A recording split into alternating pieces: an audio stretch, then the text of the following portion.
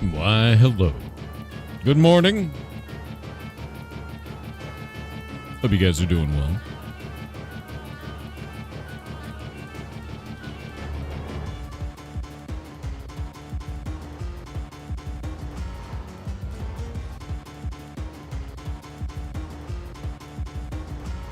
Your Thor squeezes the toothpaste from the middle of the tube. Actually, I use the toothpaste backwards, dude. Yeah. I cut the end off of it, never unscrew the cap. Squeeze it out the bag.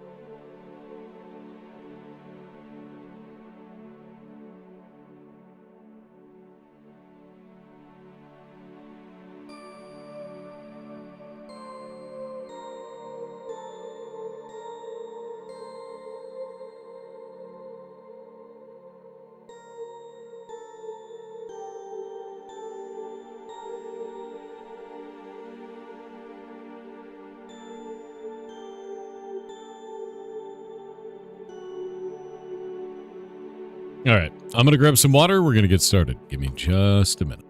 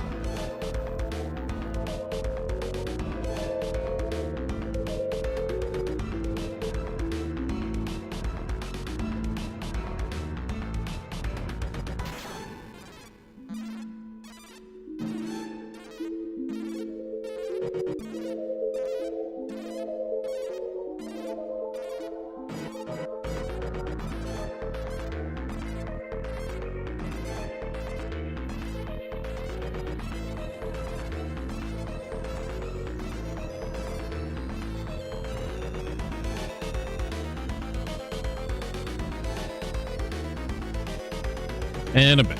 I had to check on the ferrets.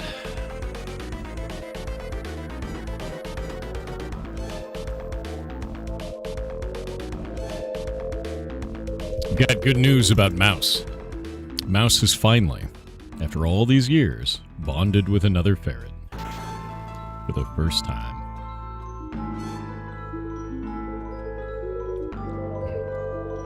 Finally. Yep. It's Miss Lady. She bonded with Miss Lady.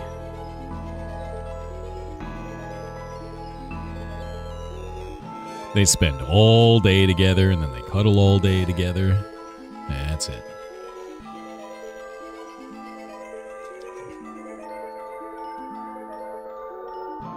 And they look almost exactly the same.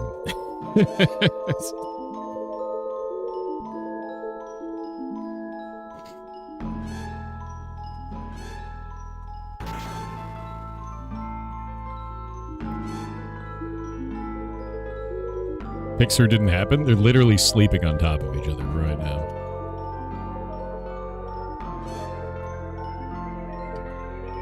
The Factus Noir RPG files? That's ridiculous, dude.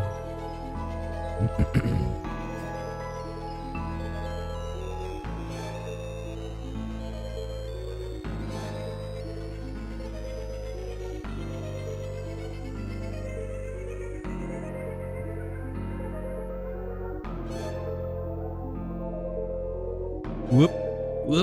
I exist. How the ferret's doing? Good. Sleepy, like me. Is that going to the right window? Yes. Ugh. What's RuneScape today? I am playing it with my foot currently.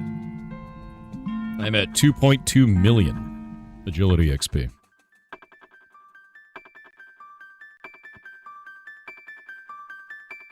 Today is Frog Sword. Yes, you got it. Ugh. Me waking up.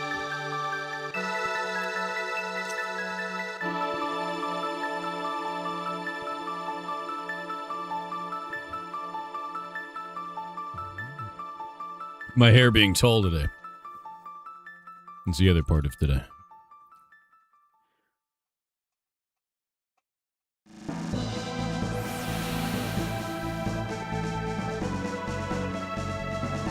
You're already out of the house to do groceries? Doom. By the way, there's so much more game in this game. We're not even close to done. Also, all of my videos on Chrono Trigger got hit with copyright strikes last night from copyright trolls, and I contested every one of them. Yeah. People claiming that they owned the rights when the rights are owned by Square Enix. And I was like, no. Square Enix has a very defined, license for anybody who's playing these video games. Like...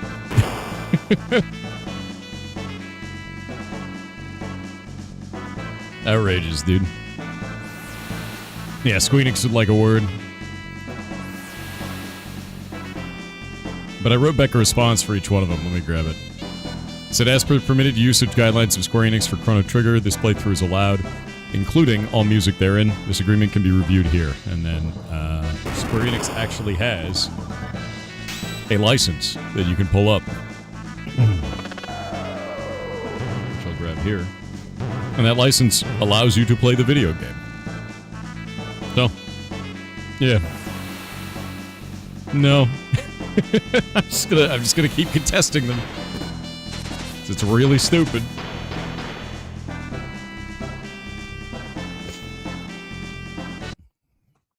We haven't even gotten to the Flying City yet.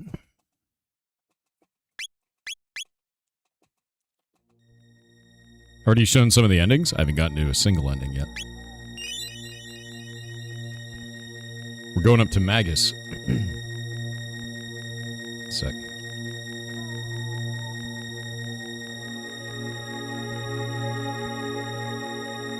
Love this music, dude.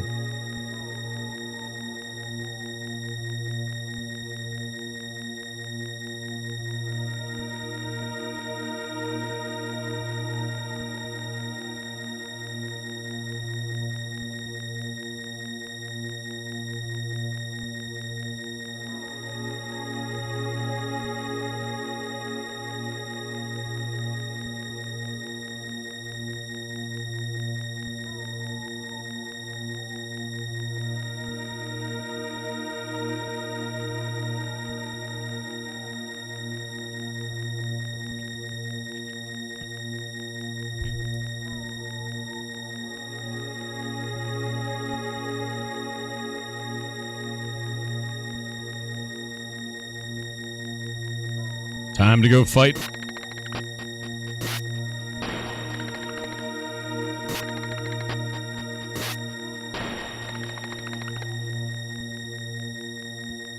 Oh, it's back.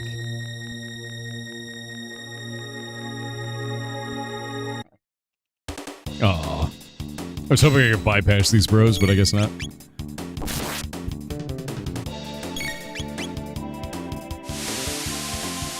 Ew. Crimson Rain. Dude, Frog's crit chance is very high. It's like actually outrageously high. You say Chrono Cross is the superior game? Standing on the shoulders of giants, my dude.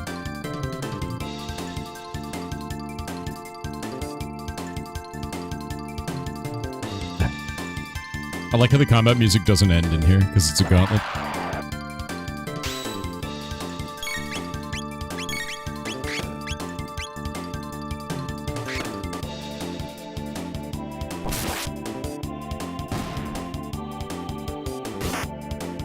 Get him.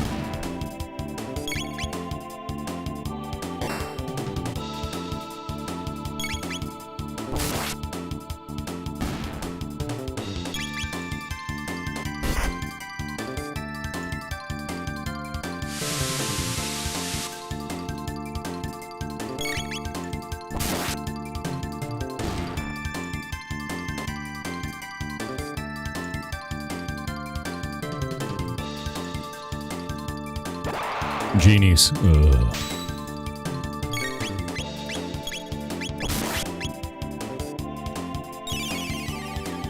Oh.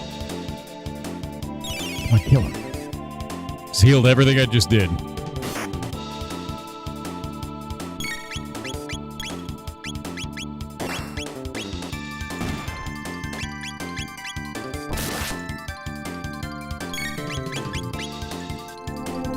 Oh.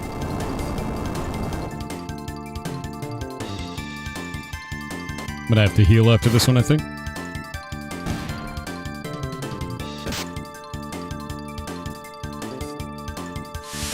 Dude, genies are the worst, man.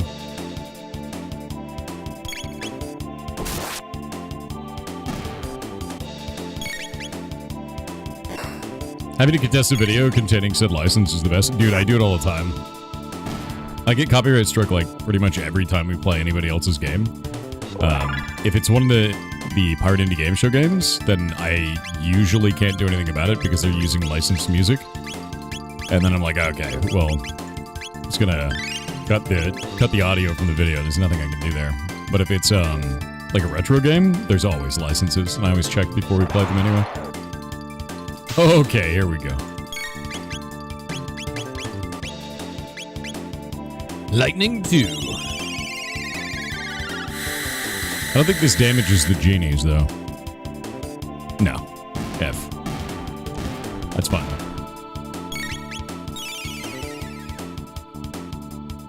You don't understand why people devote their time to such petty shit. They make a lot of money off of it. One of them is a super common, like grifter, basically, named Latin Autoperf. And he just copyright claims basically every music anywhere, and he makes a portion of the video's money every time he does this, and the person doesn't contest it. It's a copyright troll. It's super illegal, but, like, it's been doing it for years. That's like, well, all they do, you know?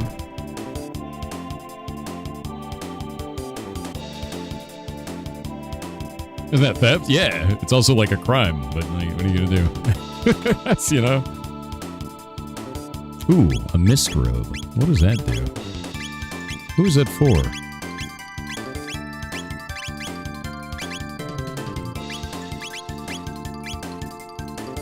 It's clearly for her. Tabin robe or Tabin vest is just so goddamn good. I'm gonna hold on to that for now. Hope they get hammered for it? Yeah. We'll see. I grow tired of this. Slash. Flee. Sorry, Ozzy, but they can't help you now. You fly-eating, tongue-flicking. Oz. Ozzy's in a jam. Nope.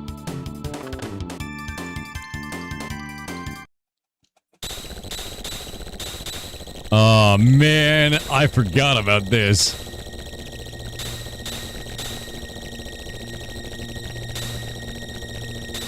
Look at his stupid face, dude.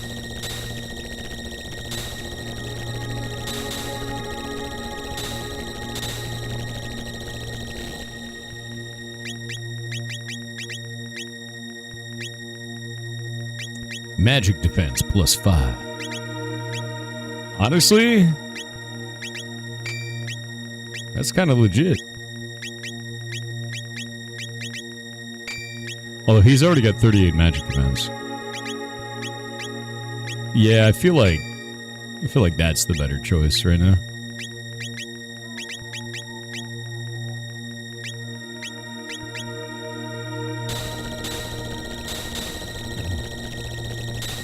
His face is so funny in this, dude. Max speed on butts this early? Yeah. I'm using Flea's slash sword, that's why, because it's +2. Oh no, he's speeding up.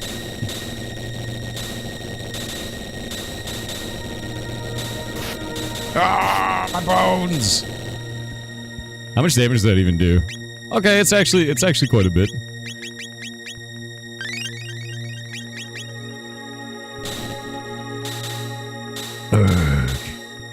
Impossible. Just runs away. The Doom Finger. The hell is the Doom Finger? I don't even know what that is. Oh. Hey, dude. I'm alright with that.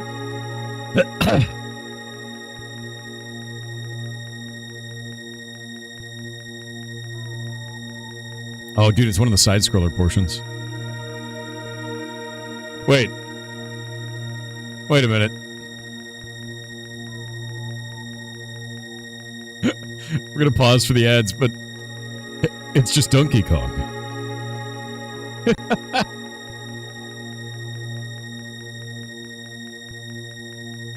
It's Donkey Kong, dude. Don't worry about it.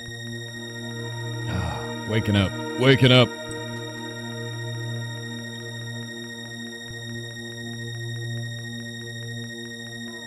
Golomance's art I never on realized Twitch it either. with 300 bits said, so the horrible Amazon updates continue. So the lead in charge of managing BHN blatantly tied about how the shift was being handled, and wasn't going to say anything the contrary until I openly called him out on it. Does anyone need a maid? I will literally grovel at this point. I didn't think it would get worse, and it has. Jesus. No, it has gotten worse. That sucks, man. Ugh.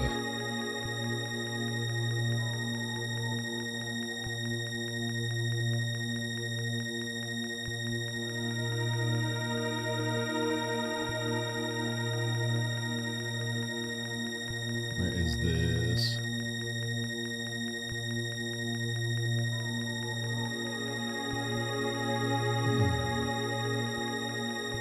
Waking up, dude. Barely awake. Barely awake.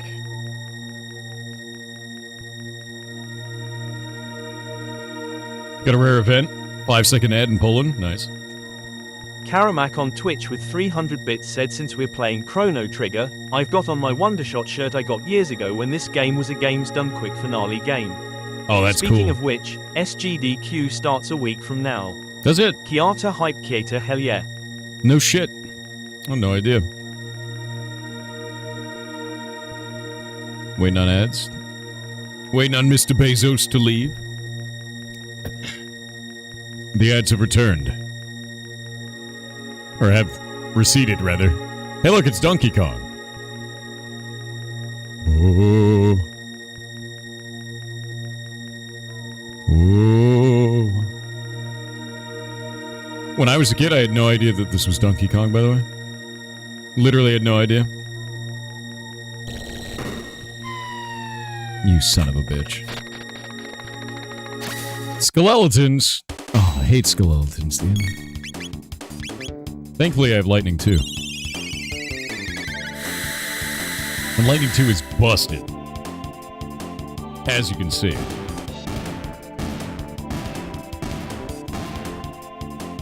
You You are a skeleton? Nah. I'm a meat popsicle. It's different.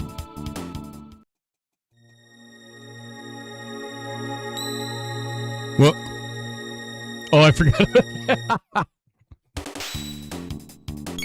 This goddamn game, dude.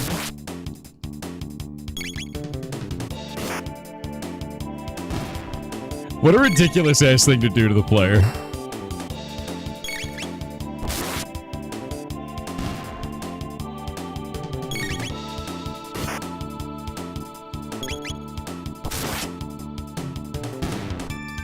Actually the best.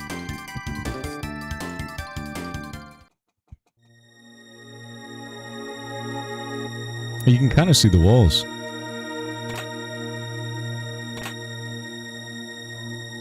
There's so many fake saves in here.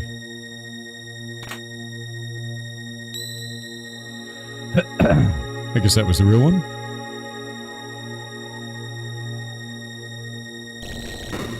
Nope.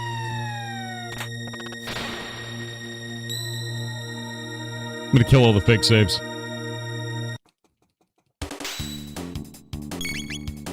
Free XP, dude.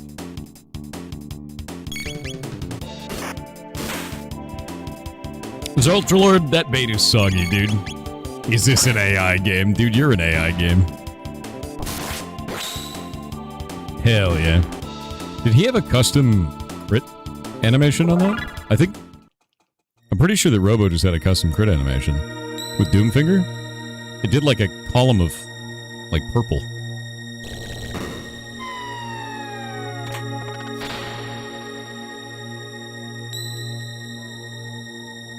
More fake saves.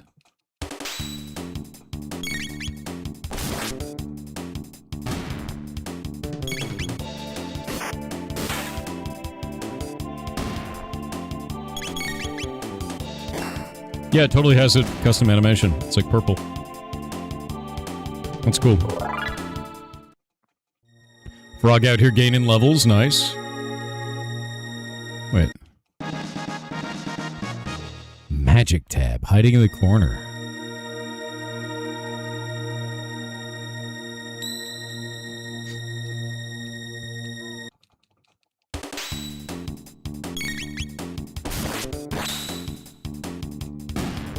Is Ultralord's gonna run out of AI tokens for comeback soon? That's true, dude.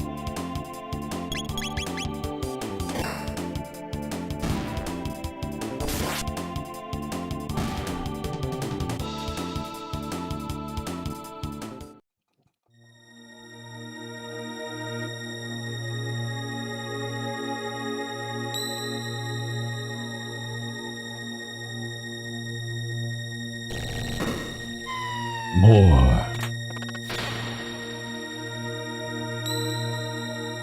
Nice. Each of these is like 400 XP.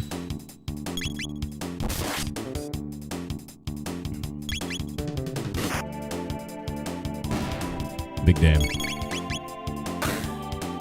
Big hit. I think these only have 10 HP. Yeah, they do.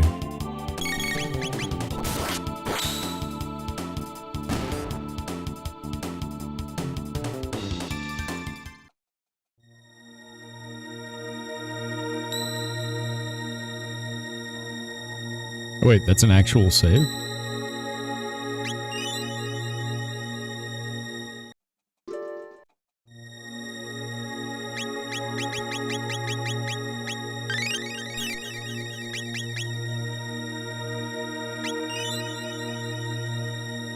The final save. Alright, Ozzy. Your traps are done. God damn it.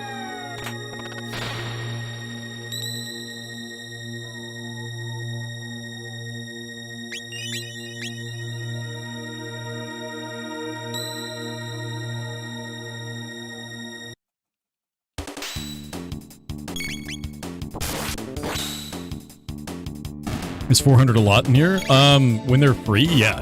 No, like, just getting free XP like this is really nice. Because every one of these is like, I'm not taking any damage, I'm using basic attacks to kill them all, you know? They're not doing anything. It's a free 432 XP and 6 tech. You know, like, if I could just keep doing that, that's a huge deal. Free bonus, you know. All that shit adds up. Ugh. Impossible. There he goes.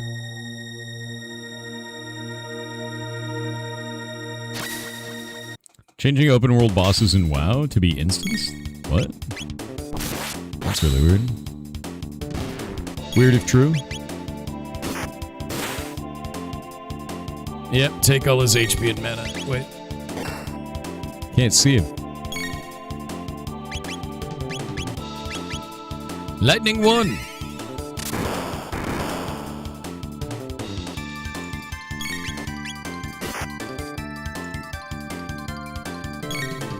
Oh my god. What is he doing?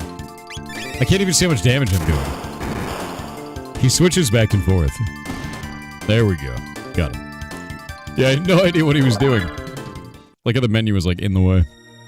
Oh. Wait, no, we gotta kill one of these. I've never killed one. A roly bomber. Oh shit. Shouldn't have fought that. Shouldn't have fought that. The forbidden grape.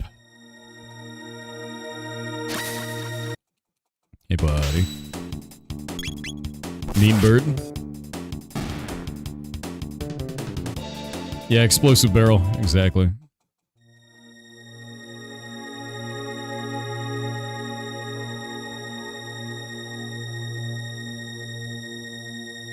Donkey Kong level 2, dude.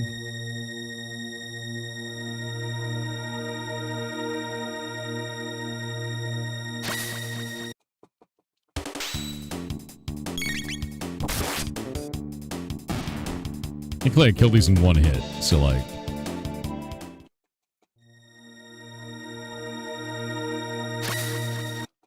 Nah, shit.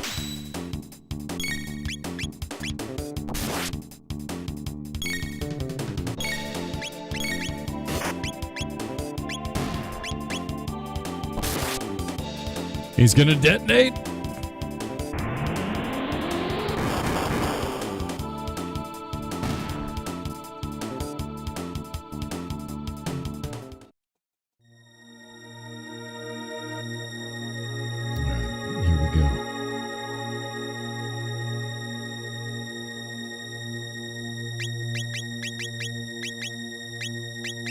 I have everything now. Should be good to go.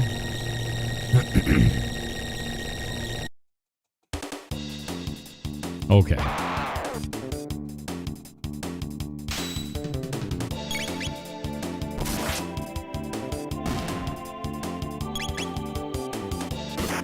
Outlaws and groupies. Ow. Wow, those hit. Was hit like obscenely hard.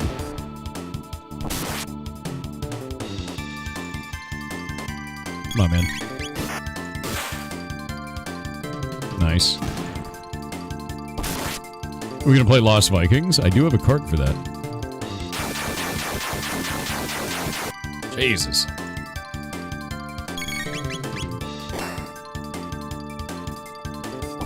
Hello, Tomcat. What's up, dude? Someone mentioned Cookie Clicker yesterday. You've been playing Cookie Clicker since yesterday? God damn. Is this turn-based? Not really. It's timing-based.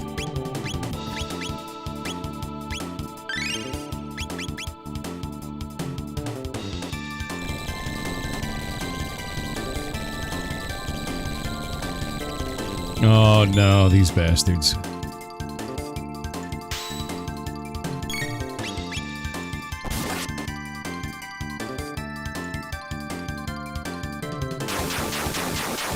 They used a duo ability.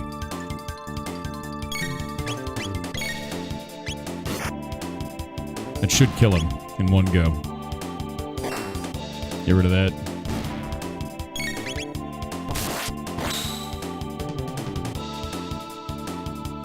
Okay, so they start with physical defense, and we're gonna go lightning. And then we'll slope cut. He should do magic defense into this, which is physical. Should kill him? Yeah.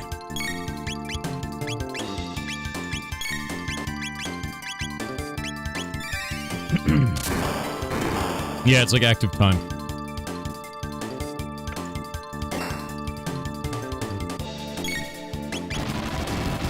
Ooh. Rude. Still physical defense. Lightning him. We should get Frog to go learn magic. That's something that I haven't done yet. Am I taking tips for the game? I don't think I need any tips. I'm breezing through it, man. I played this a lot when I was a kid, so. Zap them all.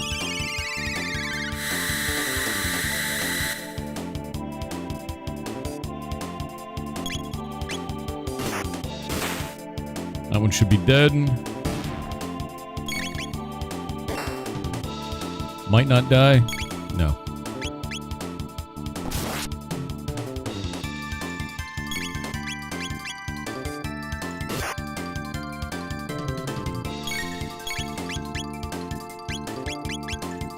I'm all with Shadow. I don't know if these guys are immune to Shadow like Undead are. They're not. They're all done.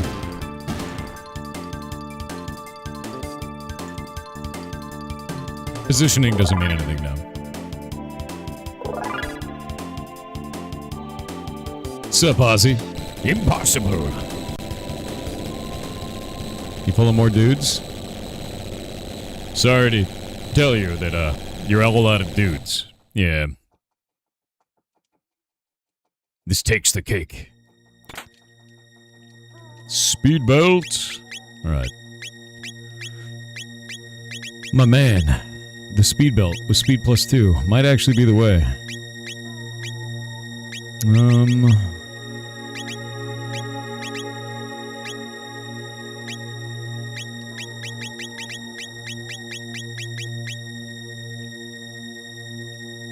Gotta get the hero medal on you.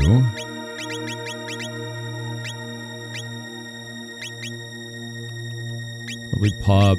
I'll probably leave this on him for healing.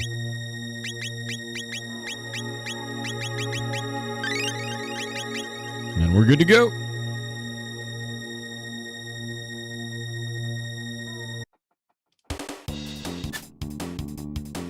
Dear God. Yeah, the dude factory is closed, man.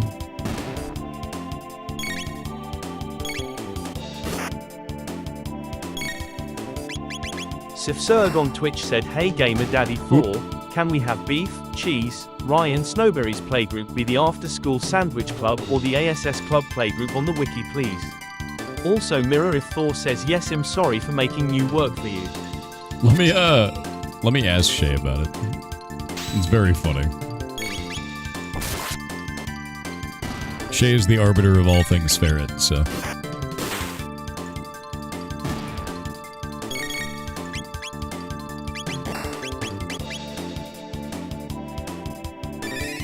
Yeah, they start with physical defense. Gotta hit him with lightning first. Goddamn jugglers. I think I should burn through his physical defense here without having to spend more magic. Come on. Come on. Come on. There we go.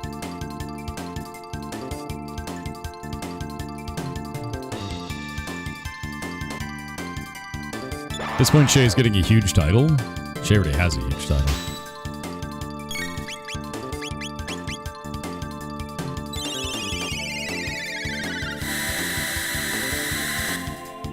Can't wait for Evermore? Oh, man. I didn't know the birds were immune to lightning. That's really interesting, actually. Huh. Huh.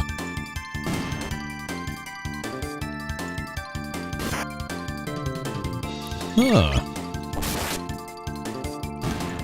Yeah, Pokemon was wrong, dude.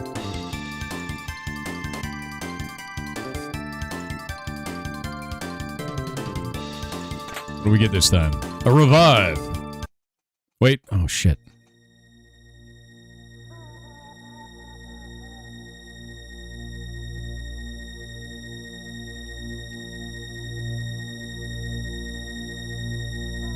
I saw those, man.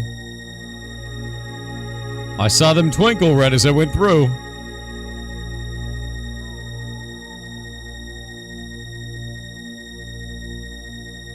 Getting rused.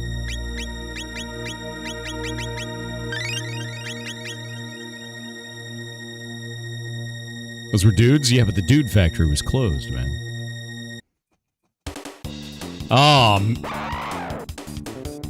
Out of nowhere, dude.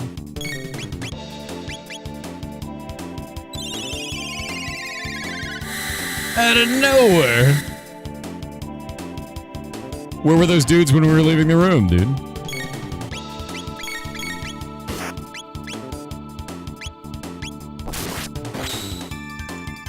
Actually outrageous.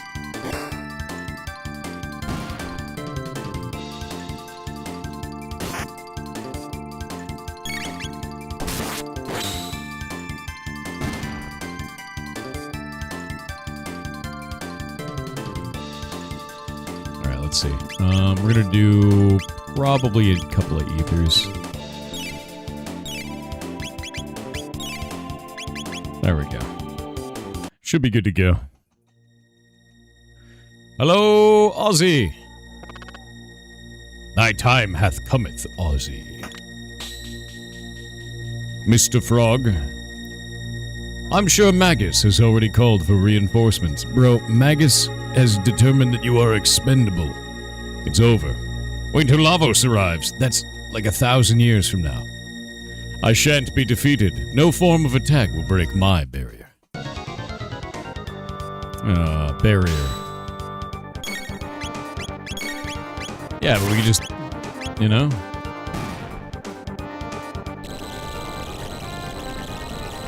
Ha ha ha ha!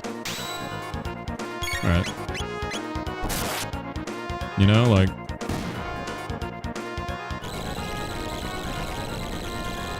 Watch where you're aiming! You ever just... meme on a boss before? You know? When the boss uses... yeah, when the boss uses ice block, so he can't hurt you and you can't hurt him. But then you use the environment to... you know? Oof. Gravity. What was that guy what was that guy's problem? That Aussie. It's hurt in Magus' palace. Oh, which one is which? A magic scarf. And then the other one. A mist robe. Yeah. Mist robes for you. Mist robe for you. As much as Tab Invest is freaking amazing with the +2 speed, like it's 20 less defense.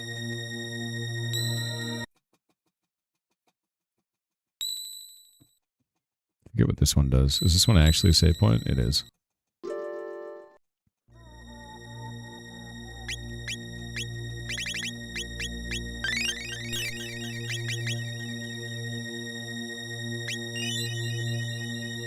Here we go.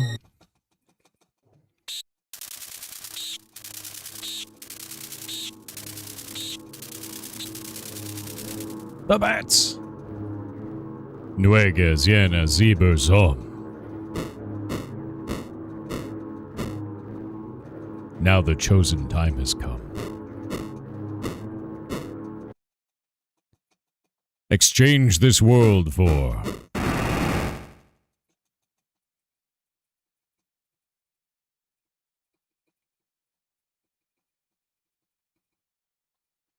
Magus, what are you doing? You summoning a dark god. Magus. It's that stupid frog. Kissed any princesses lately? Damn! That is incredibly rude. You can't just say that to a frogman. You can't just say that to a frogman. I rather enjoy this form, and I owe it all to you. Damn. Dude loves being a frog. You want me to kick on block game? Yeah, 1 second. Sorry about that, dude. Also, block game bros, I will be fixing the, what is it? The forestry vendor today sometime. I just don't know what time today. I have something for you. Is it the Mazamune? Ah, the Mazamune. I bet you're just dying to use it. I mean, yeah.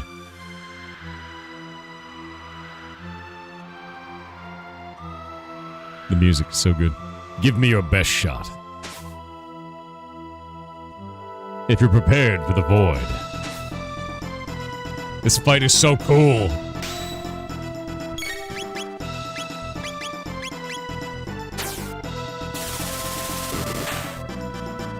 Takes no damage. Only lightning damages. Got it. Oh!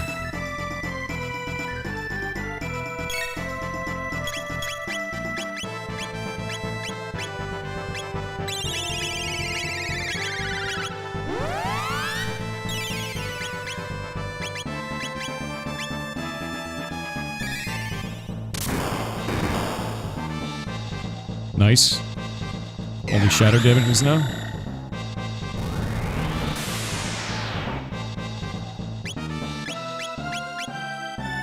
Gotta wait for Grok. Grok's the only one with shadow damage.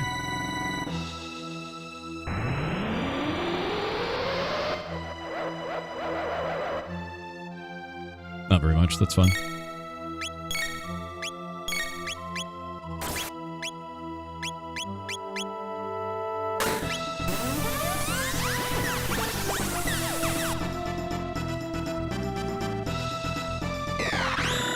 Shadow again.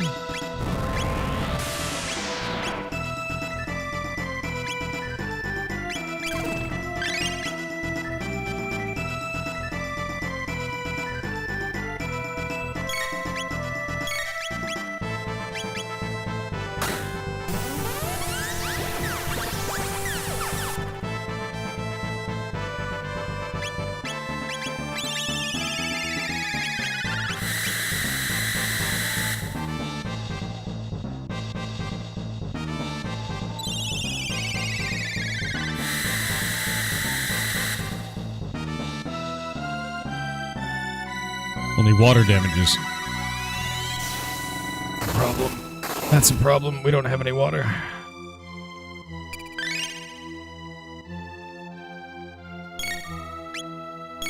Come on. Get him healed.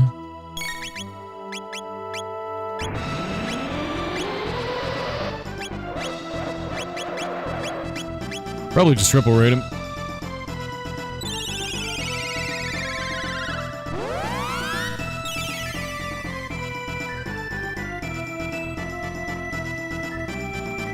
Break his barrier, Frog.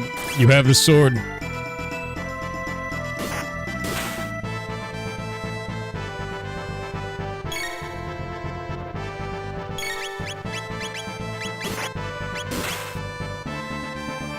Keep damaging his stuff. It's gotta keep Frog hitting him with the Mazamune. Lowers his defenses.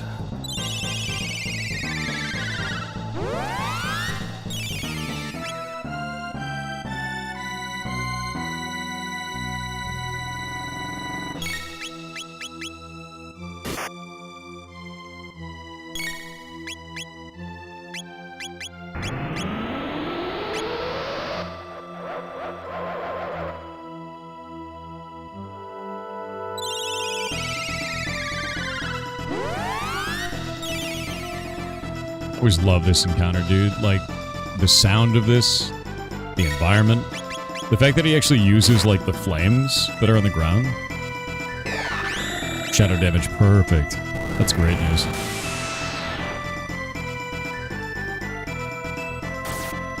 Rude?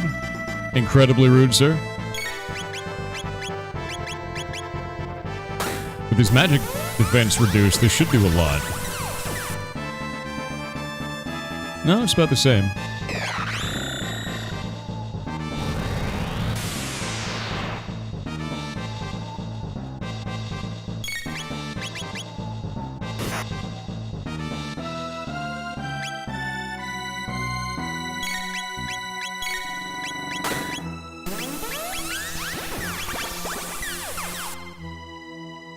Zapped. There it is. It only changes for a moment as well. That's pain, actually. Need Grok to heal him. Shit. Hit.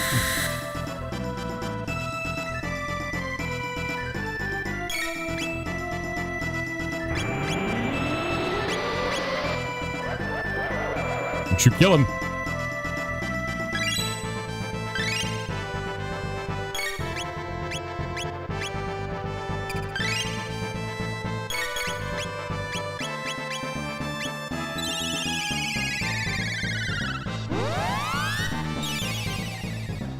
Good hit. Lightning. Zap.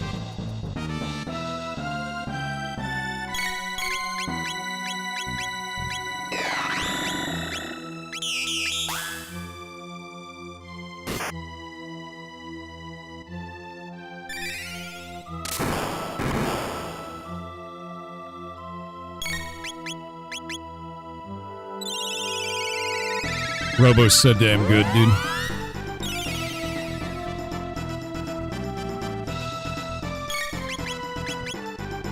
He's still on Lightning Bearer.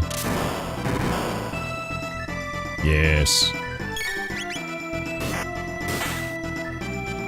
Good hit. Oh wait, he has no barrier right because he risked casting a spell. Oh shit, I forgot about this. Just beat the hell out of him. We got ads. Gonna wait on the ads. I totally forgot. When he risks casting a spell, he just gets owned. That's when I gotta hit him with everything. Gotta wait, gotta wait, gotta wait.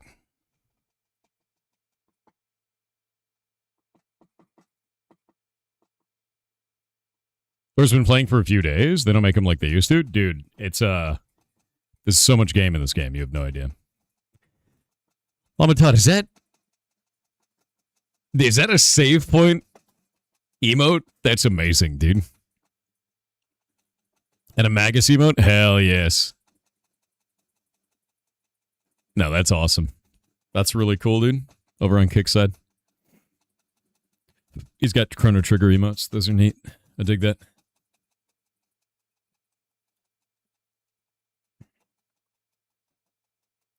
Magus got those ice cold burns? Yeah, it's true.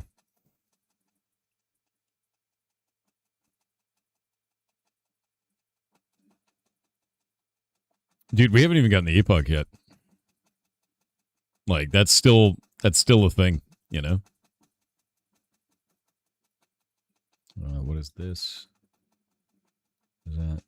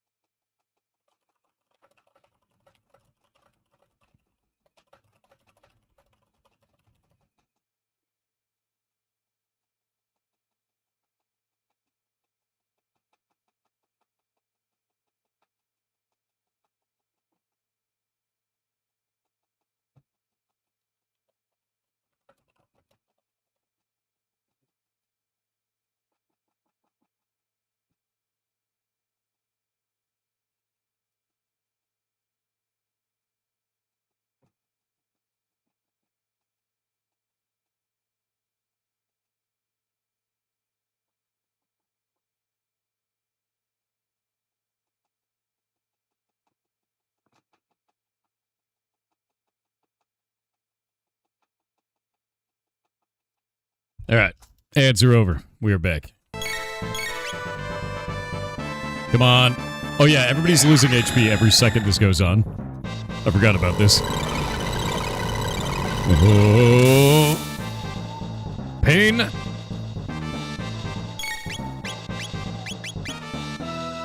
Yeah, your HP is just slowly decreasing. Spin cut him. Hit him with a basic.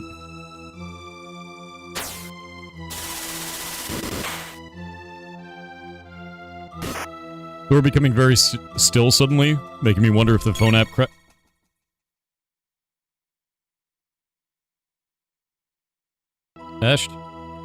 Was that what happened? Why would I ever do such a thing? Your mic wobbled? Probably true. Goddamn microphone. Get him!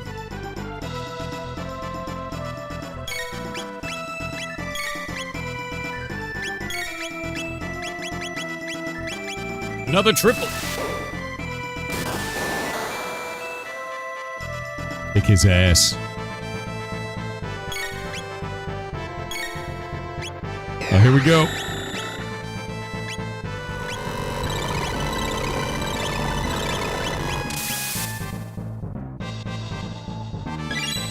Heal yourself the mid-tonic.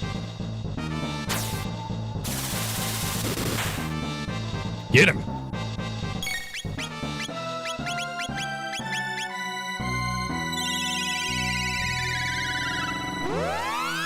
Made me refresh the page on 2 different devices. My man can't wait 3 seconds for a gag.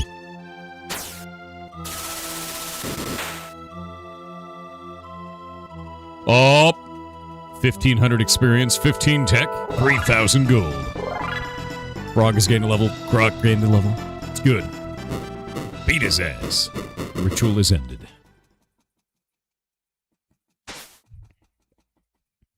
What have you done to the Mazamute? It's a large-scale energy reaction. Could it be Lavos? Bad timing. Don't wake up on me now. What do you mean? According to my records, Lavos was born here, at this precise moment. You fools, I only summoned him.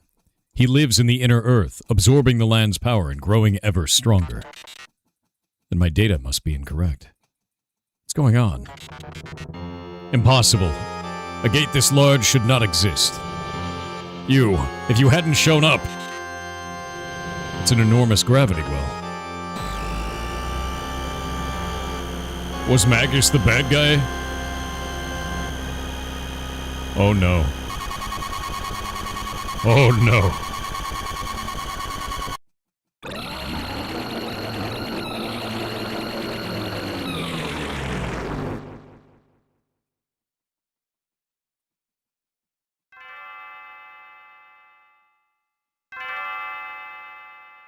Butts.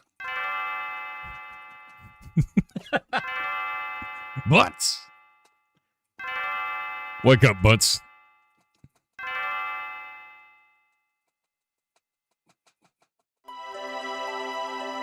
Honey, you'll be late for work.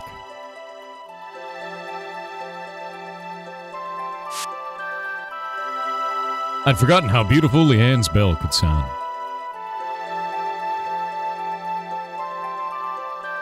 Butts, we can't keep sponging off my dad. Go out and get a job.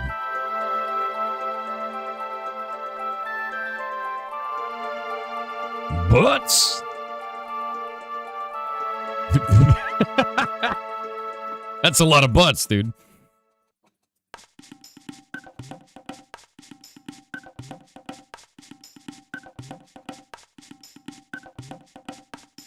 Butts awake?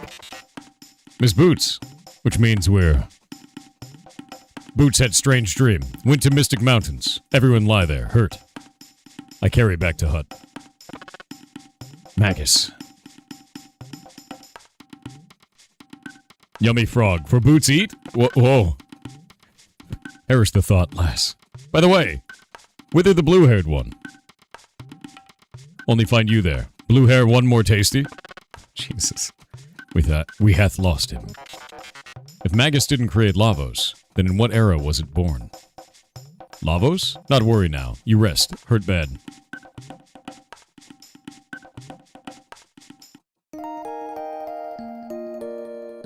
a lot of butts, dude.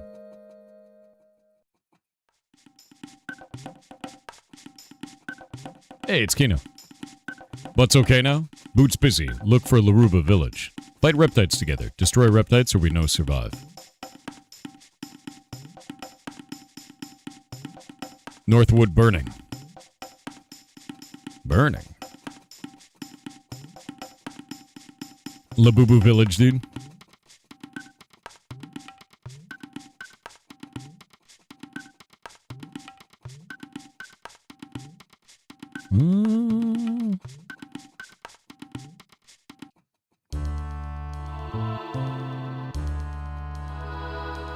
Reptites take Kano. Reptites hurt all who fight. What do now? Follow Boots. Boots bad luck. Those who fight killed. You disobey, so Reptites mad. Boots, this your fault. Look at mess. Reptites followed you, so village now ruined. Boots feel bad. Reptites strong. They live long time before us. They smart, so we hide. But Boots say fight together. Boots still fight? Boots fight while alive. Win and live, lose and die. Rule of life, no change rule. Old man breathe, but dead on inside. Damn! Damn, dude. Boots, you strong. Can make big talk. We have no power. No, have power. We fight, gain more power. Boots help you, but need Dactyl. Give Dactyl. Give Dactyl! Need Dactyl? Go to Tyranno Lair? That Reptite's place. Dangerous. Boots want die? Want to live, so go there. Boots be okay. Give Dactyl! Go to Dactyl's nest and Keeper will help. Careful, Boots. Yeah, give Dactyl. Somebody had an emote the other day of Give Dactyl, by the way. Whoever you are, actually legend. Yeah, her tail is not her tail. It's like a belt. She's wearing animal skins, yes.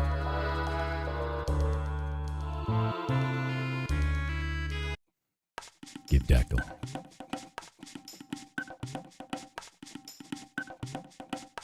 I think there's a trading post in here.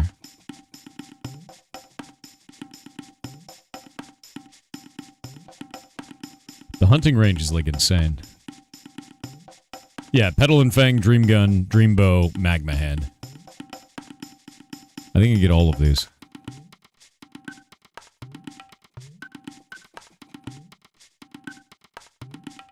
Yeah, Dream Gun, Petal Fang, Petal Horn, Petal Feather. Let me trade. I want to trade the items. I forget where we actually do the trade.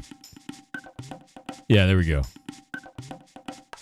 3 each of any 2 items. I give you 1 weapon or 1 item when you give me. Yeah. Petal and Fang. Yes, Dream Gun. And then... because I've been farming here already. Petal Feather. There's our Magma Hand.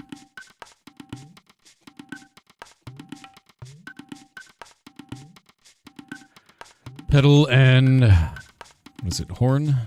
I'll have to get more, too. And then what is it? I gotta go check the second table. Is it Fang? I'll try Fang and Horn. I don't remember what that turns into. Yeah, Aeon Blade. There we go. What is the other items? Got all 3 of those. Fang Feather.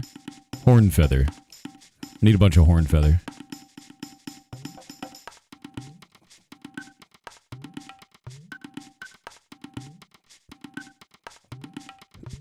Fang Feather.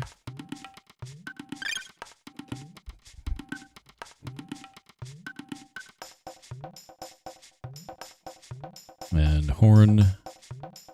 Yeah, those items are crazy strong. They really are. They're like absurd, actually.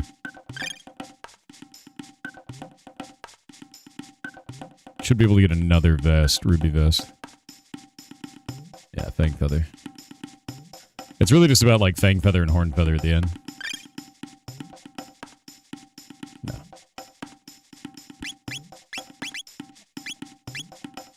Yeah, look at that.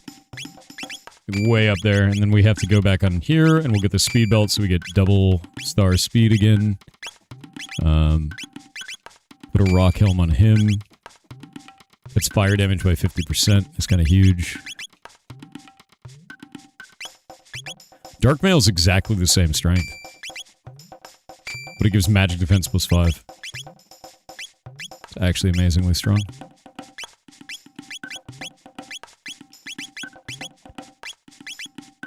Meso Mail is actually stronger. Crazy. There we go.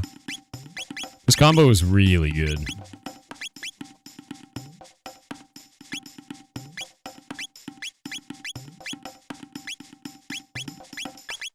Good old Magma Hand. Look at that. 26 to 49. Completely insane. The damage is so high on those.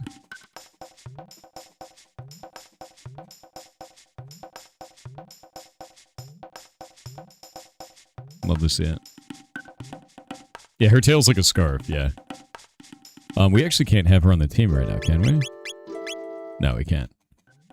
Because that's what I would prefer, because Ayla slaps the shit out of enemies, dude. I left her with a Berserker ring, too, so I don't know if she's still wearing that.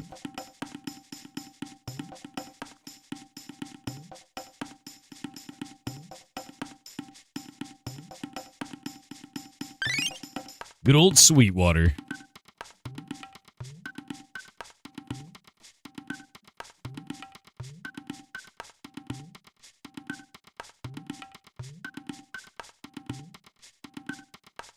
All right.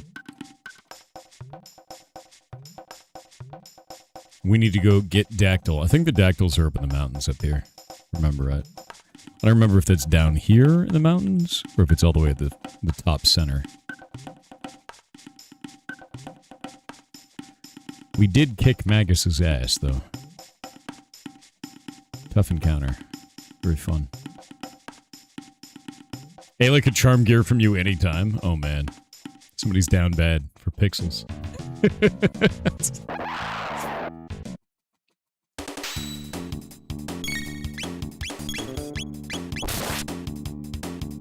Oh, so much stronger than I was before. I really like that the graphics on, like, the weapons change. I think that's one of the biggest things about this game that I always enjoyed. Was that you can actually see, like he's actually got, like, a fire hit now when he attacks. You know?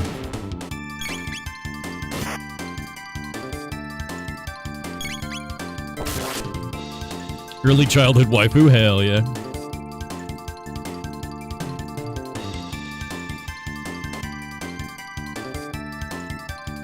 Give me just a minute. I'll be right back. Give me a sec.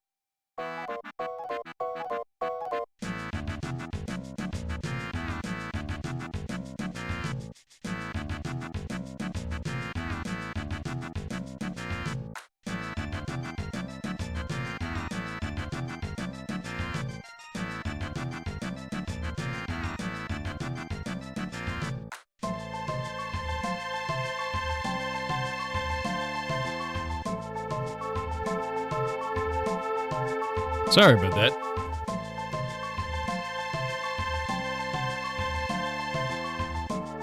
I am back. Alright. More dino killing. Oh, scatter? I see you scattering. See you scattering. No escape. I don't remember if the dinos are up here or not. Actually, I don't remember at all.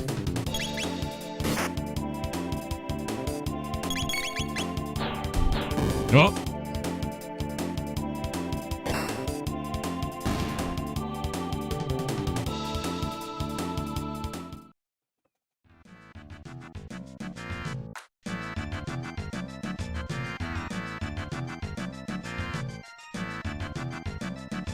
Now, there we go.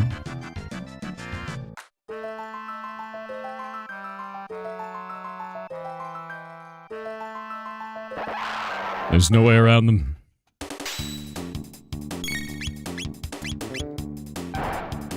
Rude. It's kind of insane how much damage these do, even with all the extra defense that I have at this point.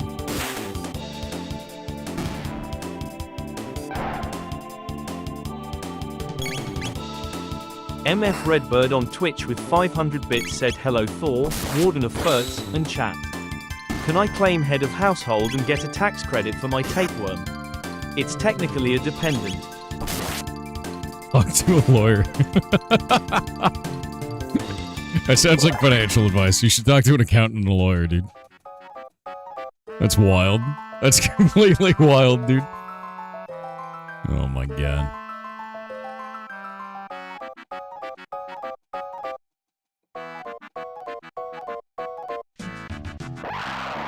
Rude.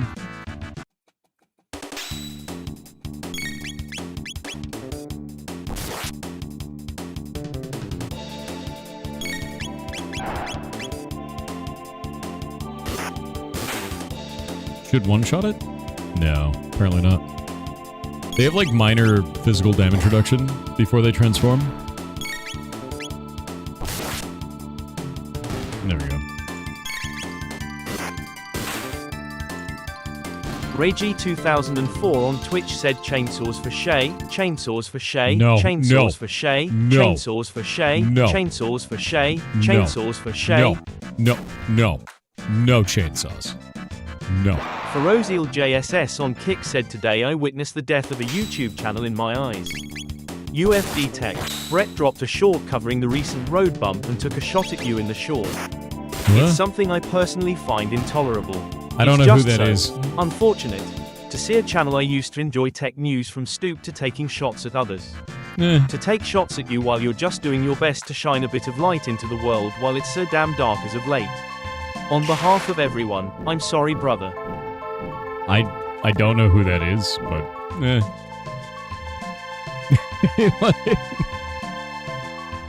but no, I feel it, dude. Thank you either way.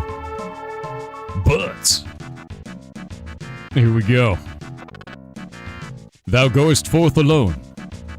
I know not thine quest, but a comrade of butts is also mine. I will not allow thee to meet thy demise alone. No, Tyrannosaur are dangerous. Maybe I'll perish. You desire to perish? I refuseth to be party to yet another demise. Let us proceed, butts. Give Dactyl. Boots have strong friends. Let us proceed to the Tyrannosaur. I just realized he was doing the little peace hand. But yeah, dude, there's always going to be people that do that kind of shit, and, like, I just ignore it, right? It's just kind of whatever. Yeah, I'm leaving that party. I think we got to get her the red vest, though. Yeah, he does a little peace sign. I think this is the first... Oh, yeah, this is the first time we could do this, actually. Yeah, she's already styling. Look at this. Rock Helm, Ruby Vest, Berserker. She's only level 24, though. We gotta fix that. Does she have... She's got Cat Attack kicks and Rolo Kick. Yeah, this is the first time we've been able to, like, travel the overworld. Which is really, really cool, actually.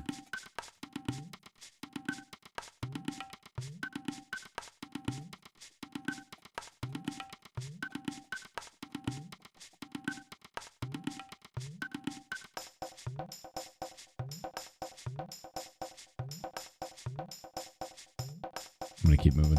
We got ads. I'm gonna wait on the ads. Volkarma on Kick said hello Fortius Ligma Maximus the 7th, Lord of the Game, which all have lost now. Tis I, the Quantum Phase Superposition. The new Warframe update is very nice. The new Warframes are very cool, with how they work, though they could be better made to have their gimmick be more utilized in their kit.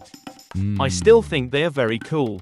Anyway, you should play it again sometime, even off stream. I really like Warframe, so I'll probably check it out. I want to see the new ones.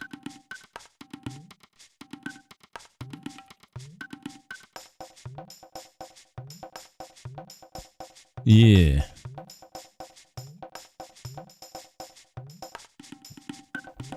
Heck yeah.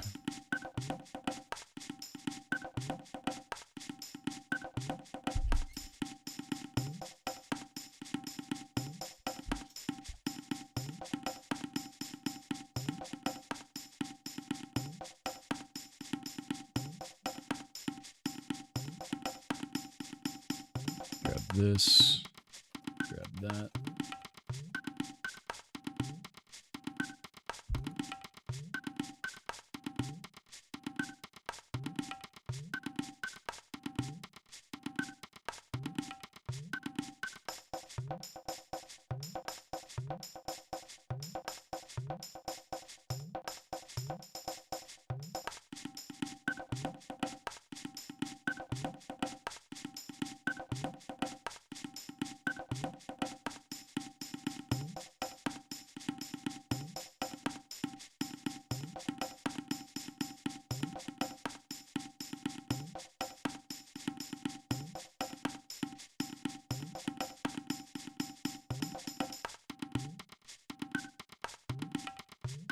Alright, there we go.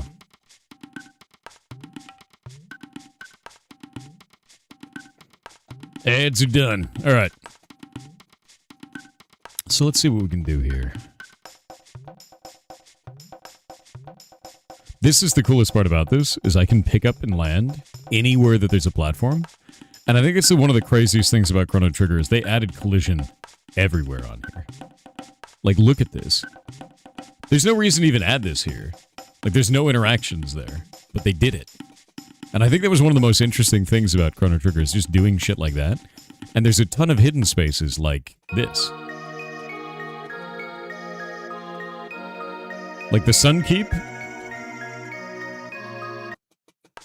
There's stuff everywhere in this. There's hidden things that we'll interact with everywhere. The map is enormous.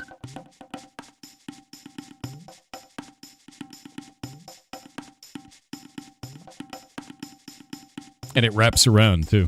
That's the other thing that's really cool about it.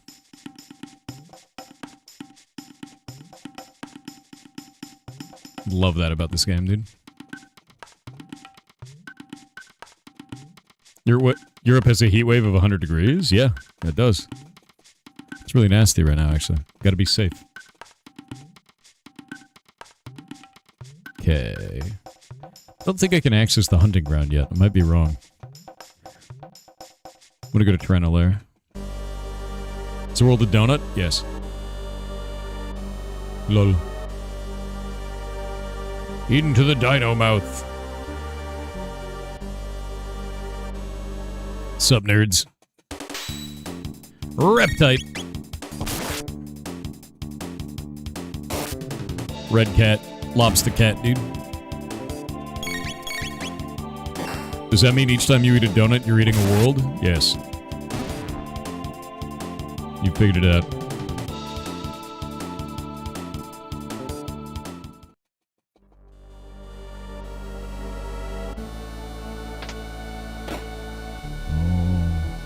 Escape, brothers!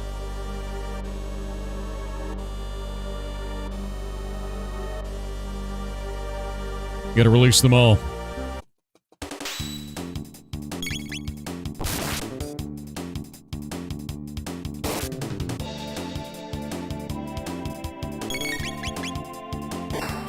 If you eat a box, you're destroying a whole solar system? Yeah, you figured it out, dude.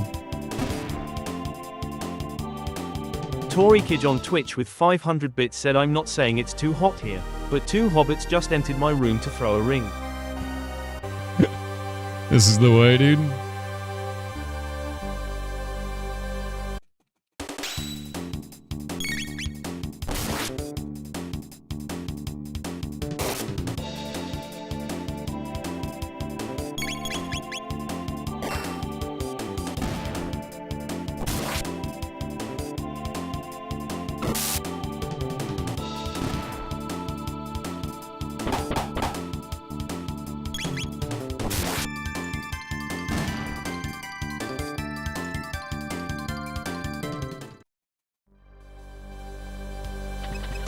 Hey, there we go.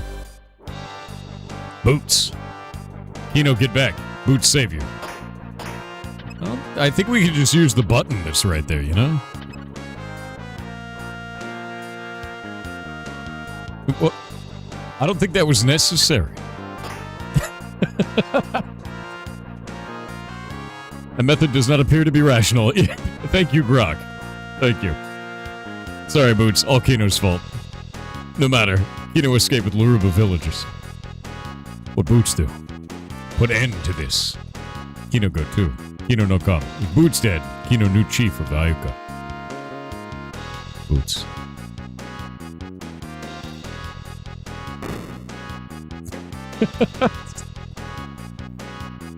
Yeah, gotta force your way in, dude. Boots strong, no lose. Kino understand. Show you something. Wait, is there anything in here? There we go. I forgot, their chests in this world are eggs.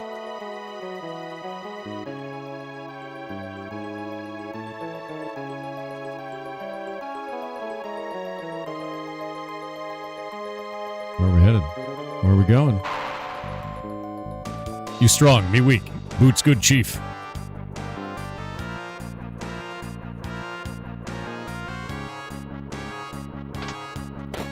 See you, nerds. Yeet.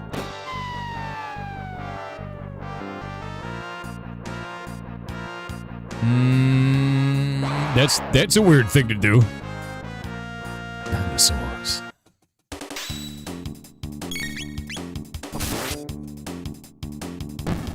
Oh!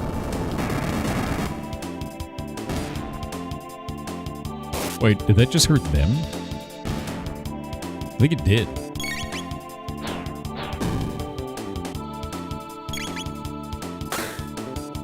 There's that big hit.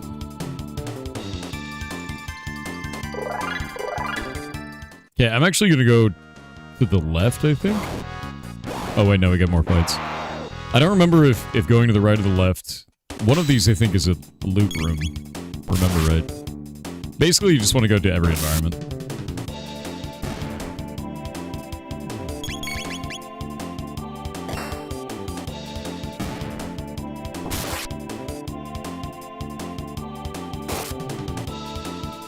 I still love that they made her entire body a lobster. Whenever she's enraged. It's actually ridiculous. Ideal pixel beauty. It's mine.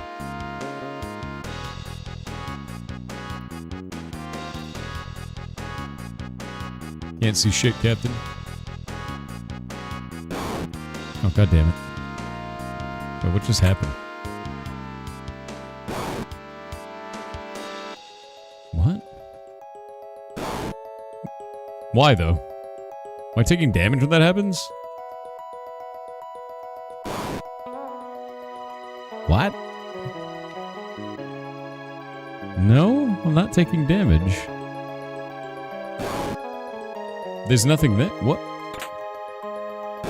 It's like weird teleports.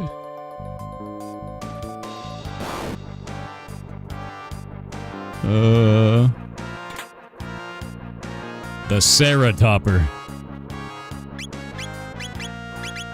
Yeah, Sarah Topper. Who gets to wear that?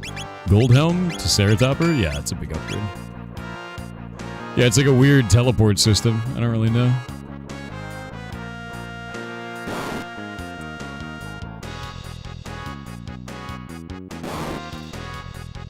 Okay. Okay. So we can't go through there. There's got to be a way to get in there.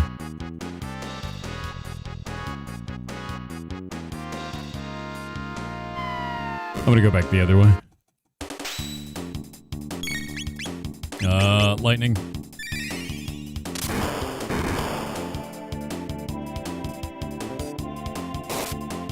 Get him. Oh, he's not dead?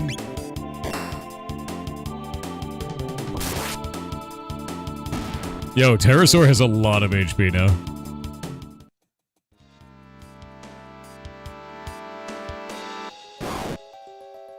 Chonky dragon, yeah.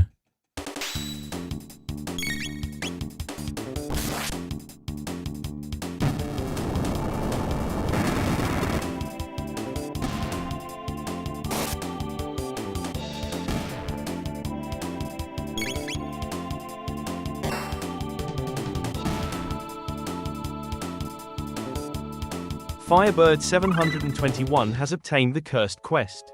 A poll has begun for chat to decide their fate. Firebird. You know birds aren't real. Did you know that? Did you know that? You know birds aren't real?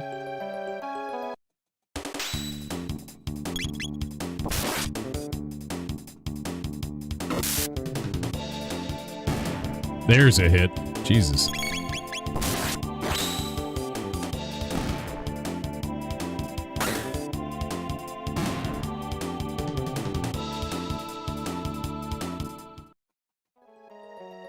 .26% of the way through level 81 on agility. Getting there, man.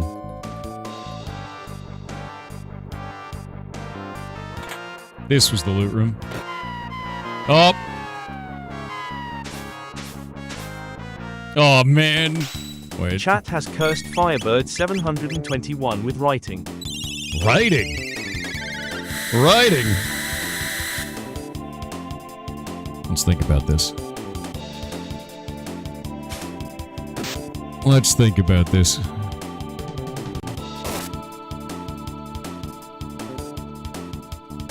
Oh my god, it's taking forever.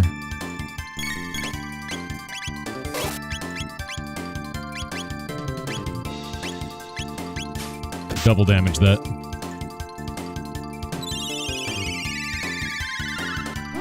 You know what's really funny, actually?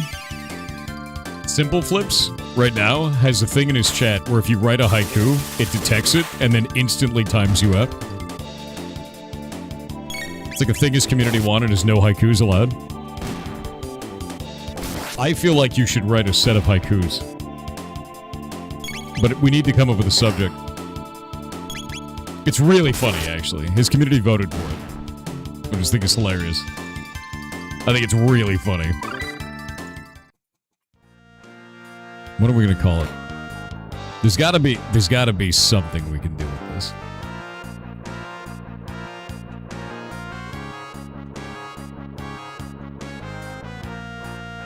A haiku about boots and butts? That's gonna be really short. Haikus aren't very long, you know? Maybe not a haiku. Let me something else.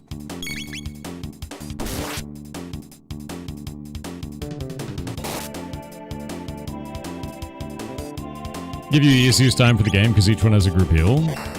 Sure. I mean, like, to be real with you, I've got Berserker Ring on Ayla. I mostly want to level her up so I can get thieving, dude. We gotta steal. We gotta steal. I'm pretty sure she gets thieving. Pretty sure.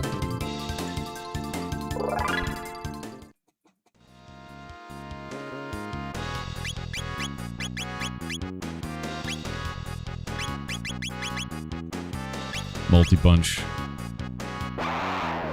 Yeah, Robo is just... He's too good. There's no reason not to. I like him a lot. Him and Frog are a really good combo, too.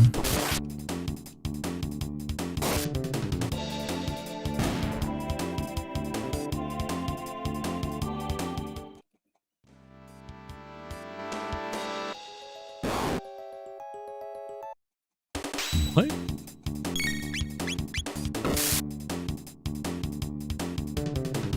Oh, no! Don't attack him, you idiot.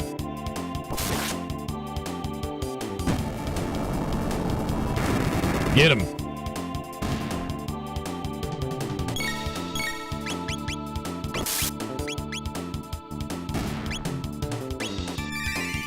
There we go.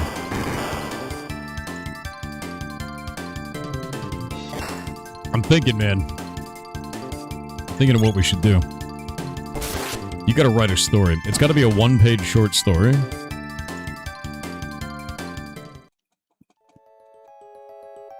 Let me think. We have to include Zultralord somehow. Somehow Zultralord has to be included. So this way is wrong.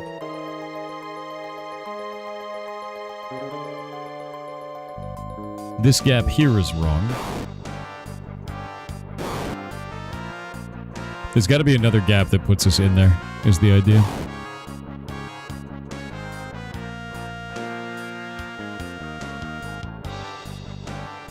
It's like a weird dark room. Yeah, they all teleport at the same locations. Nope.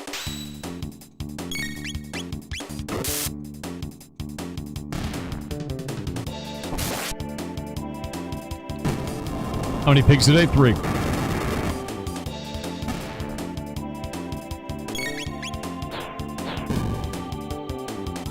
You need to write a one-page short story about the time Zultralord was a moderator. There we go.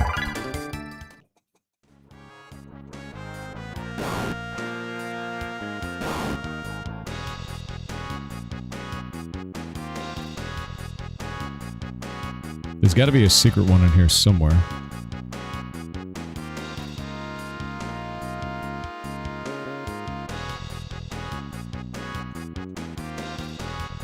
But where?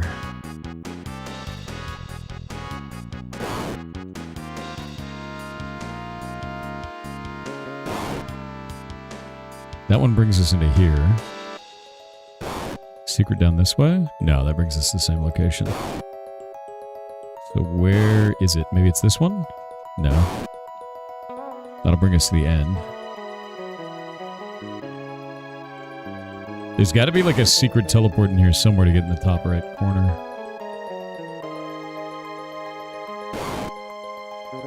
There it is. Mesomail. That's really good, actually.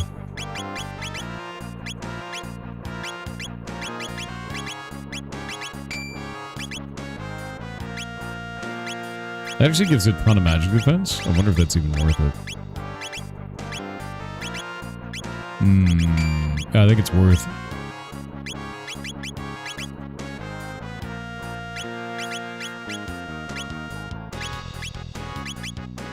Yeah, I think we'll leave this the way it is for now.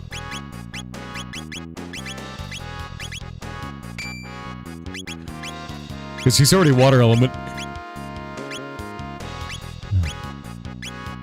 Nice.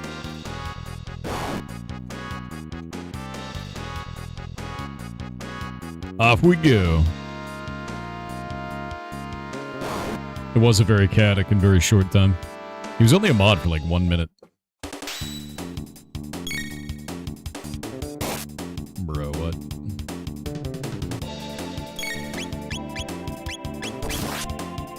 Get him. Beep.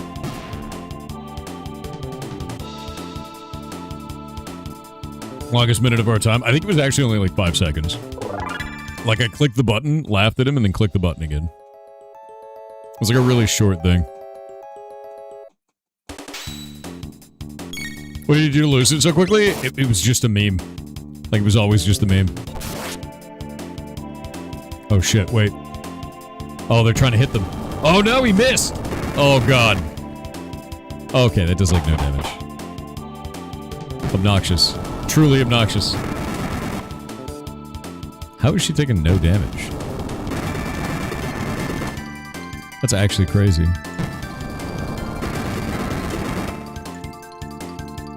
Is it the fire reduction? I think it's the fire reduction.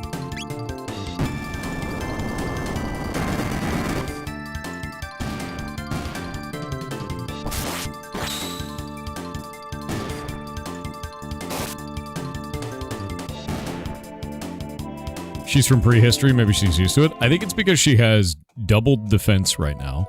Because she's got a berserker ring on. And I'm pretty sure she also... Yeah, she's got a ruby vest, too. So the ruby vest cuts your fire damage by half. Doubled defense, half damage, 0.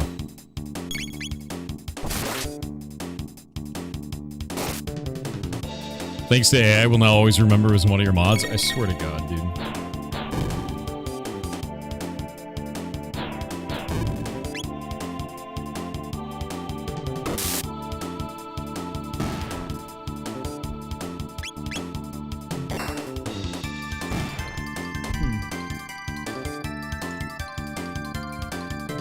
One sec. I'm missing something. One moment.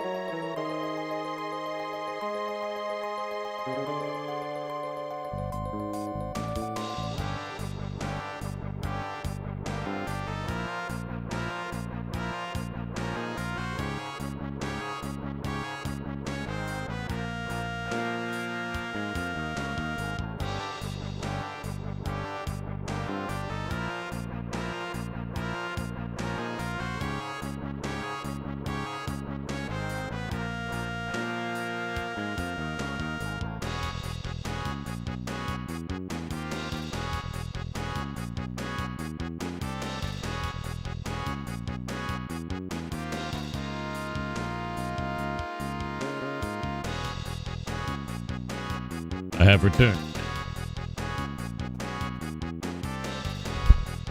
Whoop. Alright. Deeper into Dino Castle, dude. Oh. It's vomiting out dudes. It's too many dudes.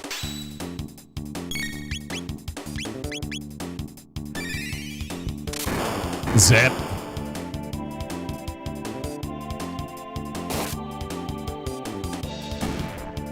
Didn't even get to launch him. I like that while he's shocked, he's just got that ridiculous face, though. Like, look at him. It's insane.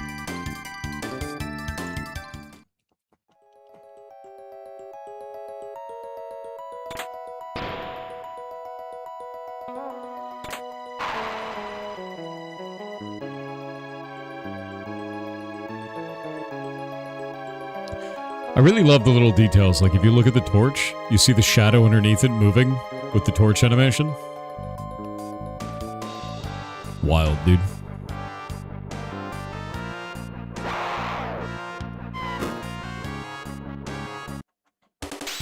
The pterosaur is enormous, dude.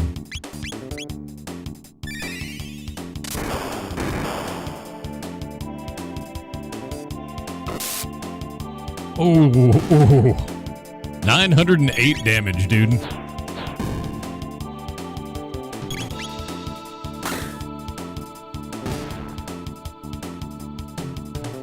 Does fire make a shadow of itself? It's on a torch, man. The shadow's the object underneath it. You're very funny.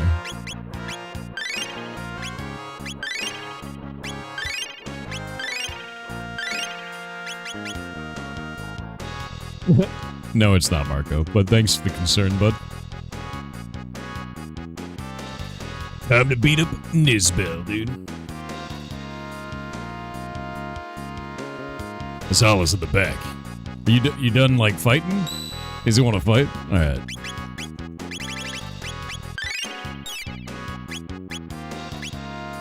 Alright, in about 45 minutes, we're going to have the first indie dev on for today for Pirate Indie Game Show, and we'll have that. We've got 3 today, so.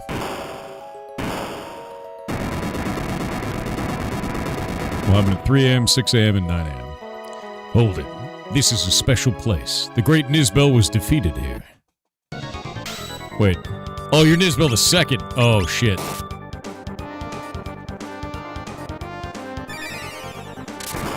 Zapping.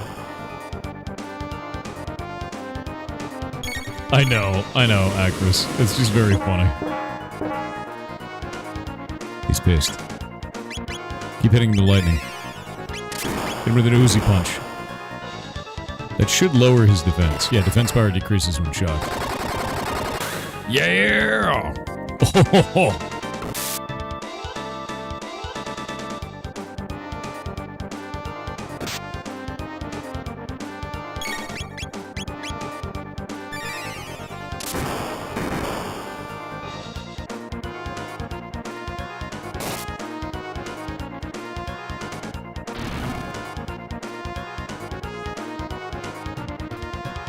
oh, that's gonna hurt.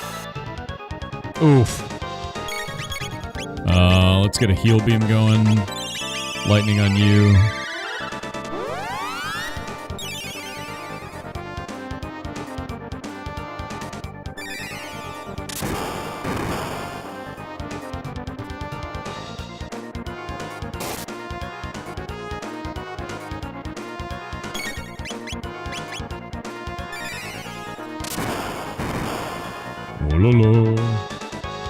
An anonymous gifter, thank you very much. It's very nice of you. 50 tier 1 sub. Yeah, get well load, dude. That's funny as hell. Probably... Let's actually do this. I'm gonna lightning you, and then we'll do an Uzi punch on you. That combo's really strong.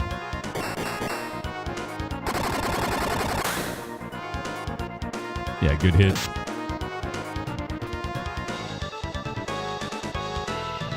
Dude, poison sucks.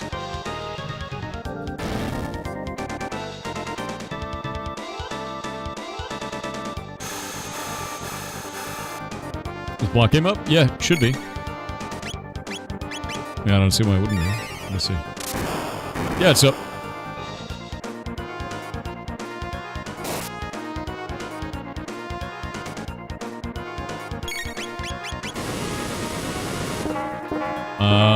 Come on. I need healing to do this. Wait, is Grok time stopped? Shit, he's time stopped. I'm an idiot!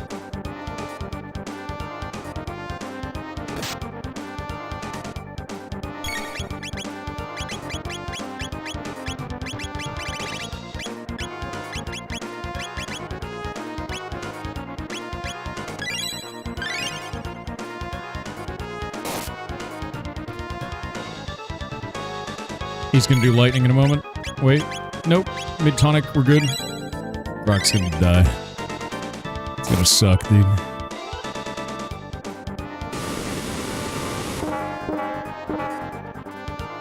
Time stop is the goddamn worst.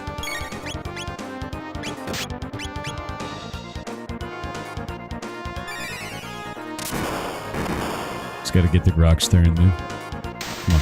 Oh, he's dead, thank God. Oh, it's nasty.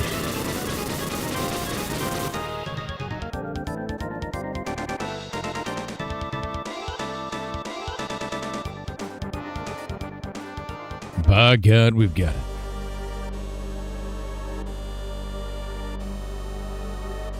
Yeah, that went way better than I thought it was going to go. I actually thought I was screwed at the end there.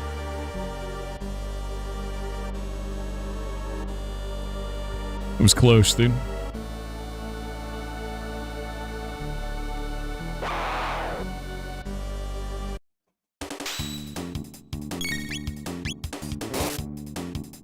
Alright. He might one-shot that. Yeah, he did. Rude.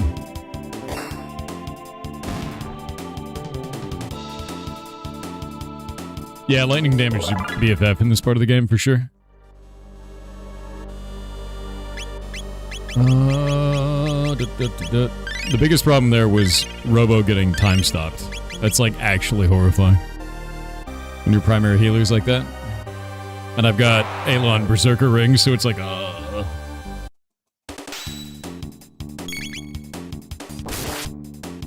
Which is why she looks like a lobster, you know?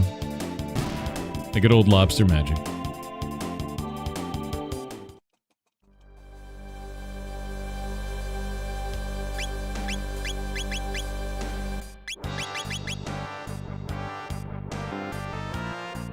I think we should wait.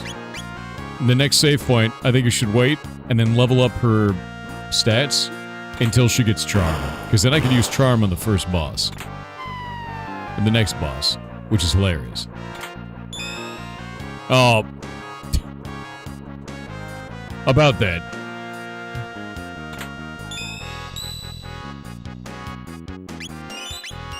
Because I'm pretty sure there's an item that comes off that guy that's really good. That I remember from my deep childhood, you know? Zap!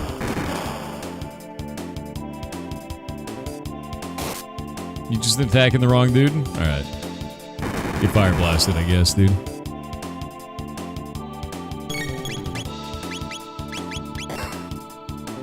This game holds up so well, 100%. It's amazing. It's really goddamn good, actually. Always has been, always will be.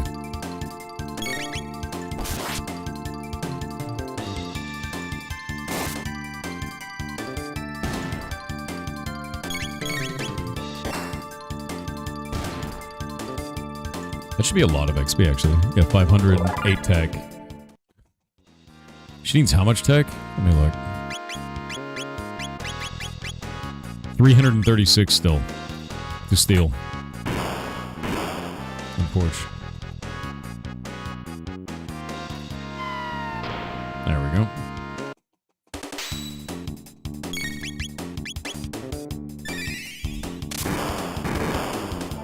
You like Chrono Cross as well? Let me play through that. Damn! Damn!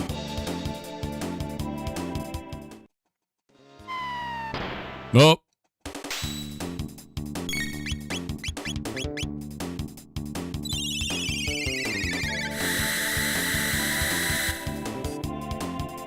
The dinos are too big. I just love the face when they're, like, electrified. It's, like, actually ridiculous.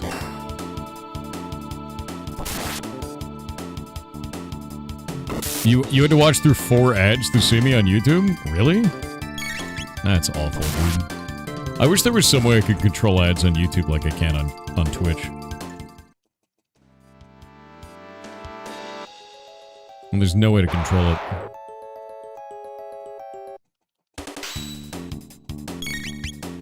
Yeah, they look like they just told the best joke. You're not even wrong.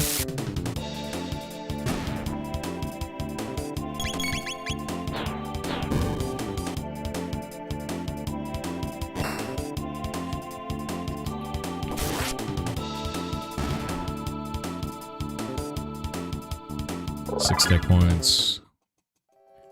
How much tech do I need left? She's getting... It's so slow to level tech. 318. Actually, are the hunting grounds already open? I don't remember if the hunting grounds are already open at this point.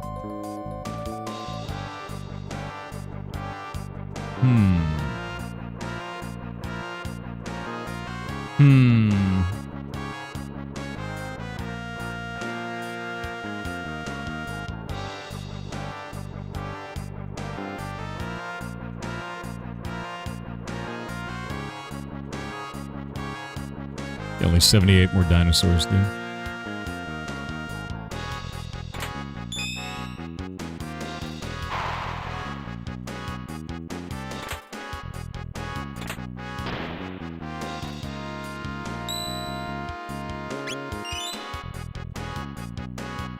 Oh, actually, I should probably...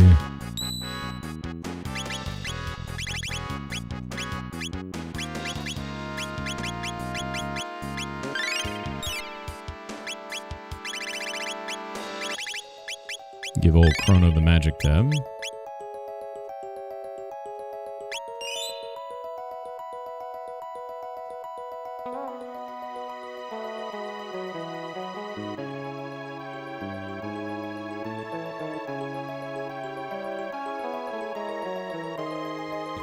So you are here at last. This is it then, the showdown. Today there shall be a conclusion. Will it be the reptites? Or you silly apes who end up ruling the world? There's a really good ending here if you die, by the way. At least I think it's if you die. There's a way to make it so the reptites rule the world. And I can't remember what it is. It might be dying here.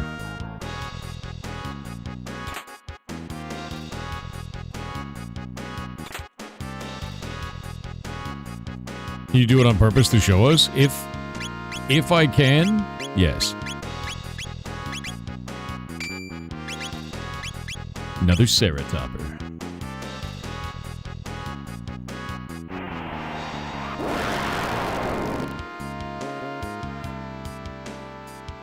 This was a horrifying boss. Red Star. Fall. Stain the earth red.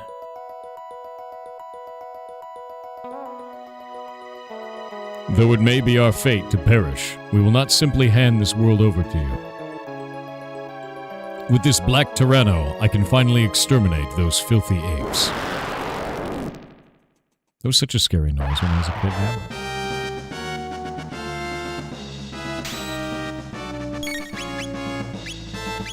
It's that, nerd!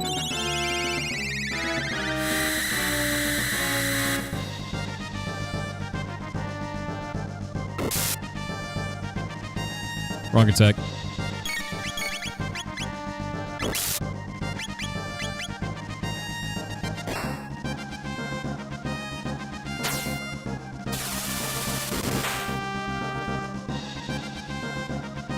Psychokinesis. Smash, dude.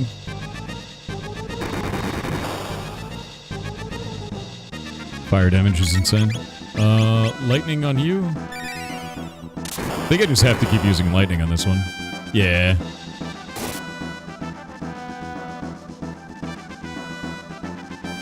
Teleports a rock! Isn't this like weird magic?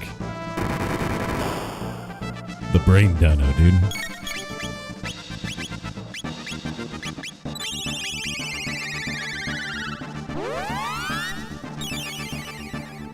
Why not just drop her off the cliff? I know, right? I love his face when he gets hit. Like, look at him.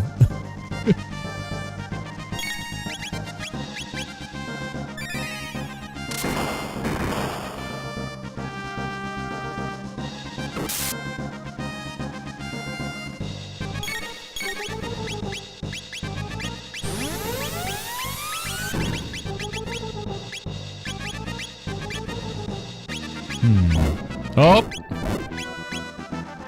Horrifying.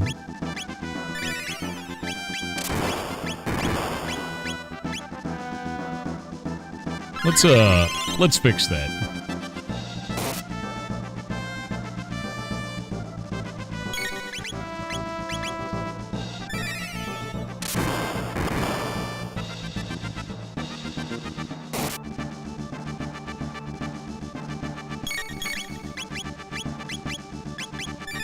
Actually, can we laser spin this? I don't remember if he takes bonus damage from Shadow or not.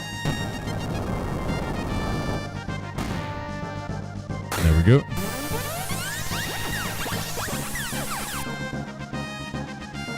No. I think I have to hit him with lightning now. Yeah.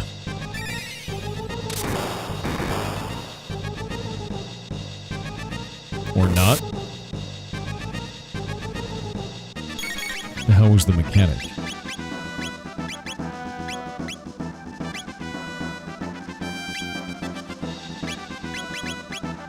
I don't remember the mechanic. We'll find out.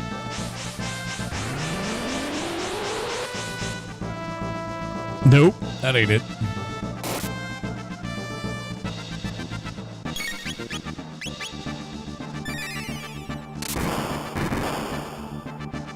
There it is. All right.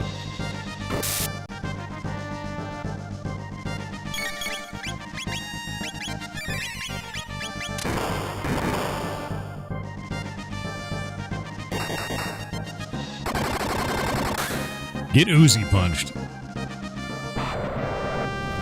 Oh, wait, this is the thing. Oh, wait.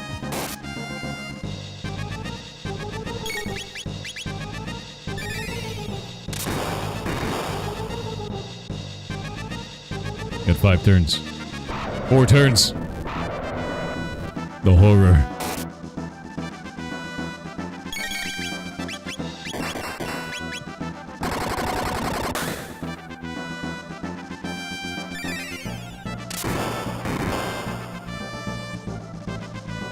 Come on, man.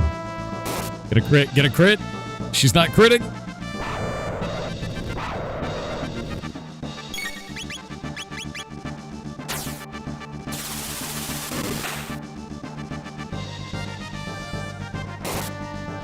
No crit. Come on, man.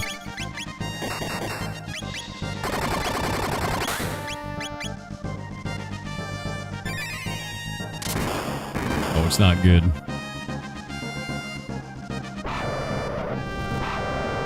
Come on. Get a good hit. Get a good hit.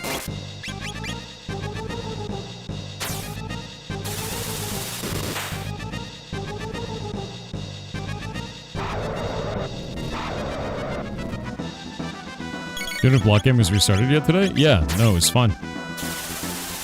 There are people on the server right now playing the game.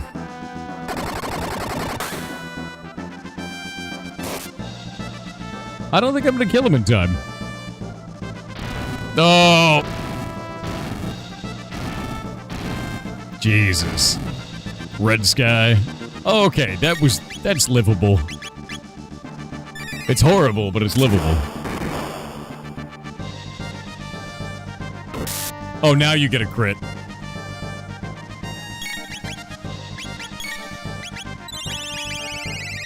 Insane, actually.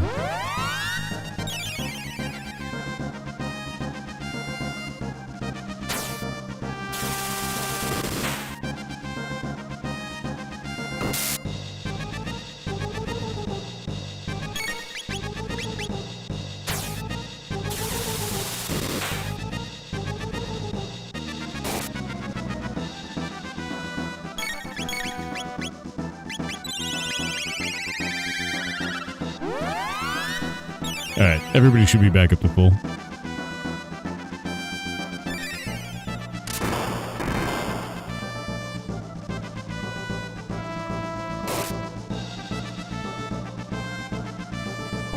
No! Gross. Mid-ether, please.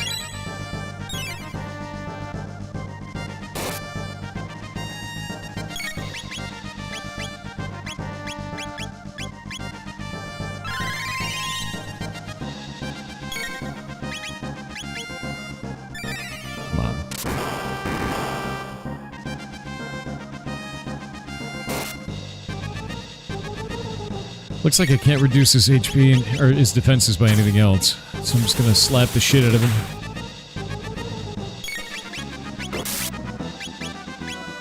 The Uzi punch seems like it's where it's at.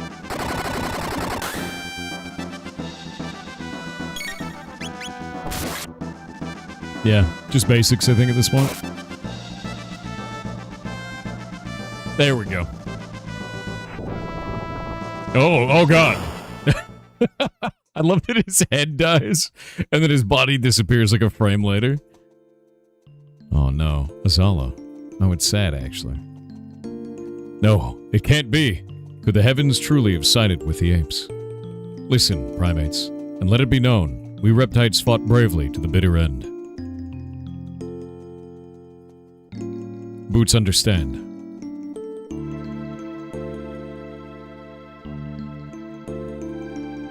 Soon stones of fire will rain down. Flames shall scorch the land. The burned-out plains will slowly freeze, ushering in a long, cruel ice age. What a treat! You will wish you went along with us. Alright, man. Lavos. Lavos. Impossible. There it is, dude. The parasite that devoured the Earth. The great space tick itself, dude.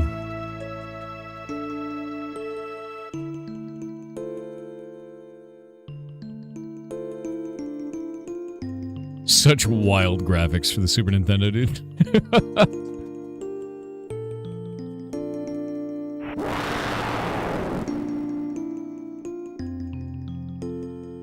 Boots' word. La mean fire. Vos mean big.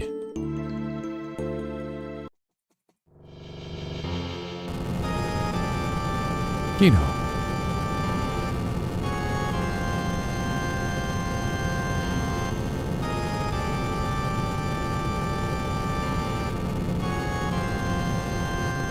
Lavos come soon. All right, Dectal.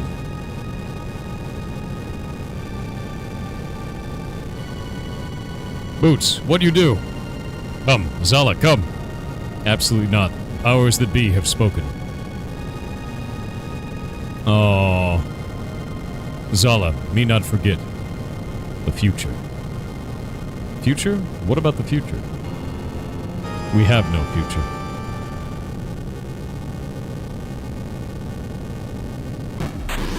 There it goes!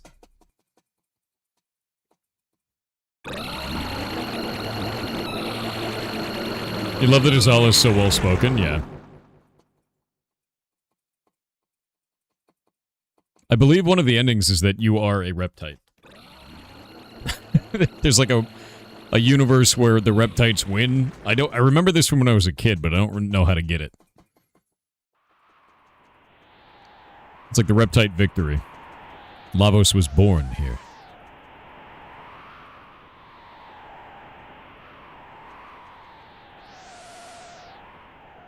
Lavos huge. Butts fight it? We go where Lavos fall. I mean, it hasn't been empowered yet. Lavos should be weaker now. Perhaps we can put an end to him. That is true. That happens when you beat the game before you kill Azala. Is that what it is? How long till Heartbound's done? I update it every month. The next update's going to come out in the next few days.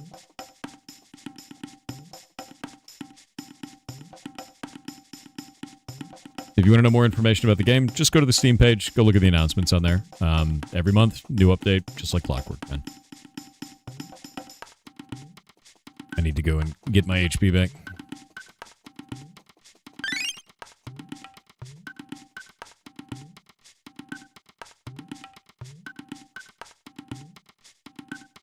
Yeah, Lavos is only one of many of its kind, too. Yeah, exactly. Yeah, it's like a baby, too. And it takes like millions of years to devour the planet. So it is save it.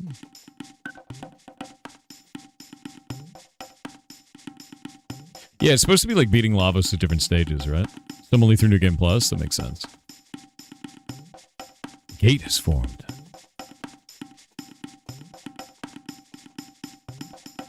Lava's very fast, deep under Earth already. It appears that the immense energy that Lavos radiates alters time and creates gates. What wrong, Butts? Fight Lavos. Go in here, yes?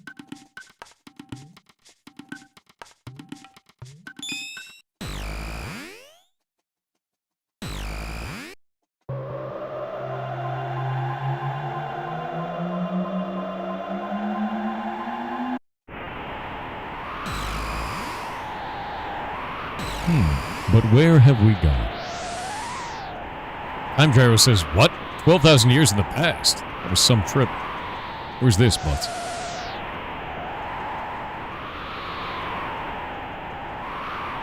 The Ice Age.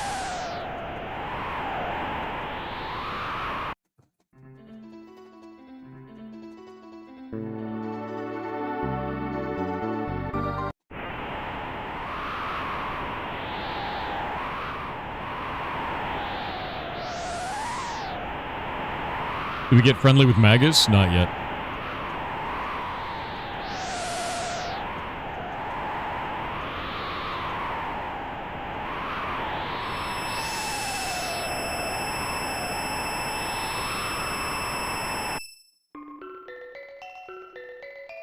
My favorite song. And my favorite zone.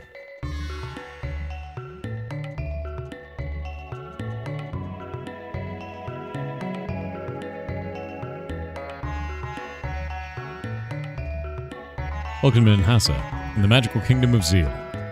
We find truth in the bliss of sleep. Dear me, who might you be?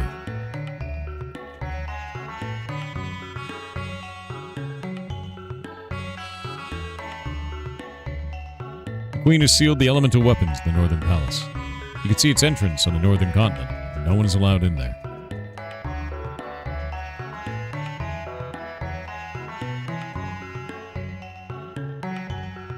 Oh, that looks familiar. The door to the North Palace is sealed with mysterious energy. Even we, the enlightened ones, cannot open it.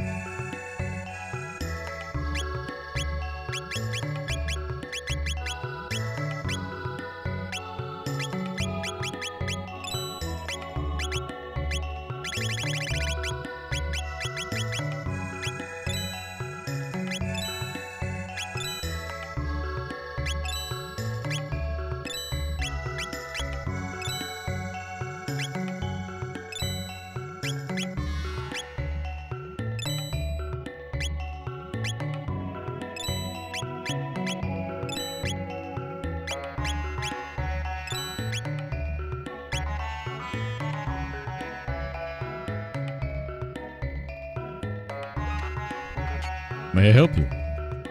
What's wrong? That animal good food?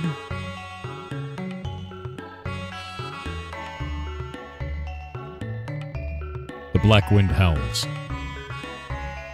One among you will shortly perish. Is it true? What are the percentages? Why did he say such a thing? Strange one, but not bad. Wonder what's inside the North Palace. But there's a key to it in the palace. Wait, there's a key to it in the palace, but entry is strictly forbidden. Oh, I remember this. Wait. There was a puzzle in this environment. She protects the entire world. That's why we can sleep our days away. You have to do the certain elements in the order that they're supposed to be. I remember this ages and ages ago. The city of Kajar, where they study magic, lies on the edge of the western continent. The airship Blackbird is kept there. Is it the order of them, or is it just all of them need to be activated? There's water.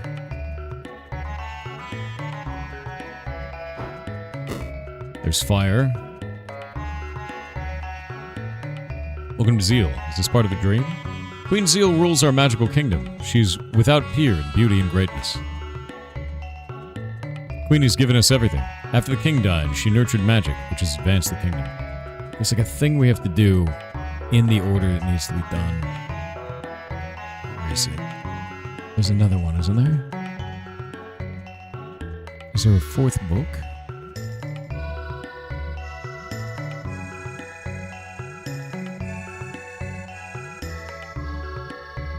Oh, wait. you believe in fate? Which means our lives are all predetermined.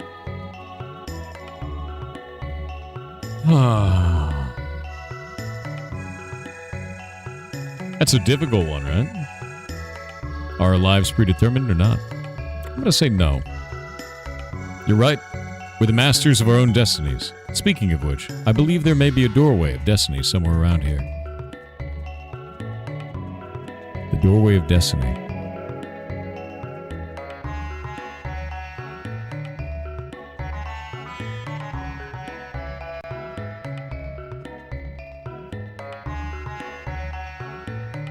Doorway of destiny. This is the eternal kingdom of Zeal, where dreams can come true, but at what price?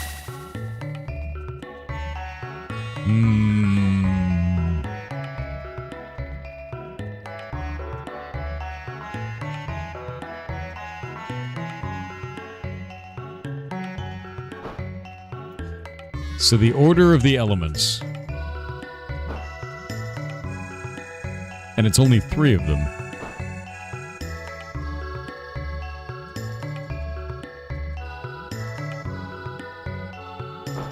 Fire, wind, water. Am I a butterfly dreaming I'm a man? Or a bowling ball dreaming I'm a plate of sashimi? Never assume what you see and feel is real.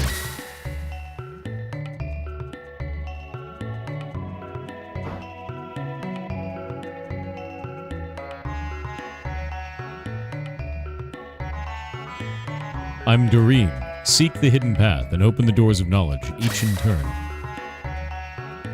The doors of knowledge.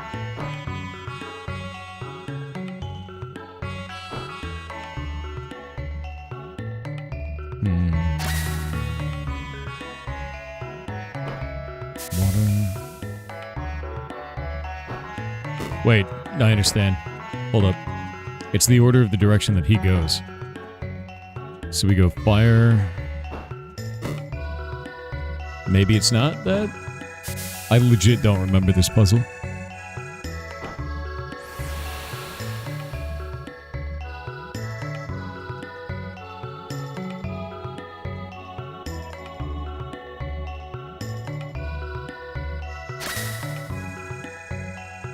No, because there's no book down here.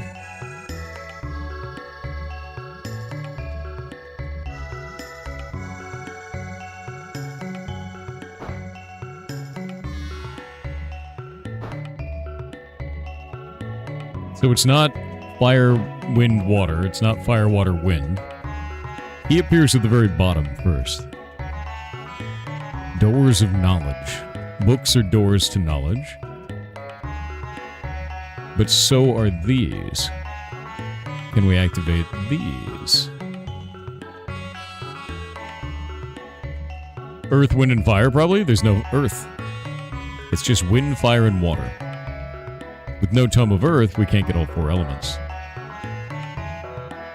I'm gonna try wind, fire, water.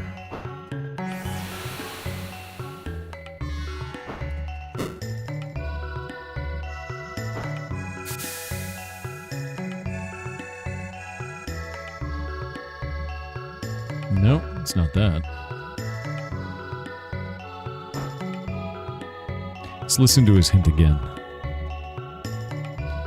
Seek the hidden path and open the doors of knowledge, each in turn. The doors of knowledge. Each in turn. So he starts here. He goes there. If it's this one on the left, he said don't believe his eyes. Or don't believe your eyes. No? So it's not that direction. Which means it's got to be water first. That'd be water, wind, fire. Because we've tried every other combination. Unless we have to close one of them.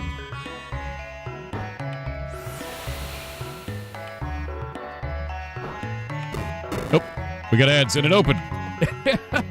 Bezos was so excited about it. God damn it. It's We opened it. The door opened. Oh, there it is. Alright, I gotta wait on the ads. Banger song, it really is. Okay, let me set up Party to Game Show stuff. Give me just a minute.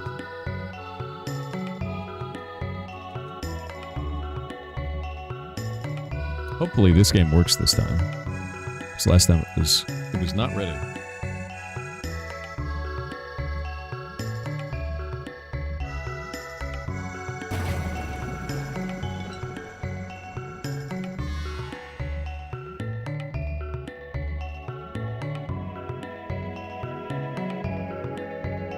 Okay, let me see.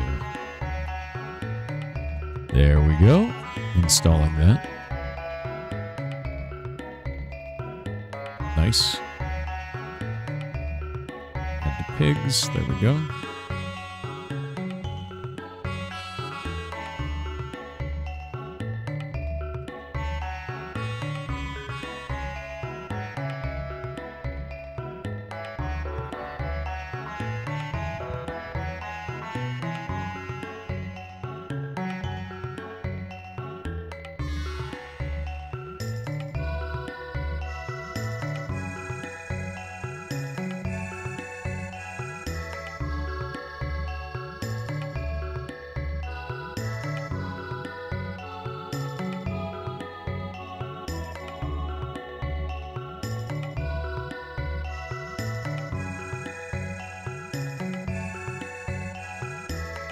Oh, thank you for the resub. That's super nice of you. You guys ready to see a cool indie game? It's gonna be neat. I'm excited for this. Alright, I've got the first indie game set up. We'll be starting that in 11 minutes. But the answer was wind into water into fire.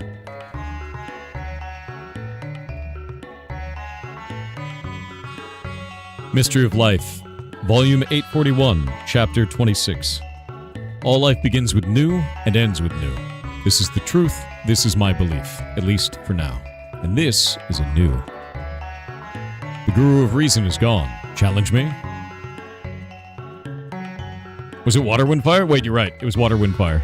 I'm dumb. Oh god. The legit horror. I don't remember what you use against these. I'm probably gonna get my ass beat in a moment here. No, that worked. They have a shitload of HP, though.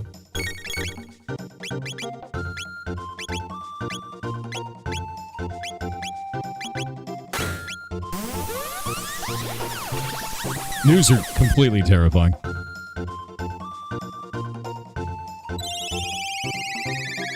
Chill music, bro. I know it's really good. Is that a buff pup emote? Hell yeah, buff pup. Oh! Ah! They bring you to 1 HP when they hit you. Oh!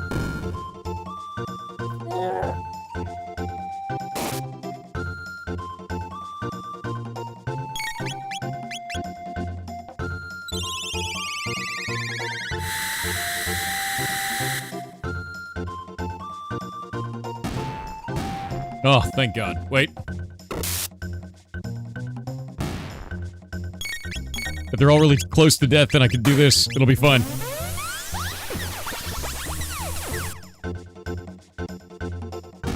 Oh, thank God. Thank God. 90 tech points. You're strong. Take this. A magic tab. A speed tab. And he's gone now. Only a little completely horrifying, you know?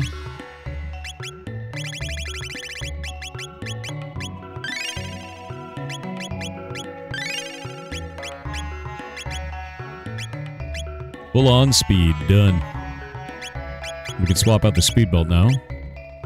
I could actually switch over to a bandana and then give... probably Grok the speed belt. So you can go from 6 to 8, which would be really nice. Strong. Is the screen curved? I'm using a CRT filter, so yeah. You want to see what the game looks like without it? It's pretty bad. This is what the actual pixel data is. Look how blown out it looks now. It's like overly bright, right? Really weird looking. TV screens at the time did this to the pixel data. Made it look like that. Way better. Yeah. Merlin159 on Twitch said, just asked my 9-year-old son what he learned in school today. Oh? He said, apparently not enough because I have to go back tomorrow. Clever kid.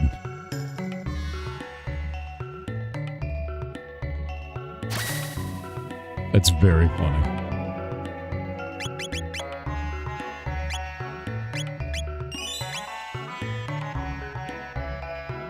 Holy moly, Bowser, thank you for the 5 gifted subs. It's very nice of you, man.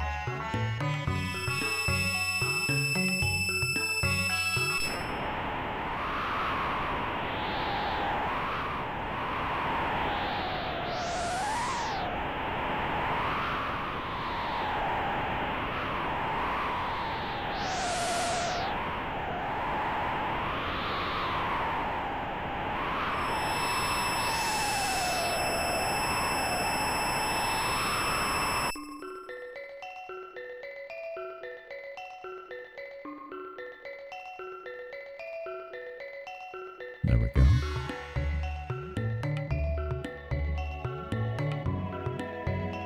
This is the magical city of Kajar. We do experiments for the Queen. Those lacking magic have always lived beneath the clouds, as the earthbound ones. After all, they lack what we have. Okay, it was water, wind, fire. Gotta do it again. Let's find the other books. There's fire. Mr. New, what are you doing down there?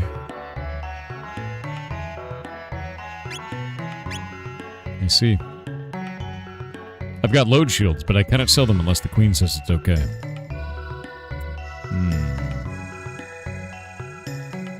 That's the Sun Keep, you see, on the southern continent. The Sunstone.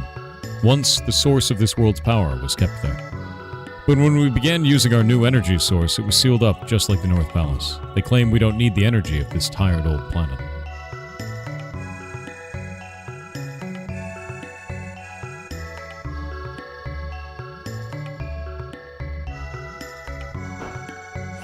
Yeah, there's wind. So we're gonna do water.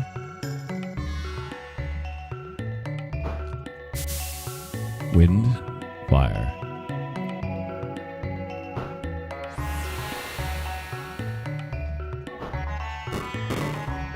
There it is. It all began aeons ago, when man's ancestors picked up a shard of a strange red rock. Its power, which was beyond human comprehension, cultivated dreams. In turn, love and hate were born. Only time will see how it all ends. You found something strange. Did you hear that? But a black rock is inside.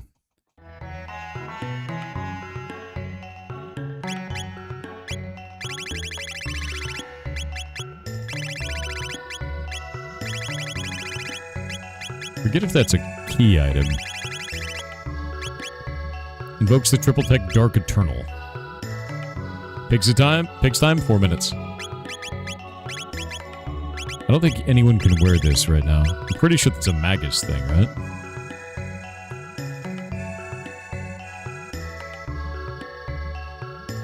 Those lacking magic have always lived beneath the clouds. How do we come by our skills? And why do others lack them? Who cares? You've got an unusual aura, so you must possess the skill too. It must be very primitive compared to ours, you poor things. It's magical city of Kajar. I like how elitist and shitty these guys are. Combine the ancient rainbow shell and the sunstone to create incredible weapons and items. But now, only the Guru of Life has the skill. Elemental power usage is forbidden. Plants are so content. I wish it could be too.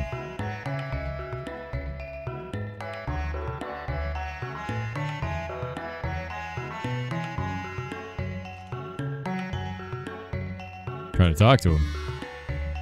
Oops, that's a defective item. Too bad, huh?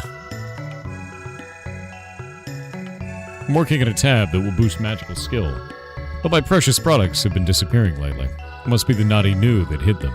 They love pranks. What can I do? Heard Scala's powers far exceed those of her mother. There's her stepbrother, Janus. He's of royal blood, but he doesn't seem to have a speck of magic. Ilion, thank you for the 5 gifted subs, dude. That's very nice of you. Thank you. The gurus of life, time, and reason live in Zeal. Their skill and knowledge is supreme. Zeal's advances stem from a new energy source. Its power surpasses that of the elements. But a strange prophet has come from the palace. I don't know the details, but I heard he has uncanny powers. Water summons wind, wind makes fire dance. That was where the solution to the puzzle was. A guru once told me that the sunstone could store the almost infinite energy of our sun. But if its energy were used up, it would lose its glow and change into a moonstone.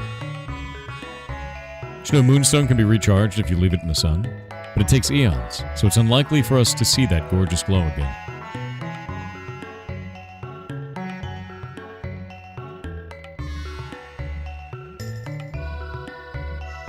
The Ocean Palace lies deep beneath the waves. It's a symbol of the Queen's power. The palace is the source of light which sustains all living things. Queen Zeal is great. The Earthbound ones are being allowed to work on the construction of the palace. So they do have a purpose after all. Jesus. Great aeroplane, Blackbird, that Balthazar built. When it soars in the sky, it looks alive. Balthazar is truly a genius. The construction of the Ocean Palace is behind schedule. Eternal Palace beneath the waves. It'll be a sight to see when it's done. Alright, we're gonna swap over to pigs. You guys ready? You guys ready? I'm gonna swap over. We'll be back on Chrono Trigger in a little bit. So, next hour or so. Let me get the game going. Boop. I love that zone, though. Okay, let's pin this up. Pin that one. God damn it. Pin that one.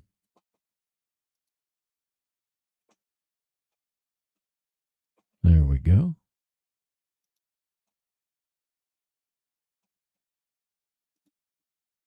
Also, if the person over on Kick, don't do follow for follow, dude. I'm gonna time you out for about 5 minutes, right? But like, don't do follow for follow. Boosting your follower count is meaningless. Hanging out with your community is the only thing that matters, dude. Don't get trapped in that idea. It's a bad one. That doesn't work. Number with no interaction is not worth it. 100%. All right. Let me set up the music and everything.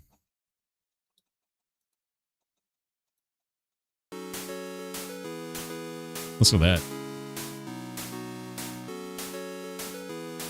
LinkedIn strats? I think follow for follow is long before LinkedIn.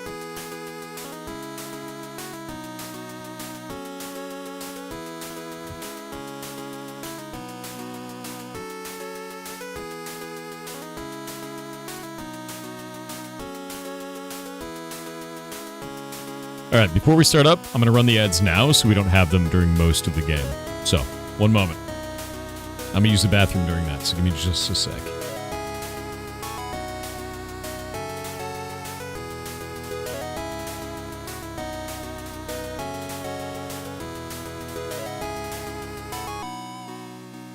Also, what the hell? It's upside down? That's really weird.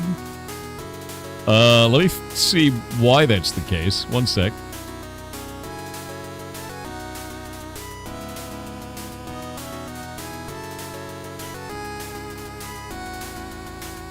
Okay, I'm gonna have to talk to the dev about that. That's really weird. I don't know why that's happening, because it's not upside down on my screen. Anyway, be right back.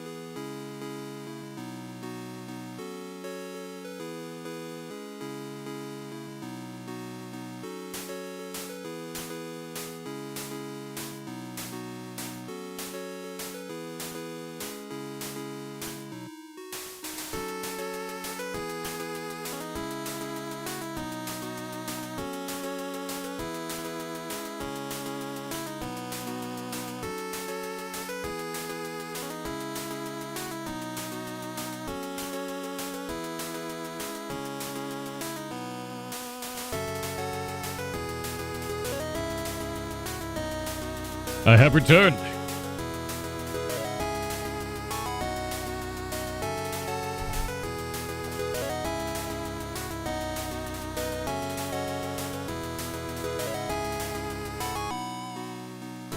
All right, so the first game for the Pirate Indie Game Show today is going to be Orblins. Let me see here. This is an early playtest build. It may have bugs and performance issues. There's a known issue on Firefox. If you start to lag, please minimize the window or switch tabs for 10 seconds and come back to the game, which should fix it. If you encounter any bugs, please let me know. And what happened in the Discord. Any and all feedback is welcome. So they do have a Discord for the game. We'll be putting that out later. The full game will have 3 worlds, more enemies, bosses, items, and custom character system, and of course more marbles. We do love marbles. Look at them. Look at this. Look at the goblin, dude. Look at the goblin, dude. It's you guys, but spherical. You love this game? Have you played it before? Enemy trains move 25% slower. Oh, so we can make it harder and get more gems to make it easier. The hero. We have a deck of marbles. Charge speed. Start battles with 5 armor. 3 damage drop on enemy train death. Interesting. Let's try this out. Is that a shop that early? I'm going here. Welcome. Click and hold to charge your marble, or your launcher. The longer you charge, the faster your marble flies. I love it.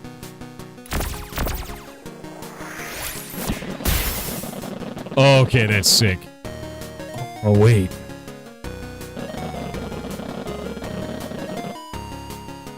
Oh, no.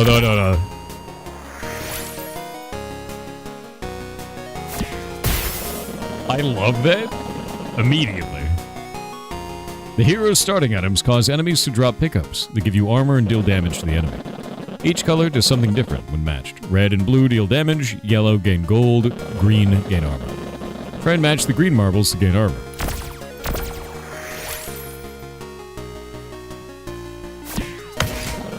Boop. Combos multiply the value of your matches. Okay. That's pretty sick, actually. What happens if I hit this? Nothing. Got it.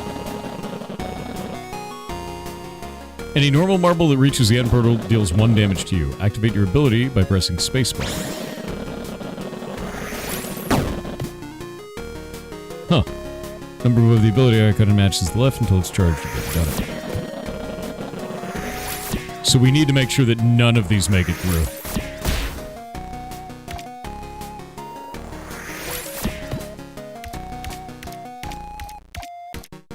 Interesting. What happens if we shoot through? Does that matter? Oh, it looks like I lose armor from that, so I don't want to miss either. Alright. I like the charge bow because it makes charge speed faster. Yeah. 1 damage drop on red marble, match blue. 10% chance for health to drop on match blue. More discounts in the shop. Ooh. I do like discounts. Oh my god, he found a bug? Yeah. Tap the deck, but is it because I beat the level before I was supposed to beat the level?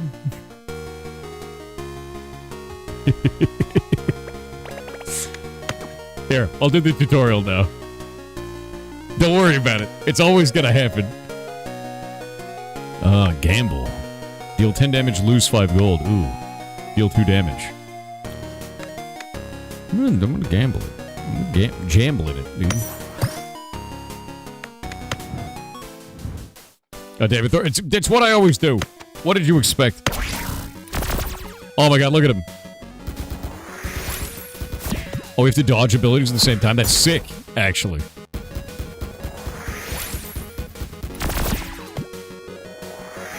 Oh god. Ow. I've made a huge mistake. Everything's gone terribly wrong. Oh god. This is... There's so many fireballs. Oh, no. It's overwhelming. I gotta learn to fire way faster. Oh, my God, dude. I should be firing way faster. Oh, my God, I don't have the right colors. This is not good. This is bad.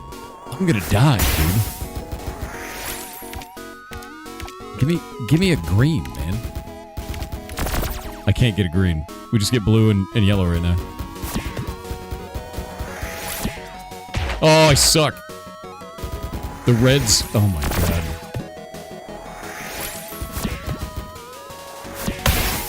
Eat it. Got it? Come on, man. Jesus. The fireballs are insanely powerful. Screw it. No, I'm dead. It's over. No! Alright. I've learned. I've learned that this game is not shitting around. We're gonna do this again. The goblins are so powerful, dude. Interestingly enough, it means that, like, when we're playing through this, I really have to pay attention to where I'm doing placements on these, because doing placements wrong is dead. It's also interesting because it means that each individual enemy doesn't really matter, it's the overall HP.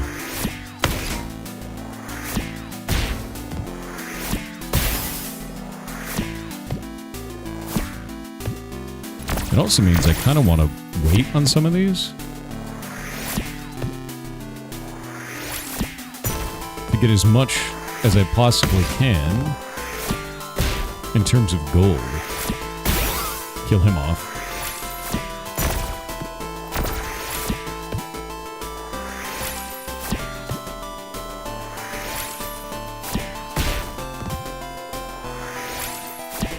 So we can set a combo up.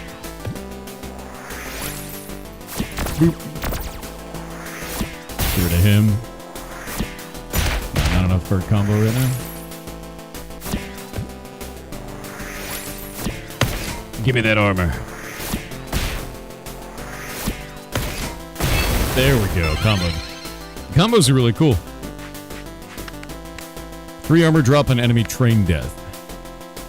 3 gold drop on enemy train death. Start battles with 5 armor. You know, I do like the idea of bonus gold. I want the bonus gold. Yeah, it's like Bubble Bobble, but nightmarish.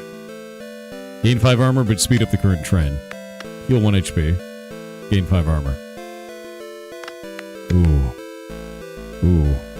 I'm gonna gain 5 armor. That's kind of busted. I don't have any money anymore. It's probably worth... Oh, I can't click this one. Oh, there was no path. Well... I'm moneyless and soggy. What does that do? Increase the rarity of loot and offers in the shop. Moneyless and soggy. Oh my god.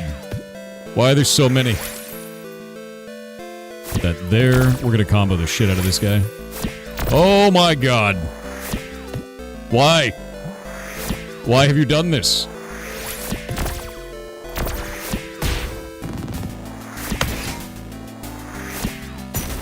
The train is enormous.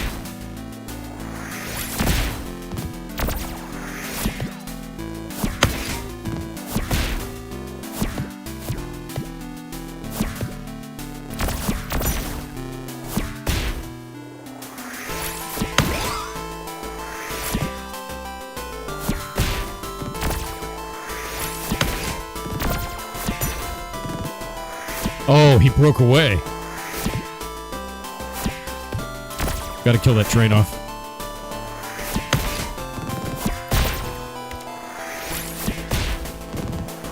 That one's dead. Nice. Oh, this is bad, actually.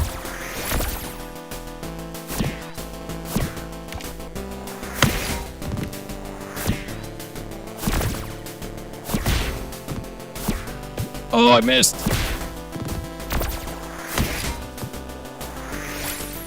Did she fail me? This is not good.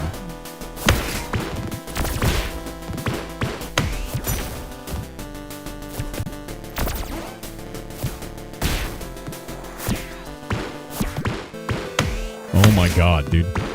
The multiple trains at the same time, it feels like I'm fighting a boss fight.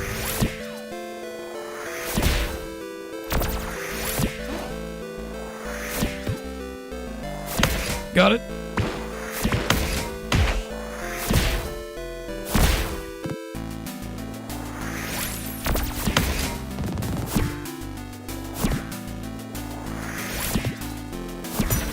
There we go, comboed.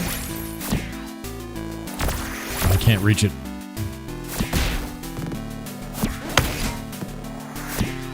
It's fine.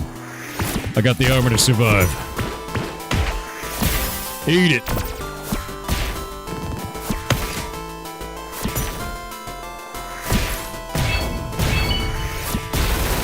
Crushed. Alright.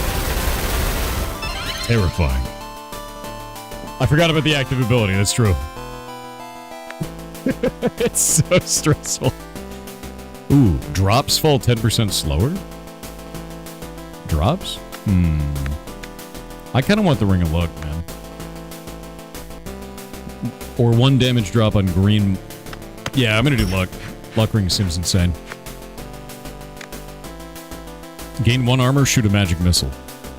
I do like the idea of some good magic missile. I do like the idea of a magic missile and armor. Magic missile.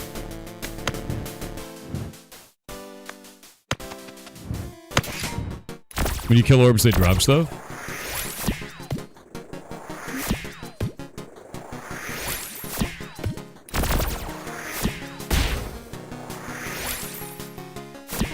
Combo that. I'm just gonna do the armor for now. Yeah, we'll just pop armor.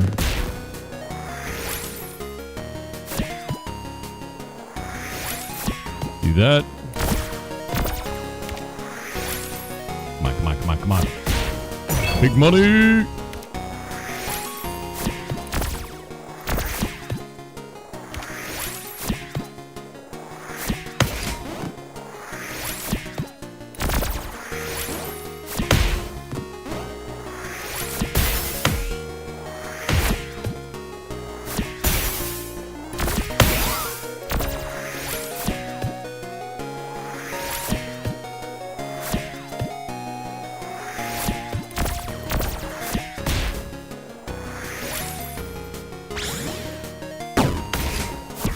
Oh, is that what that does? Okay, I didn't understand what it did before. I wanted to see how that functioned.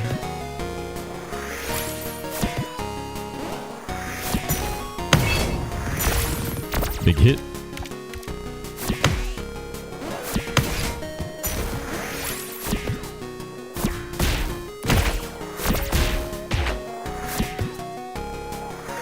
Wait, am I taking damage?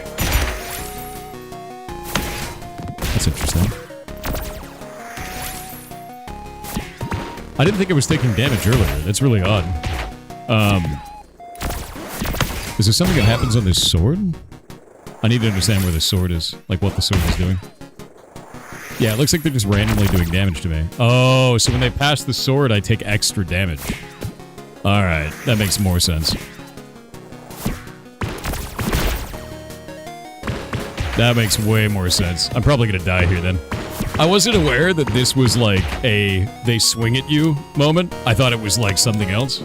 And now I understand what the super ability does, where it's doing like a you can pop all the orbs through that. Yeah, based on the number above their head. I thought they only did damage when they reached the end, not when they got like the beginning. What's I want to get to the question marks.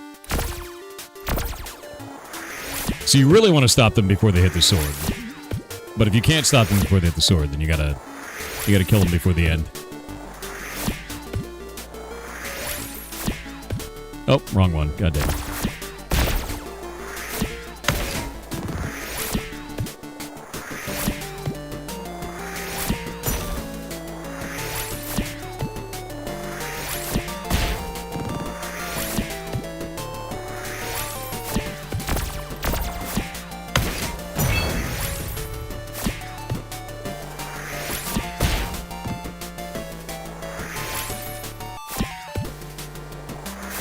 Combo. Made it. Combo. Getting better at the combos. Honestly, the combos feel really goddamn good. Please. Please, sir. Fine.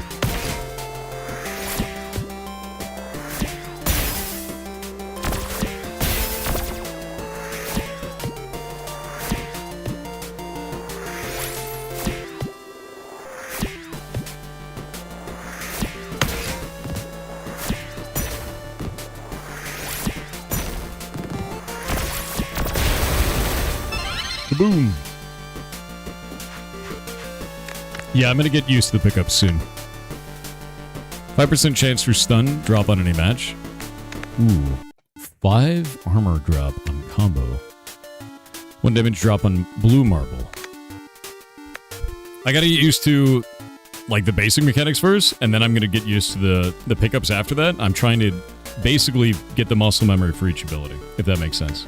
Can you bounce off walls and do trick shots? No, it's only in the direction you're currently facing. For a stun to drop on any match, yes, stun sounds insane. Gain 3 armor and explode. Heal between 1 and 3. Gain 1 armor and kill the enemy marble when matched.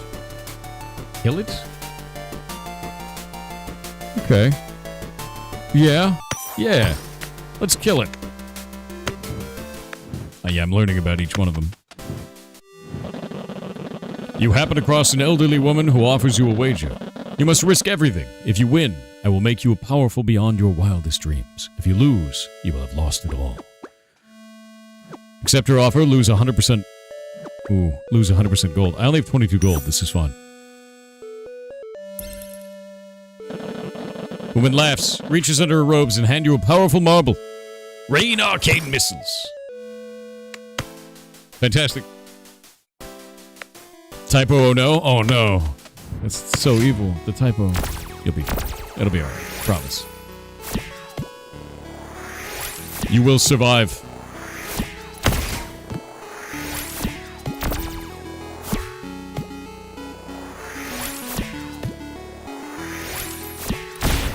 Combo. Dear God, that combo is beautiful.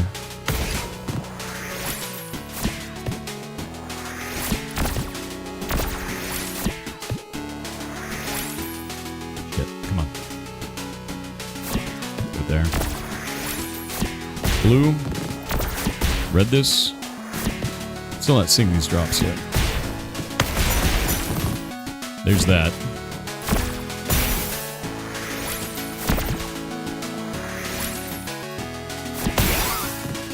That one just kills him. It just straight up murdered that marble, dude.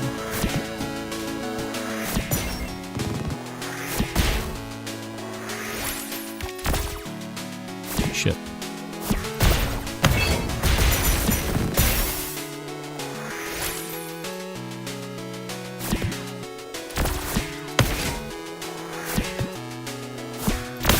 Yeah, murdered him. Combo.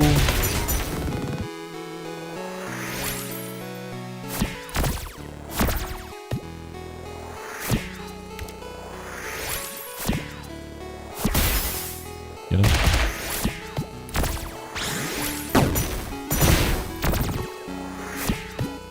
Oh no. Scuffed.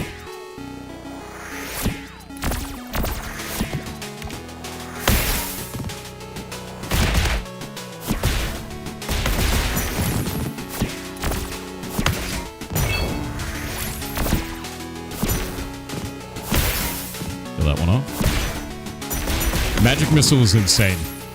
It's completely insane. A wondrous ability.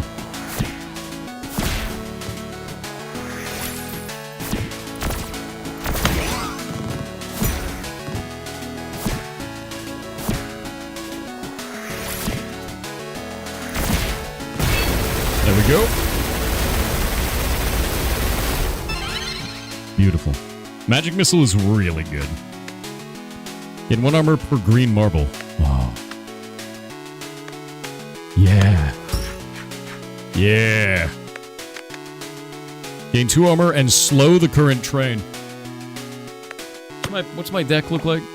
We got a lot of greens. If I just did more greens, but the raining magic missiles is on red. You know? Anchor's so good sounding, though. Like, the idea of slowing the enemy seems busted. I can't imagine how stressful this is for you. It's actually crazy stressful. It's really fun, though. I think if it wasn't stressful, it wouldn't be that fun, right? It is definitely stressful, though. Because, like, you have to time it, and then you have to get the physics right. It's a little bit of a nightmare, but, like, it's a nightmare in a fun way. Like, look, this is gonna slow the train, I guess. There we go. Actually wrecked. I'm like, that's gonna kill him. Oh, crap. I mean for that one.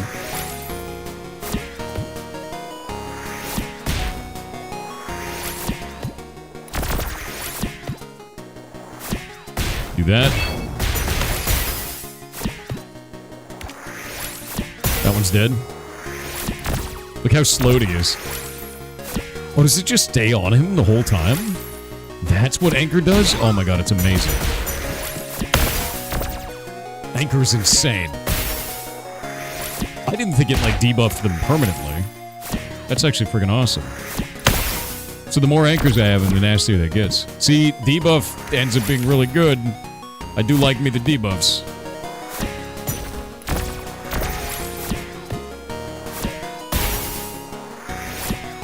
Kill him.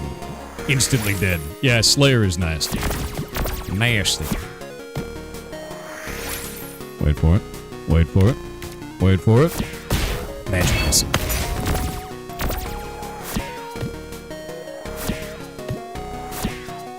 More gold.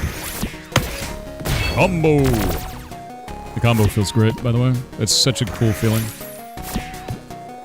I do believe I'm starting to get the hang of this. Maybe a little bit. Do that there. No. Kill that goblin. Combo that.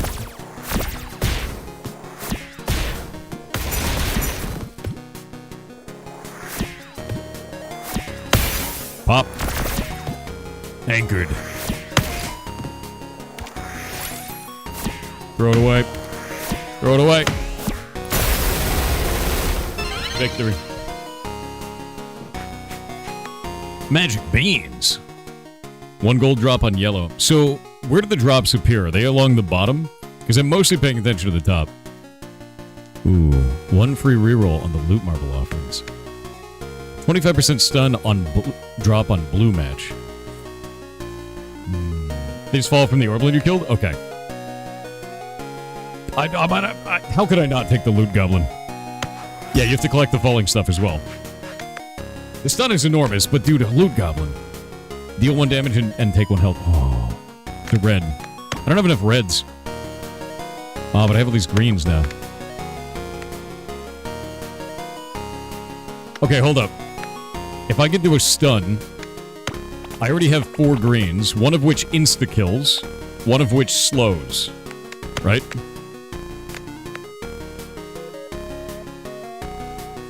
I mean, if I go green deck, right?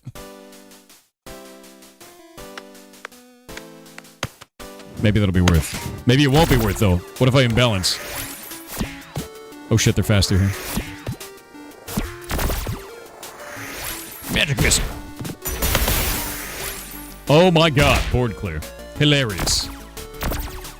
Alright, next. This one is slower. That's a stun. Oh my god, the stun is so good. The stun is busted. Holy shit. Okay, stun is life. Insta-kill.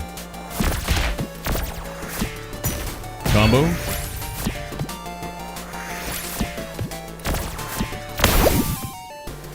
I stunned him into an instant kill.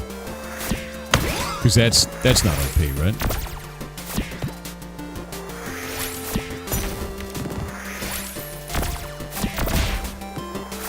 Combo.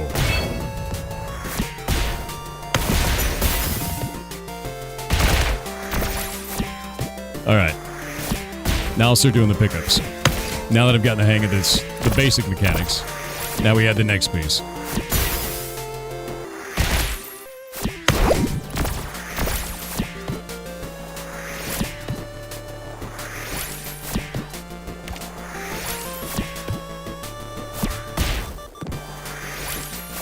Magic missile.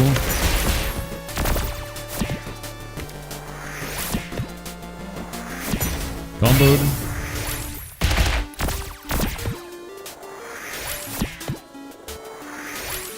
You know, let's use that one to kill him, and that one to kill the next one. God, it's feeling good now. 50% chance for health drop on enemy train death. 1 damage drop on blue marble. 25% stun drop on green. Ooh. Yeah, see, that's the thing is, like, I feel like I had to master each one of the feelings first, like, kind of get the movement going, where, like, I understood where to drop everything, and now it's pick up the drops in between those interactions. And it's starting to feel really good. Like, you can get the hang of it quite fast. Oh, great stun. Do I have any blues? Do I have a lot of blues? I don't have enough blues. I don't have enough cool shit on blue. A gold anchor? I'm gonna go blue. We need that blue. No, I'm not gonna reroll it. I actually liked the blue. The blue is just so good. I'm gonna waste this. That's fine. Worth.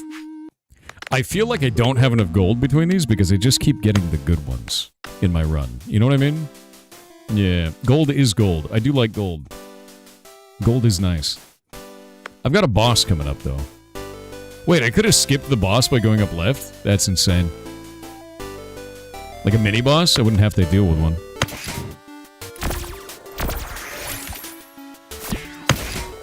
Boop.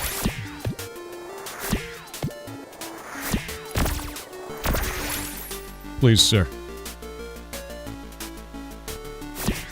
I just want combos.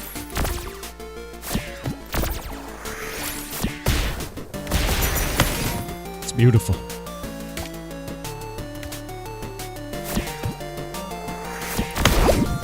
Boop.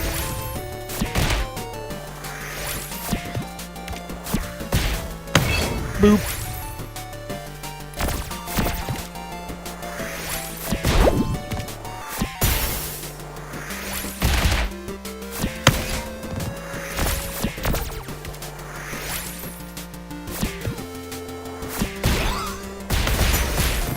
Dear God, the damage.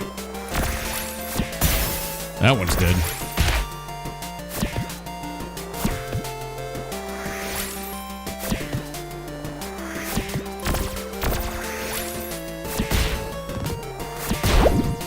Get him stunned.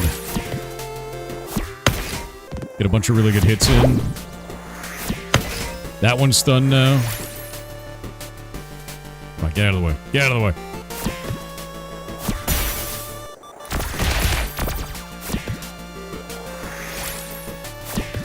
Oh, I missed it. Fail.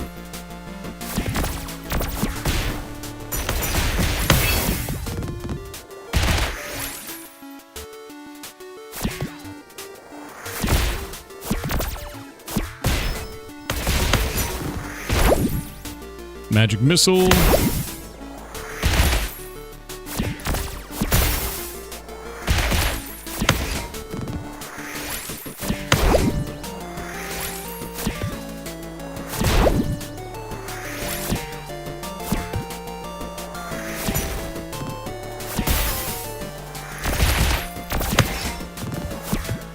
Oh, missed the stun.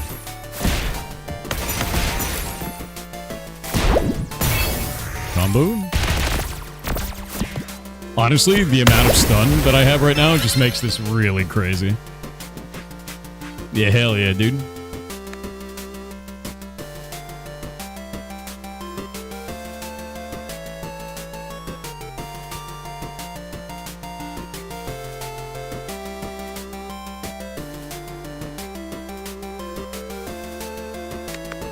Alright, there we go. 10% damage for, or 10% chance for 1 damage drop on any match. Any blue match. Occasionally call a meteor. Huh.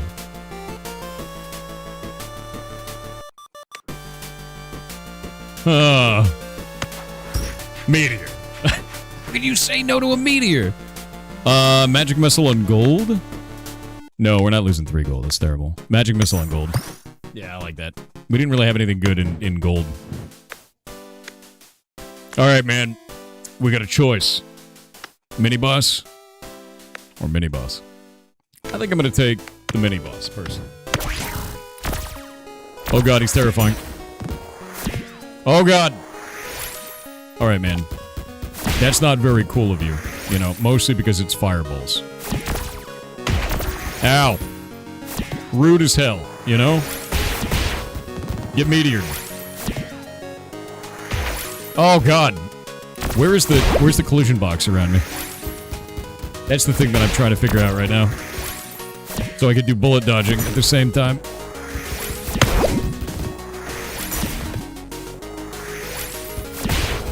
Meteors.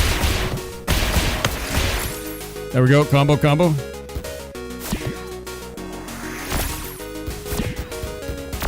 Yo, that's not fair. Look at him push. Jesus.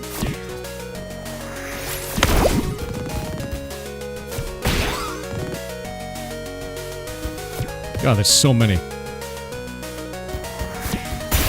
Boop.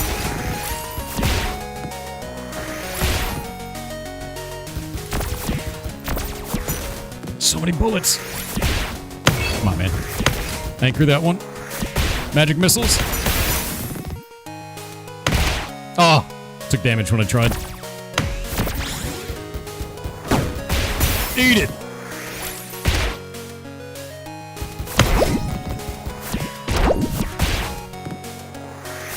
Kill that goblin off. Ah, goddamn. It's actually really hard to dodge those because I don't know where the collision box around my guy is.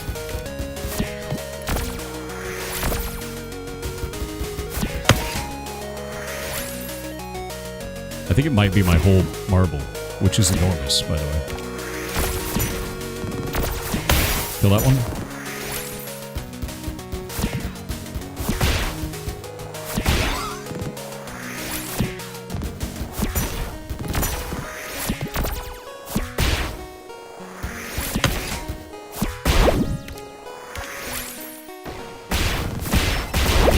There it goes! Come on! Okay, it was a good combo.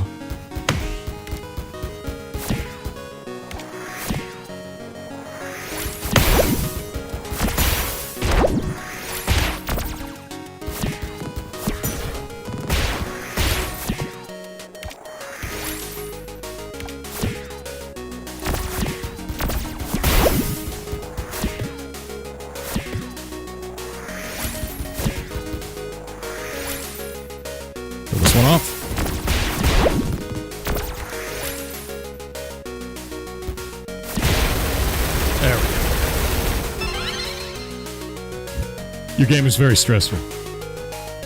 You think you made the collision box extend too low? It's a rectangle in the center of the launcher.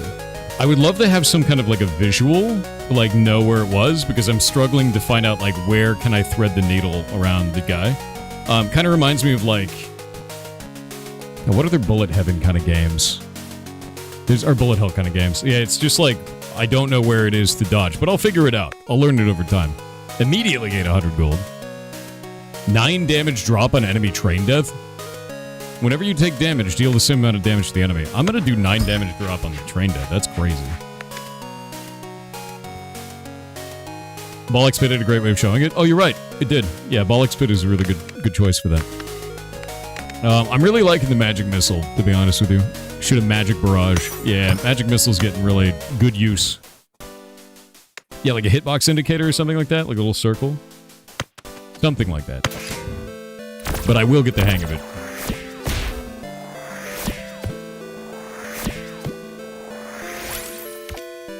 We only have reds. Oh, come on. That was me fumbling. Nice. There's a good hit. Blow him, or stun him, rather.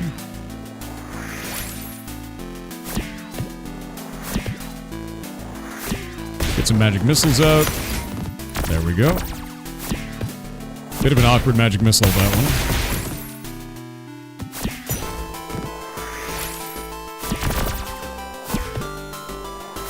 Let's just kill him and then get the... Oh, there's so much damage.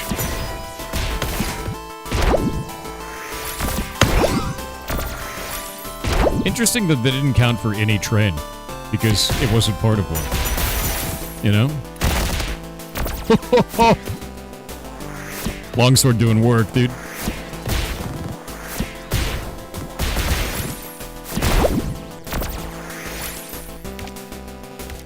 No greens. Alright.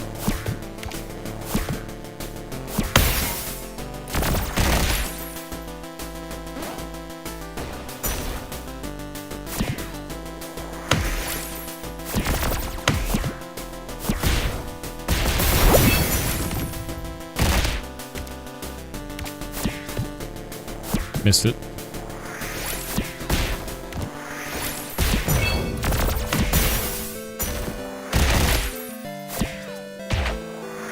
Took a bunch of damage there I shouldn't have taken.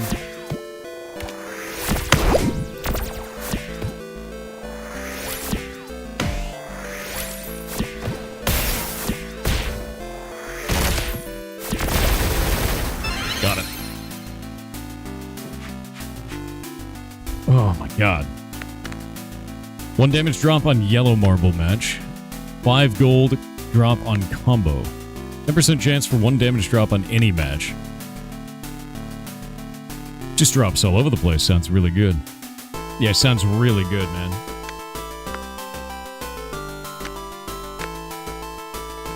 I think 5 gold drop on any combo is kind of busted. That seems really strong. Do I need blues right now?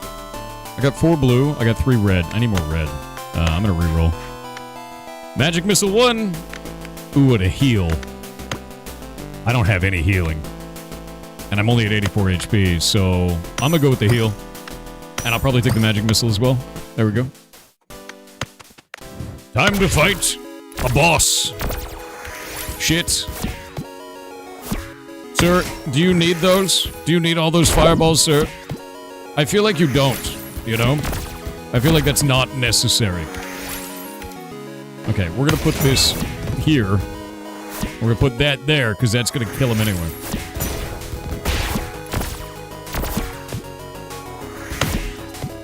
Oh, come on. Eat it. Jesus. Oh, I feel like I may have gotten a little bit robbed there, just a tad.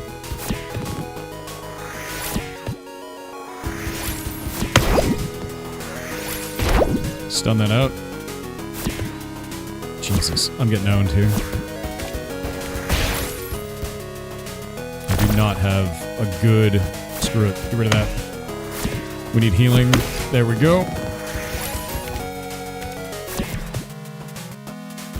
Get rid of those. Double magic missile combo. Good. That's good. There's a good amount of damage. Got red on red. Green will kill him off. Shit. Should have just killed him.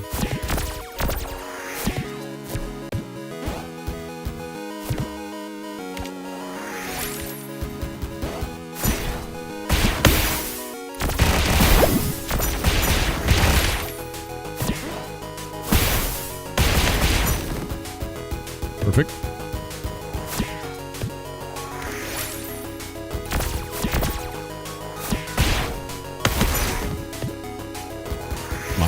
Come on. Oh, I missed. Kill that one. There's a bunch of damage. He's down to 109. And I got more HP than when I started.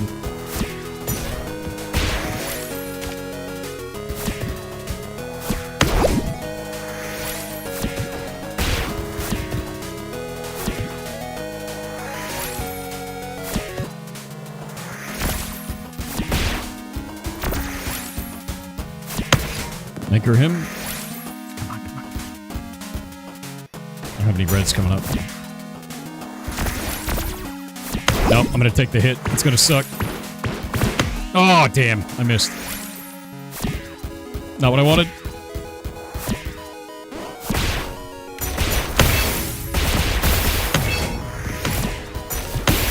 Got him.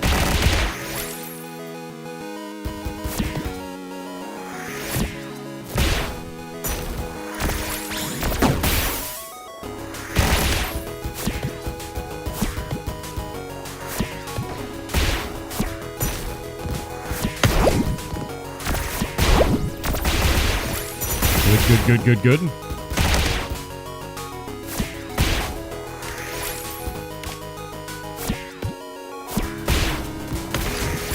My magic missile, don't let me down.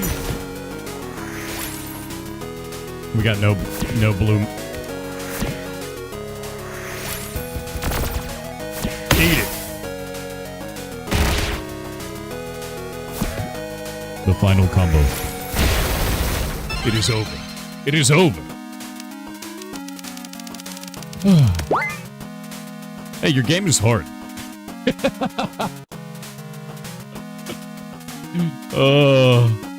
There's a lot to track on the screen. It feels really goddamn good. What do the gems do?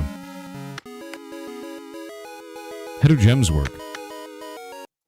Oh, wait, no, I thought quit would go back to main menu. Let me restart the video game one moment. Gems are for unlocking characters? I can't wait. Wait for it. Wait for it. Alright, there we go.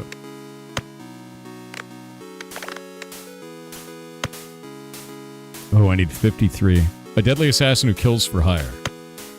A wise magician who imbues his marbles with arcane energy. A wise sage who spends his time pondering his orbs. Always ponder the orb. Always. An elvish ranger who shoots marbles with haste. Cunning rogue who likes to gamble. A sturdy defender who slows enemy trains. Imbue your marbles. Hypo chat.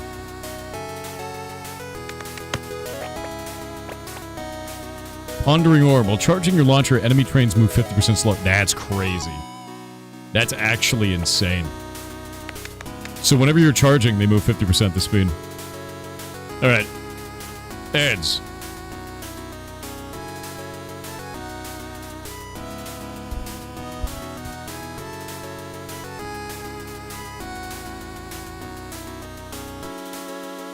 Your mom would love this. She used to play Zumo. This is a really tough game at first.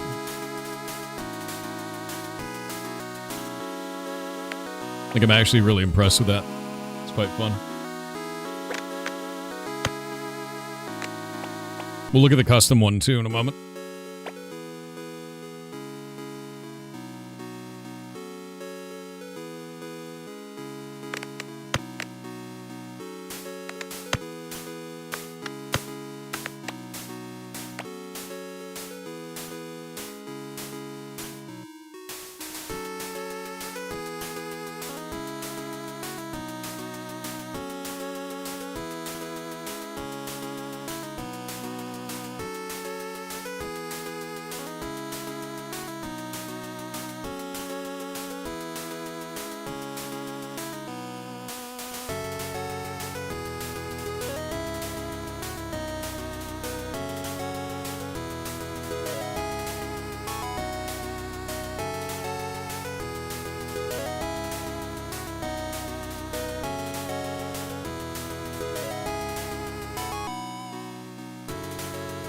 Oh yeah, Q Sauceman. That is true. When I was capturing it with game capture, it captures upside down, and I'm not quite sure why.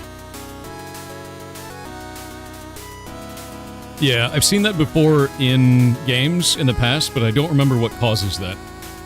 It's only with game capture and OBS. Is it also mirrored? It shouldn't be mirrored.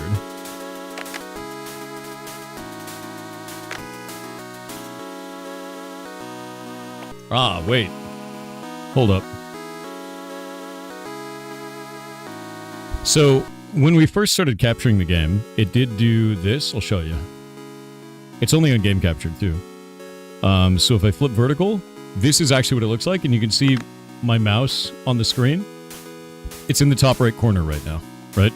So the mouse is captured correctly, but the game is captured upside down. So what I did was I grabbed this, I did a transform, and I flipped it vertically. So the game looks correct now, but now my mouse is still in the top right corner. Actually, let's click on this. It's actually in the top left corner right now, but it's in the bottom left on the broadcast. Which is really interesting, actually.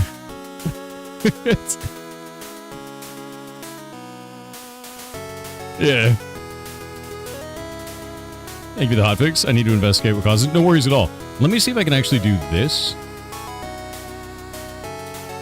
Hold up. With a window capture, it's perfect. It's only game capture, which means it might be an engine issue. Don't know. Yeah, so a window capture in OBS works fine. Game capture causes it to flip. Alright, so one of the things that's really interesting here is, look at this. We can make a custom dude.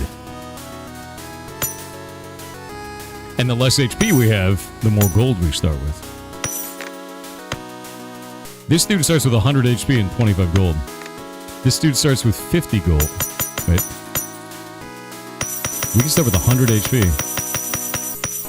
And 100 gold. Ah. We can change the appearance too. I want to look like that guy. That guy looks sick, and his model is not on any other dude. It's kind of neat. I dig that. And we can unlock certain marbles.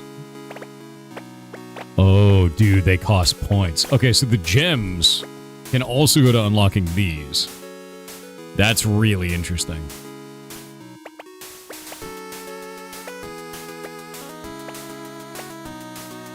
Marbles and items. I have 43 gems.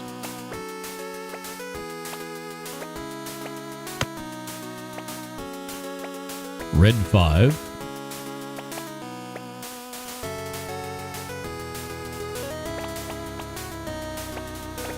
I have one difficulty. I can't tell what color these marbles are in the semi-sofa. I don't know what color they are. Let's see, blue 2. Deal 3 damage, but speed up the current train. That's actually horrifying. I want to know what explode does. Maybe it kills the marbles nearby. Let's do another run.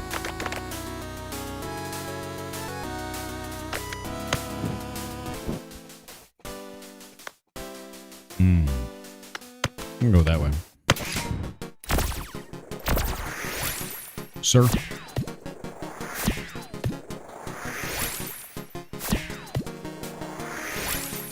I love just building up like a big Giga combo, you know? Like, just boop, boop. Feels good, man.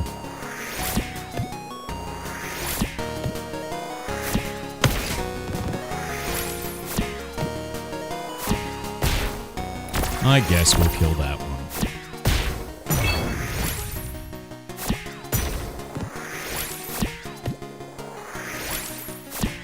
There.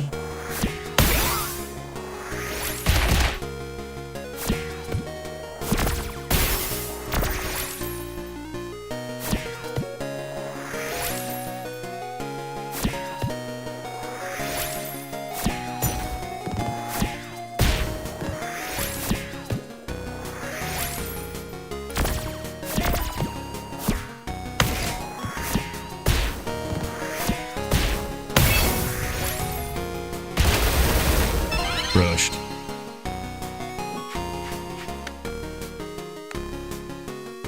Deal 10 extra damage per blue marble match. Or 1 extra damage, rather. I mean, that's not even a drop. That's just bonus damage. Let's do blue marbles. Maybe I could do like a blue build? Vampire. Oh. Vampire is good. I'm gonna go vampire. Yeah, I'm gonna go vampire.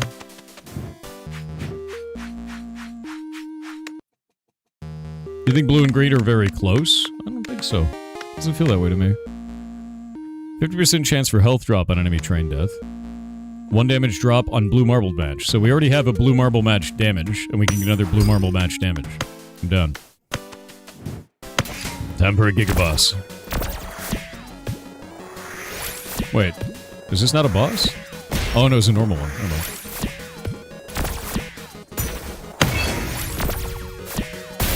Eat it!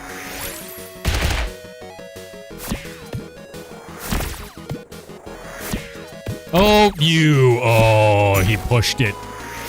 He pushed it. Eat the combo, nerd. The push is insane.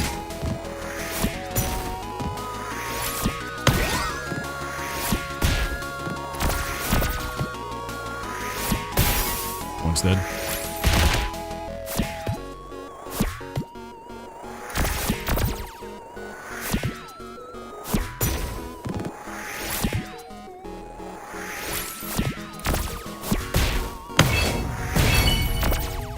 There's a good combo. Come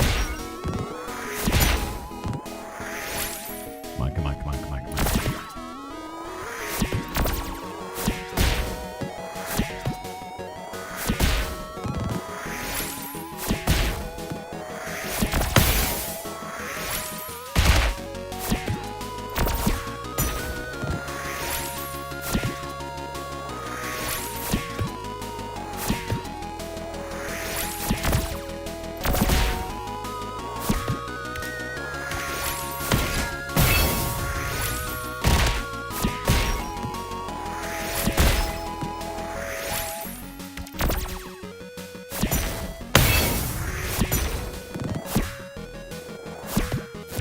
Oh shit, wrong color. There it is. Oh man.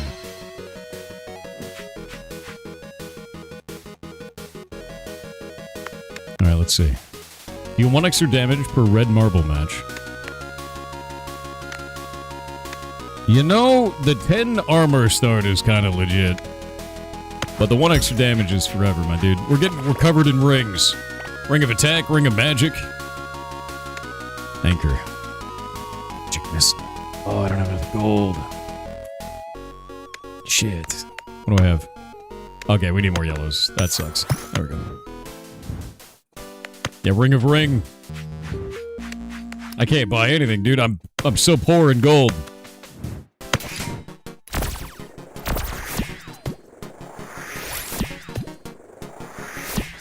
Gold poor.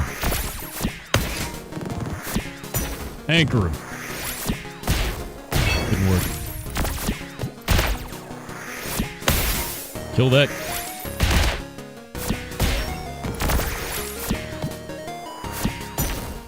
Anchored. My anchor's not working right now?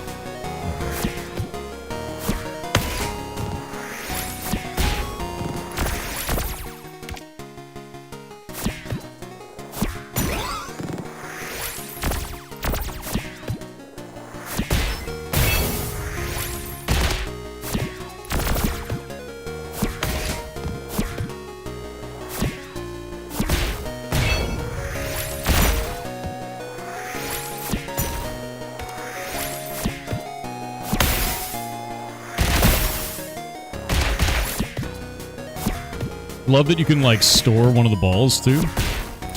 So that way you can, like, build up combos much easier. But you have to, like, remember what color you have stored and, like, constantly be kind of looking at it. Like, knowing what you're doing at all times is pretty goddamn cool in this. It just feels really good. It may look like chaos, but it feels like I have a lot of control over what I'm doing. And it feels great, dude. It feels really, really good.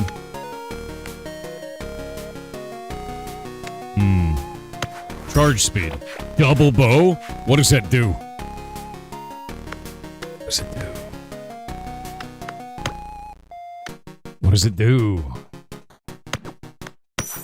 Anchors.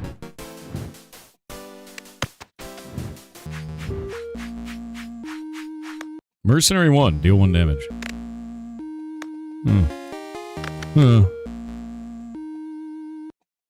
Green armor seems good. Let's get out of here. What is this?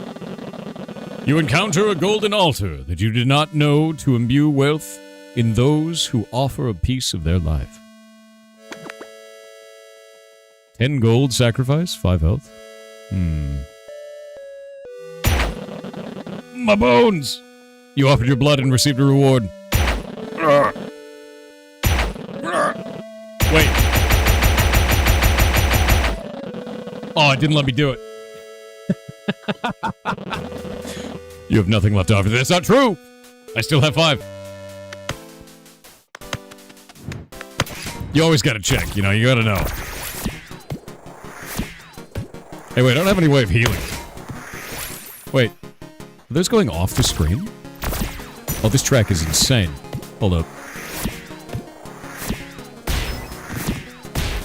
I can't shoot through these walls, can I? Oh, this is gonna be a nightmare.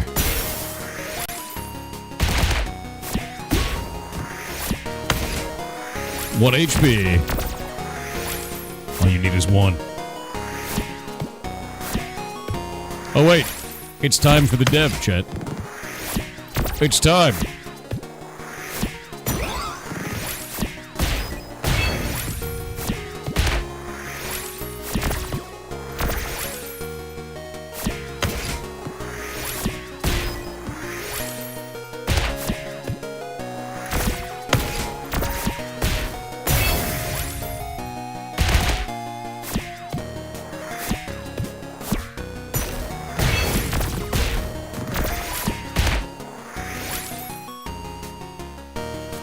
Come on.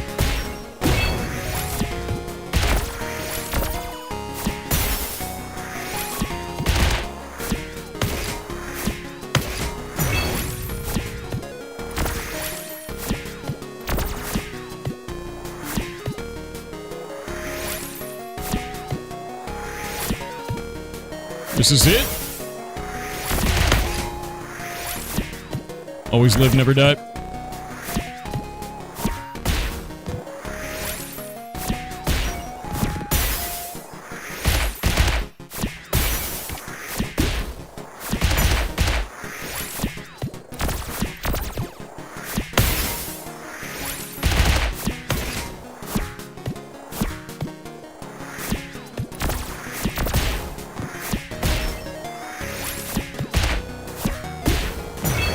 The health, dude. Vampirism wins.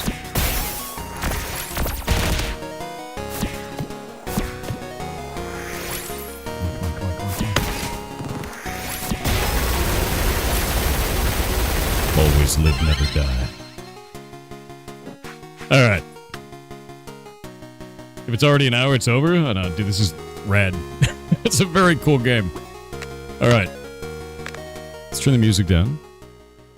We're gonna get the dev on. This is one of those games where I definitely cannot play it while I'm interviewing the developer. Because it is a lot to track with my brain all at the same time. Hello, can you hear me? Hello, yes. It's nice to meet you. If you'd like to introduce yourself and tell us who you are and what you're working on. Also, your game is very difficult. I enjoy the hell out of it, so. Well, I'm glad you were able to beat it on your second or third run. It was the third, yeah. Okay, yes. So I gotta mute your stream here for a second. Good, yeah. Yeah, my name is John. I am 27 years old. I am originally from Canada, Toronto, Canada, but I'm actually currently living in Japan, Hokkaido, and that's kind of the reason I'm releasing my first game here on Steam is trying to start up my business here. I've been doing game dev for a long time as a hobby, but yeah, this is the first ever commercial project, I guess. Really? So yeah, what did you make prior to this? Because you said it was non-commercial, but was this just tester stuff, like little things, or? I've made tons of prototypes and stuff over the years, but this was actually the first project I released on itch as well. So nothing to show. There's stuff on my Twitter and stuff from old projects that never saw the light of day.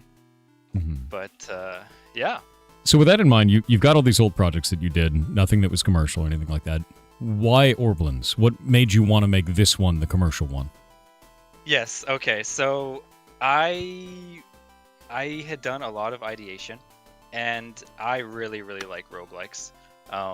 Basically, I play a lot of multiplayer games mostly, but if I'm playing a single player game, I do tend to like either roguelikes or incremental style games, stuff that has tons of replayability, right? Yeah. And so yeah, I was going I have a big document of all these ideas and tons of failed prototypes, But I was thinking about Peglin specifically, and I don't know, like I kind of want to do a little lore dump for chat here, but so Peglin originally, some people might not know this, but it was based on a game called Peggle, which was made by PopCap Games, which was a huge Ages company ago. back in the day. Yeah, and I played all their games as a kid. Like I played Insane Aquarium, I played Mm-hmm. Zuma, I played Peggle, I played Feeding Frenzy. Feeding Frenzy was my jam when I was a kid. Um, but You yeah, know I what's was thinking like, oh, that's such a good idea. Like they took Peggle and they made it a roguelike and like added so much replayability, which made it so fun. And I was thinking like, oh, what other games could you like kind of do that to? And I was like, wait a minute, Zuma, that would make a great roguelike. And then I tried it out. I made a prototype and I was like, oh, it's actually kind of fun. Because I feel like the great thing about Zuma, like Marble Matchers, it's just fun to do the basic gameplay action, right? Like it's just fun to match the marbles, right? They pop and it's like dopamine satisfying. So just adding the extra like the RPG elements on top of it, I feel like just adds that extra layer of replayability. And yeah, I don't know. What did you think of the game? I thank you so much for trying it out. I think it absolutely worked out. I think in the very beginning it was overwhelming, right? Because Yeah. it was like, Yeah. whoa, there's so much shit happening on the screen. But then after I got the mechanic down of like just matching and then setting up combos, and then right after I got the setting up combos, then it was about picking up the drops as they fall from the top of the screen. And like as I kind of got comfortable with each mechanic, it became very clear that no, this is actually just really fun. Yeah, you got good at it really fast. Like I- the problem is the game is very hard, right? Yeah. And I kind of had this struggle in the development cycle where it's like I play tested with a lot of people, and very early on actually I had posted a few like gameplay snippets on my Twitter, and this community of like hardcore Zuma players found my game and they invited me to their Discord, and then they were playing it, right? And they all said it's too easy. They were setting up, like, I had one player set up a 9x combo on the boss level and one shot the boss. I was like, what? I didn't even know that's possible. Like, how did you do that? Yeah. Right? And then, so they were all saying, like, oh, it's too easy, right? So I was like, okay, I'll make it harder, right? And then, like, me, of course, I'm playtesting the game every day, right? So I kind of, like, I got good at Marble Matchers as well. And then I think it's like it's very deceptive that you think, oh, it's Zuma, like how hard can it be, right? But there is surprisingly a skill curve to it. So then the problem was when I started playtesting with like more casual players, like I had some people like like my family members try it out and stuff, and they were getting demolished. Like they couldn't even get past the first level. So that was a big challenge. I kind of thought like, oh, do I need to make the game a lot easier? I did go through and like add a lot of like onboarding, right? So I added like the tutorial. I made the starting levels a lot easier and stuff. But for me, like roguelikes, part of the fun is how hard they are. Like, Yeah. Chat might find this crazy, but I love roguelikes. I rarely ever beat roguelikes. For example, like I played so much FTL, so much Binding of Isaac, so much Slay the Spire.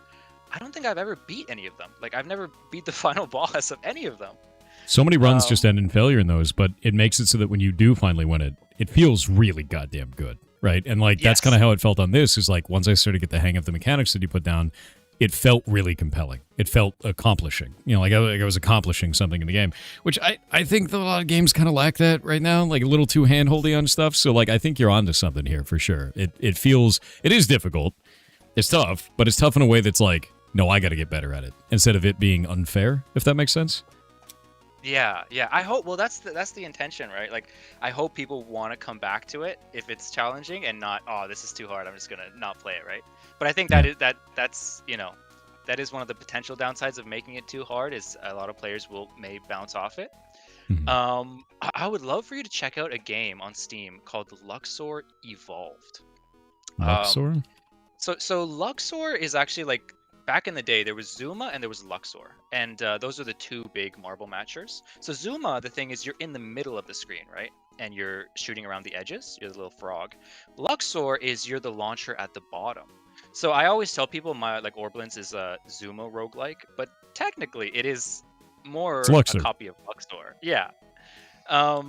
But so I found this game, Luxor Evolved. I don't even think it's made by PopCap Games. I'm not sure if it is or not. But It's made by this was Mumbo Jumbo, is the developer. okay, there you go. Yeah, There we you got it go. up on stream right now. Yeah, no, I'm watching stream still.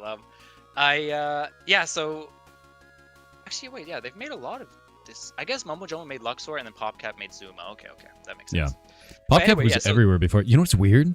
I was on a flight like last year, and they had Insane Aquarium like on the back of like one of the chairs in the plane, like a little screen in there. So like they're everywhere still. Like PopCap is Yeah. everywhere.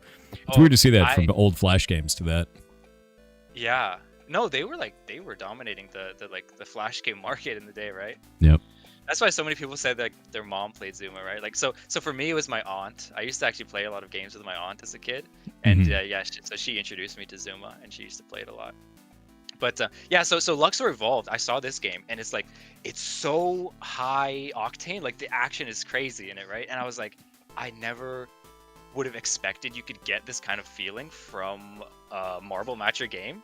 And then, so this was after I had started like prototyping the idea of a Zuma roguelike, and I saw it and I was like, oh, I gotta add elements from this. This looks so fun, like just how fast it is. So I think the thing that some people don't get when they just see like screenshots of my game is that it really is an action roguelike, right? It's not a turn-based like Slay the Spire Peglin type thing. You do have to be locked in when you're playing it. Yeah, that was one of the things I was saying is like once we were doing the interview, there's no way I can play this game at the same time. Because like you have to not only watch what the whole board looks like, you have to set up your combos, you have to hit right click to be able to swap out the orb that you have at the very top here, over on the left side, guys.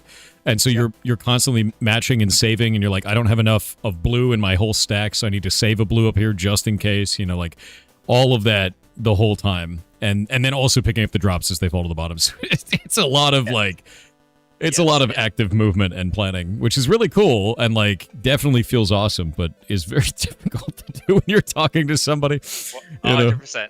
I was actually thinking that when you were playing it. I was like, oh man, you can't have a conversation while you play this game. Yeah. No. One thing you might be able to do is, what if you turned on all the easy modifiers, which should make the game a lot easier? Because there's a couple things I want to. Yeah, you can turn them all on at once, and then the game tells you you're playing baby mode. No shit. Yeah. So, yeah, there was a couple things I actually wanted to show you. So if you go into the baby options mode main menu, yeah. Let's see the options.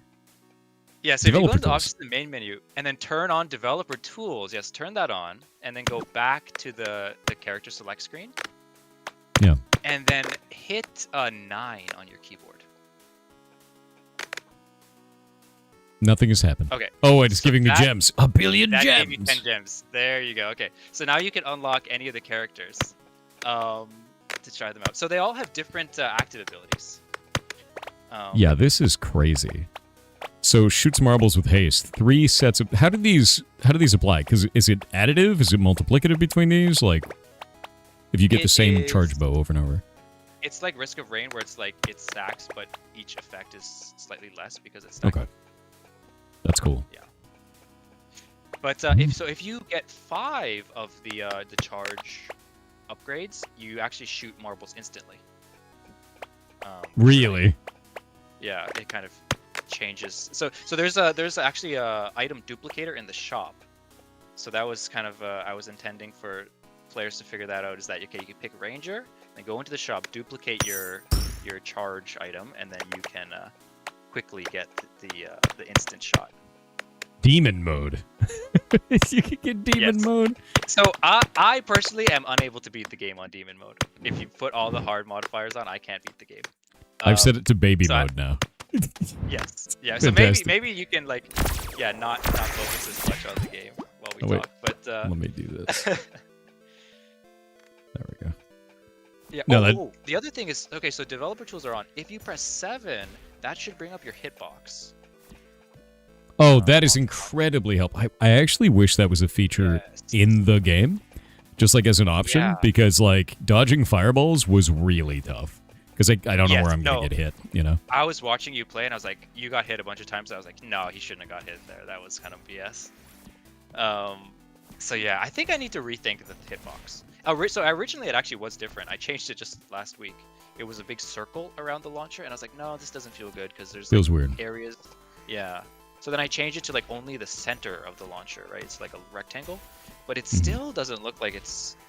I don't know. Like you get hit a lot of times when you're trying to, like you're trying to like sweep by something and it hits you at the bottom edge. I think maybe either I should move it up, or I should make it so that your current equipped marble is your hitbox. The marble being the hitbox is a really good idea, because I think it's, if you don't want to do like kind of a, you know, little actual box around the character, that's a good way to do it, because it really does show off, like it felt like I should be making the marble not get hit, if that makes sense. Like that was my first indication of like I should be protecting the marble, you know?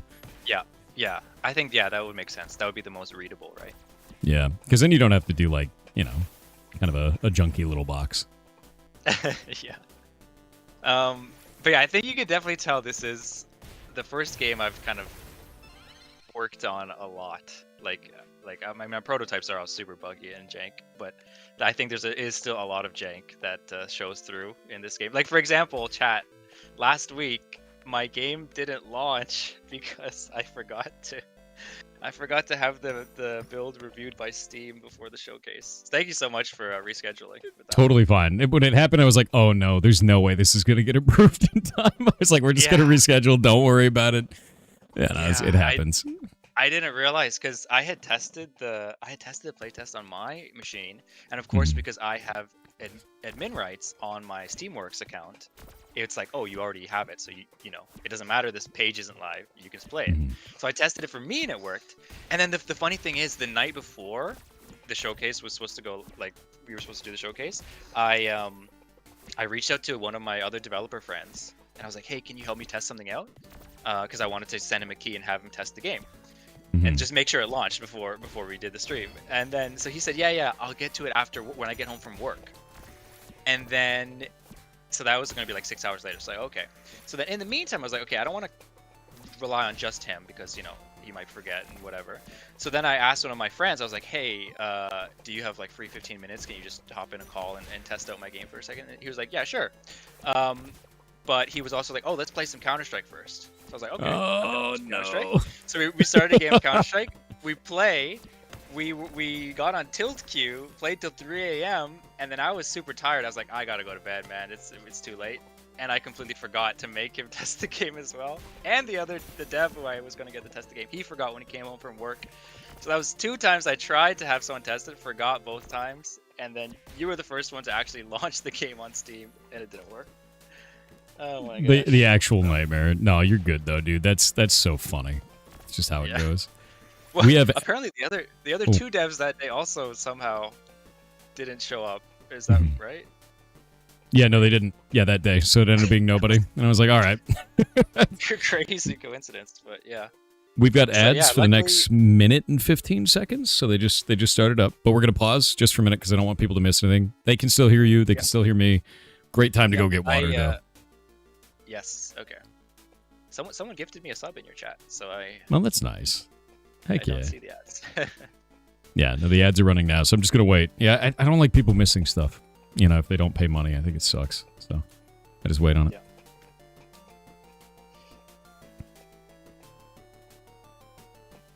Devs are supposed to do nothing but dev. What do you mean he was doing other things? I know, right? Chained to the video game.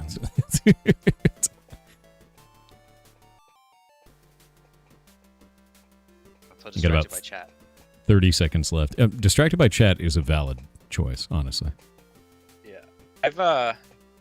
I used to do some streaming myself with, of course, to 0 viewers, but I've been helping my friend, they stream on an app called Whatnot, doing like Pokemon card stuff. So I have been doing streaming recently. It's very fun. Yeah, heck yeah. Oh, that's awesome, dude.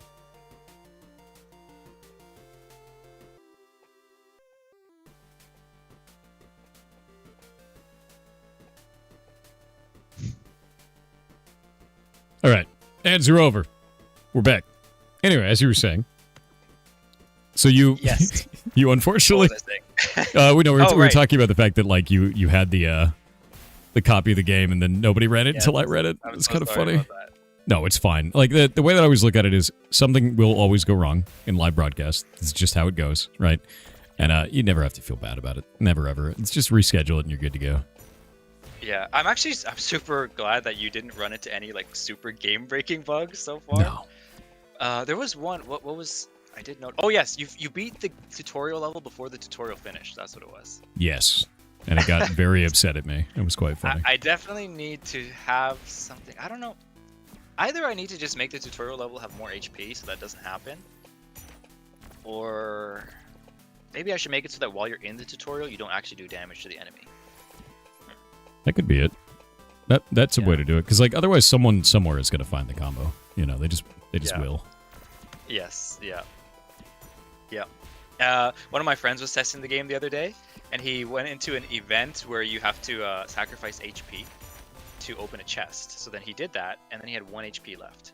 And then to actually claim the item, you also had to sacrifice HP. And I have it in the game so that you, as you found out, you can't actually kill yourself with the events. It doesn't let you. But I also have it so that you're not allowed to skip if the event is presenting you with a marble or item, you can't skip it. So he got soft locked. So he got soft locked. Yeah. And I realized I need to fix that. That's really funny, actually. So I'm glad you didn't encounter that, because I haven't implemented the fix for that yet. No, honestly, it ran really well. Everything felt really good. You've done a really good job on this. I think this is actually like, as it is, super compelling already. I'm interested. What are you working towards right now in the development of the game? Yeah. Like, what are you working on the most? Because you have a Q4 2026, so it's coming up. You got 6 months, right? Scary, you know. But yep. What's blocking? So I'm aiming to have the demo like on Steam live before October next fest. So targeting that. But honestly, in terms of content, it is pretty like you said, like it is a full game in itself right now. So basically, I mean, I still have to add the second and third world, and I want to have like lots more enemy types, different bosses. I want bosses that, you know, do more stuff than just shooting projectiles at you. Yeah. That was actually one of the complaints that I had from the hardcore Zuma heads, which was they said, oh, the projectiles are too easy to dodge. That I just dodge them and then it's like the boss is nothing. So they were like, they want the boss to like stun you and like make it so you can't shoot and stuff. So I think I'll probably add stuff like that on like the second world and the third world boss. But other than that, yeah, the one big feature I haven't added yet, which I'm planning to add before the demo, is I want to have it so that you can upgrade marbles in your deck. So like if you've ever played like Peglin, of course, and the Ballex Pit, you can just upgrade your current marbles, right? Yeah. So for example, like you have a gold 1, you could just upgrade it to a gold 2, or you have an anchor 1 and you upgrade it to a anchor that, you know, does something like either slows it for more or gives you more of the whatever stat it has on it as a base. But yeah. I love that idea, honestly, like any type of upgrade system. I do find that I'm running out of gold really quickly, but it's also probably because I'm not really focusing yellow orbs, right? I think so. That's the problem I'm having, is that so a lot of people are saying like, and you experience this as well, which is when you get to the shop, you're out of money because you've spent it on the post-battle rewards, right? Yeah. But the thing is, I also think most people don't go for a gold build. And I wanted there to be some kind of reward for prioritizing a gold heavy build. Like if you have a lot of money, then that opens up more opportunities for you, right? But I feel like that's something I should do, is like just try a gold build. And I saw you had one of the characters that's like built around that, is like was it Gambler or Rogue on one of them? Rogue, yeah. He has, I think his starting items gives him like free rerolls and higher tier loot in the shop and stuff. Yeah. I thought that was really cool because I was like, oh, okay, so maybe there is a way to make a gold build, you know? Yes, yeah. Well, that's the intention, is I do want there to be like an economy build. I was playing another roguelike by developers, actually an acquaintance of mine, it's called The Loop, and I saw a YouTuber play it and do an economy build, and it looked so fun, and then I immediately launched the game and did it myself, and it was so fun. I was like, oh man, I definitely want to have like an economy build be something that's very powerful in the game. Heck yeah. But I do think that's there's awesome. some balancing work I need to do on that front, because I don't think players should always be broke on every shop. So what are you planning to try? Oh yeah, no, I definitely. I'm interested actually. First, before that though, is what are you planning to try first to try and fix this?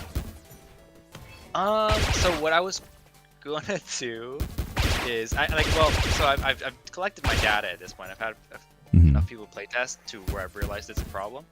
So Yeah. I think on my end, what I want to try first is just making the rewards between battles a lot cheaper. So currently, it's the first one you get a 50% off the shop price, and then the second one 25% off, and the third one's nothing, it's just base. So that you can buy all three if you want, but you have to be pretty loaded to do so. So I think maybe what I'll do is like I'll switch it to the first one is like maybe 90% off, so you can get one free basically. And then So you maybe the always other get an upgrade no matter what, basically. Yeah. Well, I think because it seems like people are able to always at least get one upgrade every battle, but then if they always do that, they have no money in the shop. So I need to Makes sense. minimize the amount of money they're spending in the post-battle stream, I think. Yeah, I think that's the biggest thing is for me is between those two, because it's like, oh man, there's a reward here. Like I just got I got a magic staff, so I have a second one now, an arcane staff, and I get another orb that shoots magic missiles, right? So like at that point, it's like, oh, like there's no way that I'm gonna not spend the gold on the magic missile one because I have a magic missile related build, But now the next shop, I'm only gonna have 39 gold going into it, which is like, is that good? Is that enough? Probably not. So I'm just thinking about that the whole time, and I think you are correct. I think it's the between rounds are just so expensive. So anything to reduce that would make sense. But then is that too overpowered, right? Yeah, exactly. That's the thing. Right? Getting everything for free at that point. Yeah. So in Peglin, you do have to buy the post-battle rewards because some of my players were saying, "Oh, why don't you just make it free, right?" Because in Slay the Spire, you get a free card after every battle. And I did. Well, you have to take the free card, don't you? I don't think you could skip in Slay the Spire, can you?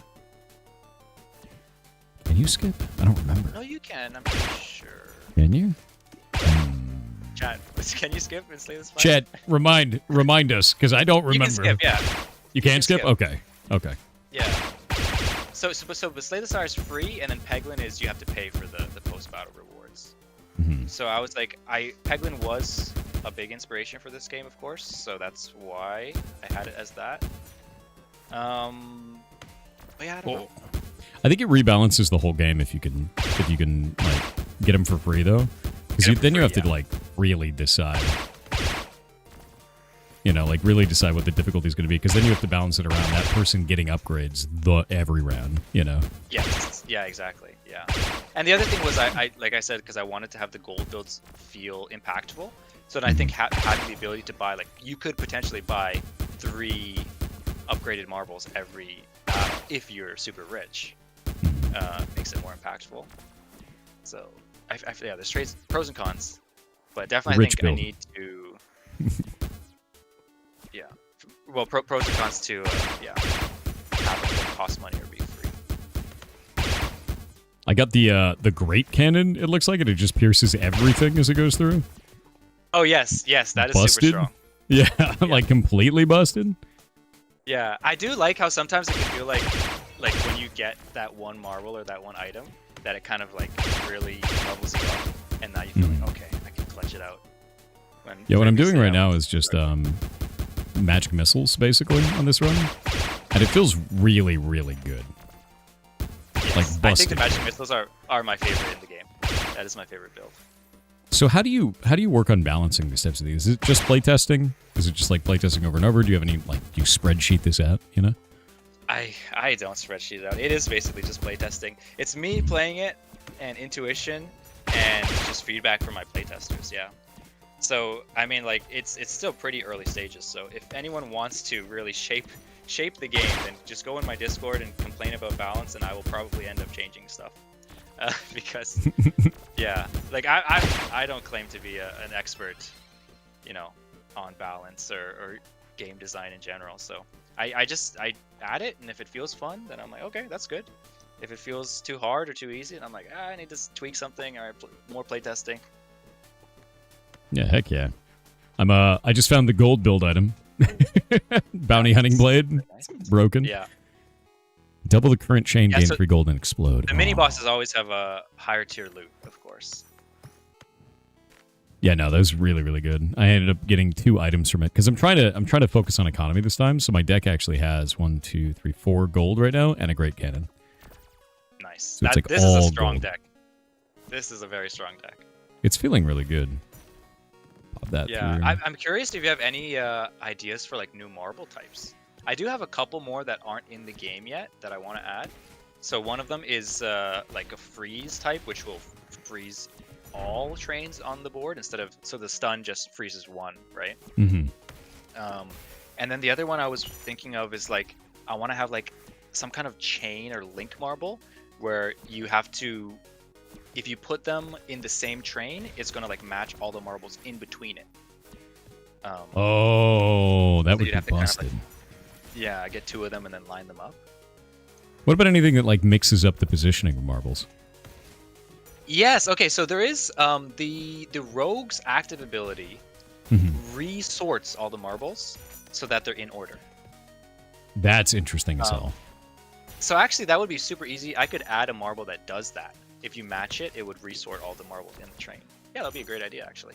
I super dig that. No, I think it'd be really, really fun. Like, to be honest with you, because anything that does that, where you're like, oh, I can't make a combo unless, Yes. unless the RNG, you know, like, that's quite cool. Yeah, yeah. Yeah, that's a good idea, actually. I'll have to think about what I'll call that one. Luck marble, maybe. Yeah, and then you get bad luck. A bad luck marble? Yeah, bad luck marble. Oh. No, I really liked. I think my favorite one was actually the execute one.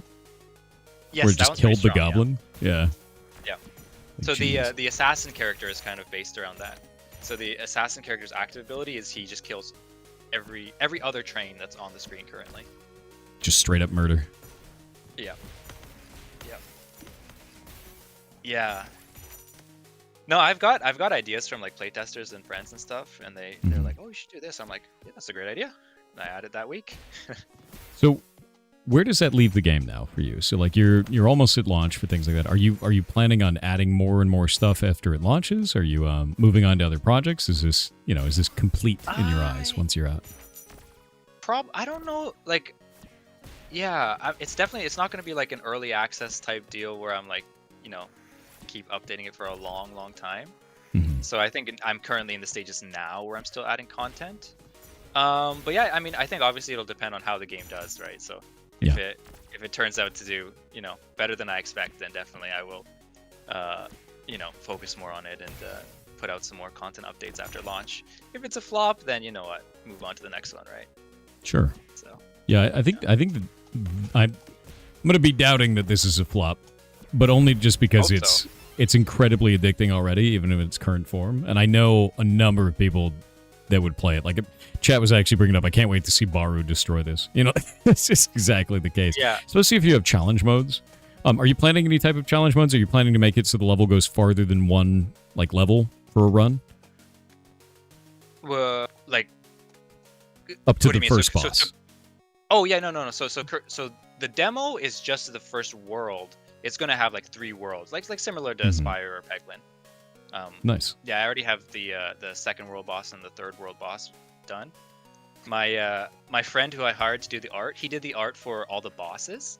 The final boss looks so sick. It's like a demon king orb. He looks awesome. I can't wait to show it off. But yeah, no. So there's gonna be 3 worlds in the final version of the game, and then yeah, it's gonna get harder. As you go along, like the second world's gonna have like even the little orblin dudes which shoot projectiles at you occasionally and like drop spiked balls on you and stuff. Horrifying. I have one enemy I'm testing that is a ghost, so it goes like transparent, and then you have to shoot through it, so you can shoot it, which I think is pretty cool. That's sick. But yeah, my benchmark for difficulty is I shouldn't be able to beat the game on a regular basis, because like I said earlier, I'm not that good at roguelikes. Like I don't often beat them myself. Currently, I can pretty consistently beat up to the Orblin King here on normal difficulty. So do you think it's too easy right now, or do you think that that's okay on normal difficulty? I think it's a pretty good level. I think well, as you just showed, like you died your first run, maybe second run, I think. Yeah. and then on your third run, you got the hang of it, you got a good build going, and you beat the first boss. It's like, okay, 3 runs to beat the first boss. That seems about right. That's like, it felt good. That was me. The progression felt good. Yeah. That was me when I played like FTL for the first time. But yeah, I don't know. It's hard. There's so many different levels of skill, right? Especially like, you don't expect there's going to be a big skill curve in Zuma in a Marvel matcher, and yet somehow I have players setting up 9x combos on the boss level. Yeah, that's pretty wild to me. Like, I don't think I could set up a 9x combo, but I'm also like not that game. You know, like I'm not the guy. You know, it's like that's some serious main character shit at that point. It's like a 9x is crazy. There are players who have played Zuma daily since it came out, like, 2 decades ago. It's crazy. That's wild, man. They just live and breathe Marvel matchers. Well, that's cool, though, because it means that you have like a really dedicated kind of player base that's into the kind of game that you're building already, and you're presenting it in a new way, you know? So, like, cool. That was actually one of the reasons that I decided to stick with this one and bring it to the finish line, is because, very early on, they found my game, and they were very hyped about it, and I was like, oh my god, this is so cool. I have actually people who want to play my game, right? Like, it's awesome.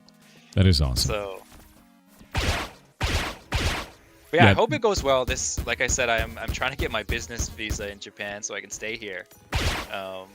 Otherwise, I'm gonna have to go back to English teaching. Well, I mean, I'm actually really interested to see if you succeed in this, because I think, for me, I don't see why you wouldn't. Like, there's a lot of times where you'll see games, you're like, oh man, I could see kind of a target audience to be interested in this, and like maybe those people out there exist. With this, I see no. This is I already know the audience. Like, I know the people that are already going to play this. So, like, it's not even, like, a question, if that makes sense. And that's rare when it comes to, like, new games. It's rare when you're trying something new and you're like, I already know who's going to play this. And I think that's awesome, actually. So, like, I feel like you kind of got this one, dude. Like, I really do. Thank you. Not going to jinx it, but, like, I think you're in a good spot, you know? I appreciate the vote of support. But, yeah, no, I was super, super happy at I got some good response early on. Like, a few of my Reddit posts got some good upvotes, and then I was like, okay, the people are interested. They're liking it. So yeah, we'll see how it goes. I'm actually in the talks with a publisher at the moment. We'll see how that goes as well. What are you looking for in a publisher right now, actually? What is it you're trying to get them to do? I think the main thing for me is, like, PR and marketing. Because, for example, you are, by the way, I want to thank you for this, because you are literally the first content creator or streamer, anyone, who has played the game on stream. No way. Yes, yeah. And I've had the itch demo up for like 2 months at this point. And I did send out the link to, like, I had a, I looked up, like, how do you market your game? And then it's like, okay, email some keys to creators that in your niche. I was like, all right. So I, go look up different YouTubers that play roguelikes and stuff. And I sent emails. I'm pretty sure all my emails went to, like, junk, straight to the junk folder. They do. Yeah, usually that's how that goes. Like, I'll give you an example. When we first made our game Champions of Breakfast ages ago, we had made an arcade game. We made fan art for a ton of content creators. This like 9 years ago, 10 years ago. Made all this fan art, sent it out to them, like everybody back in the day. It was like PewDiePie and like Game Grumps and like all these dudes. I still have the fan art somewhere. Not a single reply. No, nobody replied at all. Fan art for them. For every one of them. And it's really cool fan art too. And I've showed it off to the community before. Nobody responded, right? And then, like 4 months after we launched this game, and it did really well. It actually did pretty okay, and I didn't expect it. And right after that happened, Team 4-Star reached out to me. I'd never contacted Team 4-Star. They reached out and they said, hey, can we play your game as Goku? Because Goku likes food and your game's about food. What? I was like, yes. And they made a video about it, and it got like 250,000 views. It like blew up, and we sold a bunch of copies, and we made an achievement for them. But like, I never reached out to them. And I think the biggest thing is, what you've tried here is you've tried to release it on itch.io and then get streamers to play it. Most streamers won't touch an itch.io game. And part of it is because you worry that it is malware. A lot of the times. Yeah, that makes sense. So when you get your demo up on Steam, I think that's going to be like kind of the moment you start to get the ball rolling on that. I think the lack of the Steam demo is the big one on this, though. But sending out emails, maybe you'll get lucky. I never did. It never worked. It never worked. Yeah, and like, to be real with you, a lot of content creators, if they think it's cool, they'll reach out to you most of the time, which I think is like that blew me away when I learned that kind of a thing. But yeah, I do get lots of emails like that, and it is an overwhelming amount. It's usually kind of like boilerplate. It's usually not the dev. It's usually like I don't know, like somebody trying to, like a publisher, right? And they'll be like, hello, this is the business model. Here's a key, bye. You know, and it's like, dude, I want to talk to the dev, man. Yeah, I want to talk to the PR agency. But I think, like, so when are you actually planning to put a demo out for this? Because you're coming out in Q4. Yeah, well, so I'm just basically putting up the finishing touches on the, like, playtest build. Mm-hmm. So I'm planning to use the playtest feature on Steam and then just have it open to anyone in a few weeks from now, like mid-July. And then gather feedback from that, make some improvements, and then have the demo out either like end of August or early September. That's huge. No, that's actually really huge. I think that's going to be like the real moment, you know? I always find that the demo, like, no matter what, if you're doing a demo, the demo is like absolutely enormous for the game. You know, it's just huge. So rockin', dude. Like, that's great. That's a really good timeline. I think you got I'm curious, what are your opinions on, like, length of the demo? Because one thing I'm kind of debating is, should I... Oh my god, you beat the whole first world and got 3 gems because of the baby mode. Yeah, I did the baby mode. It's really funny, dude. I think this right here is actually an insane amount of content for a demo. I think this is really cool. Okay. Even if you limited like the number of characters I can unlock or anything like that would be really cool. I like the modifiers being on this because some people are going to get, it's just going to be too difficult. You know, like so that was my response to the people who said, like, no, I don't care that you think roguelikes are supposed to be difficult. You know, too many people are going to bounce off this. You need to make it easier. So I was like, okay, well, what if I add the modifiers and then you can pick your difficulty, right? But okay, I'm kind of weird. I don't like difficulty settings in games generally. Like, I'm a big fan of like games like, you know, Dark Souls and like Elden Ring, where it's like, no, the game's hard, deal with it, right? Mm-hmm. And I mean, it's also good for balancing purposes as well, because then it's like, you know, you're balancing around one difficulty, right, instead of 3 different difficulties or something. But I think a good compromise there is that I have the gem earning rate changed. So it's like, okay, you can play on easy mode, but you're not going to get the same rewards as if you were playing on the normal difficulty. Because that's what I'm always thinking when I play a game with difficulty settings. I'm like, well, it just feels bad where it's like, yeah, I'm purposely choosing to make the game harder for myself for no reward. Even though I want to play a harder game, it's more fun, but something in my mind, I can't justify it. You know what I mean? Yeah. I do think that the only time that I think that difficulty, you know, settings are really good is accessibility. And I think that with the way that you've implemented this, where it's just less rewards, it still allows that to be accessible to people that, you know, either slower reaction time or physical disabilities. Like, that's going to be really, really helpful. So, like, yeah, I don't think there's any problem there. Like, legitimately, I think that you've done that in a really good way, and it's a way that you still have those difficulty settings, but it hasn't really compromised the game, if that makes sense. Yeah. I hope so. I hope I did it in a good way. And I mean, a lot of roguelikes do have like run modifiers, right? Like Slay the Spire has the ascensions and stuff, right? So now I've got difficult questions for you. You ready for this? You already know when your release date is, but how much do you think you're going to sell this game for? And if you don't have an answer, that's cool. Don't worry about it. You can always ask the community. Yeah, I think if I end up going with a publisher, they will probably want to have input there. But if it were up to me, I'd definitely have it under $10. Maybe something like $8, and then, you know, have it on sale occasionally for $5, something like that. I think you're underselling it. I'm gonna be super honest with you. Yeah, no, 100%. I've had a lot of devs like say it's kind of important to go on like the under $10 widget on Steam. I would say $10 minimum personally, for what you're doing here. There are a lot of games that, like, I see thousands of games. There are a lot of games that are out there that are roguelikes like this that are not the level of polish and the level of complexity and kind of deep mechanics that you've portrayed here. You can always put it on sale after that, but $10 is I would say that would be the minimum. Yeah, there's a lot of content and a lot of polish in this, dude. I think you've done a really, really good job. I'm kind of surprised you want to do it for under 10. Really? Oh, I don't. Yeah. I don't know. I mean, it's like it's my first ever like commercial game, and it's like I don't know. I'm gonna Maybe be it's real. imposter syndrome, but yeah.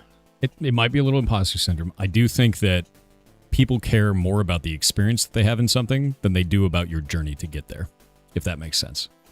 Yeah, that's. And that's always going to be, it's going to be their subjective opinion on the cost there. Yeah, people in chat are even saying 15 to 20, 10 to 15. Like nobody's saying under 10 because like I think less than 10 is, that would make, I know this is going to sound weird, right? But because of the level of polish that you're even showing even in the trailers, if it was under $10, I would ask what was wrong with it. Yeah, no, I know get that. that's a weird feeling, but like that's kind of the feeling that I got was like under 10. What are you hiding? You know, like I definitely feel that way about games that are like under $5. Like if a game's like $2, I'm like, huh, this looks really good, but why is it $2? That's kind of suspicious. Mm-hmm. Yeah. Yeah, I definitely. Yeah. I do think under 10 is way too low for this, dude. I'd say 10 minimum. But like people in chat are saying 10, 15. 10 is a bargain, hotcake sale stuff. Yeah. I mean, it's at that point where it's like you don't even think about the price, but under 10 makes me think about the price, which is weird, right? You'd never expect that. Yeah. But yeah, I wouldn't honestly, sell yourself short, for sure. My main goal is to have as many people play it as possible rather than like 100%. maximize the profit. Most definitely. And I think that's a absolutely awesome way to look at it because you're selling it digital distribution. You can sell it limited copies. It's totally cool with that. You sell it everywhere. In fact, speaking of that, do you have any plans to localize the game into other languages? I didn't look at your Steam page to check. Let me go look now. I do actually, yeah. So I speak Japanese, so I am localizing the game in Japanese. And then I've had a few really passionate fans reach out for a couple different languages. So I'm definitely planning Turkish and Korean translations. But then, yeah, if I do end up partnering with a publisher, they have said that they want to do a lot of localizations into, the main languages, probably like Portuguese, German, Chinese, of course. So, yeah. No, that's awesome. Yeah, I see you have Japanese, simplified Chinese, and Korean here. Yeah, no, I think localizing your price and localizing your game is like the biggest thing, over anything else. Have you seen any analytics on like what kind of people are interested in right now? Is it I mean, you don't have the demo out yet, but from itch.io. Yeah, honestly, I haven't had a lot of people play my itch demo. But from my wish list on Steam, it is mostly North America, which makes sense because that's basically the only marketing I've done has been on like Reddit posts and Twitter posts, and it's just me in English, so that makes sense. Yeah, no, that's fair. Yeah, no, I think you're in a really good spot to knock this out of the park, man. And I think you've got I don't know, it's rare to get a game that like is just really super playable, if that makes sense. And you've got like a target audience already. You've got an established audience that's into the kind of game that you're making. Like, that's not every game, So yeah, it's always tough because you never know what's going to happen once a game comes out. But I think you'll get a better idea once the demo comes out.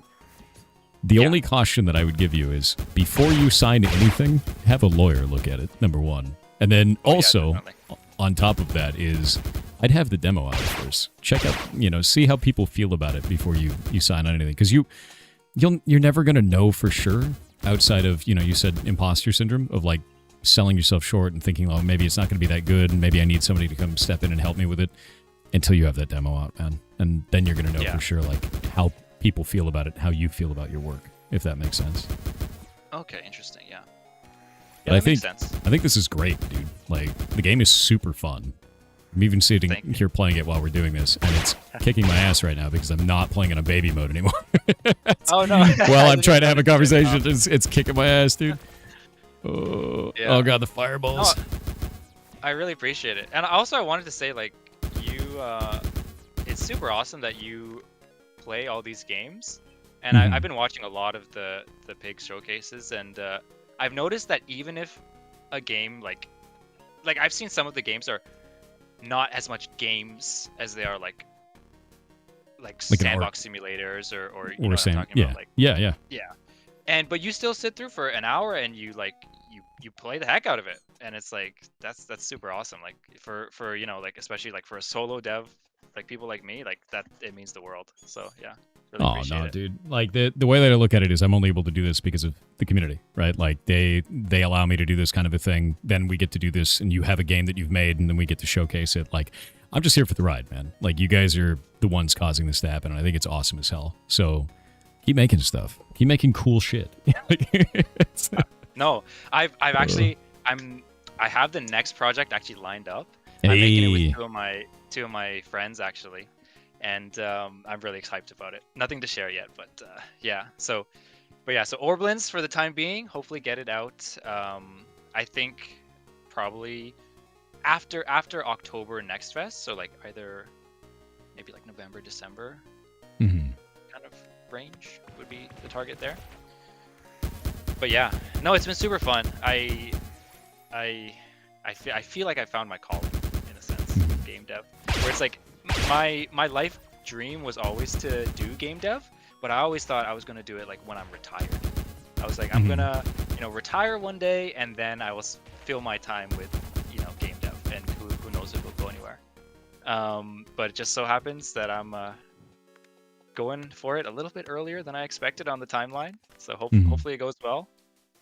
Well, I think you're doing a really good job, man. I think you've done exactly what makes indie so powerful, which is you've taken something that exists already, you've modified it in a new and interesting way, you've added your own spin to it, and you've taken a genre that is established and you've transmuted it, you've alchemized it into something cool and new. And that's why indie is so cool. So you're doing it right. Yeah. You're making something really cool, and it's hard as no shit one's done too. this before, right? Yeah. That's always the thing. It's like, man, why has no one done this before? And now you're the guy who's done this, Yeah. And hopefully someone's going to go play this and go, oh, I've got an idea. Then the process completes. Yes. And you just keep going. I really hope this inspires someone to make an Insane Aquarium roguelike, because I would love to play that. Insane Aquarium roguelikes. That's insane. Oh, Is that not a good idea? I would play that. I want to play that. Right? Dude, I played Insane Aquarium so much when I was a kid. Yeah. That was on my list. I was like, okay, PopCap games that would make good roguelikes. Zuma, Plants vs Zombies, Insane Aquarium, and it was almost Insane Aquarium, but I ended up making Zuma. That's awesome. I mean, that's just really cool, dude. Magic Missile is so good. Yeah, Magic Missile is my favorite. Completely insane. Marble type in the game. I wanna add more like that where it's like they have cool effects that just match other stuff. Because I feel like, so I do know for the kind of the god gamers of the Zuma genre, they like to go for combos. So their whole thing is they want to shoot as fast as possible, and they don't really care about the like effects of the marbles. So usually the Zuma veterans play Ranger, and they just go for super combos.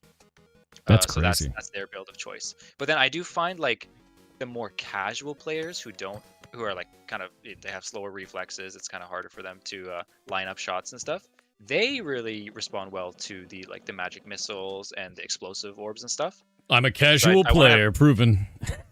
No, like you are most definitely in the upper, like the fact that you beat the game on your second run is definitely places you in the gamer category. I don't know, dude. I love Magic Missile though. Well, me too, to be fair. Oh, it's funny. No, that's but fair. yeah, chat, if you have any ideas for marble types, item types, enemies, put them in my Discord, and I'll probably end up adding it. What did you build this in, by the way? What engine is this? This is Godot, yeah. Oh yeah, so Nice. speaking of Godot, I have no idea what that issue is that made your game upside down at the start of the stream. My heart skipped a beat when I saw that. I saw you launch the game and it was upside down, and I was like, what is going on? We have seen that with Godot games in the past. I don't know what causes it, but I have seen this. You're not alone. Yeah. Yeah, okay. It might be the version of Godot you're on. It may be the way that you're, drawing. I don't know. But the thing that's really funny about it is it does it in two layers. So one of the layers is the game itself, and then the other one is like the actual cursor, and it like messes both of them up in different ways. I noticed that. I noticed that. Right Really strange.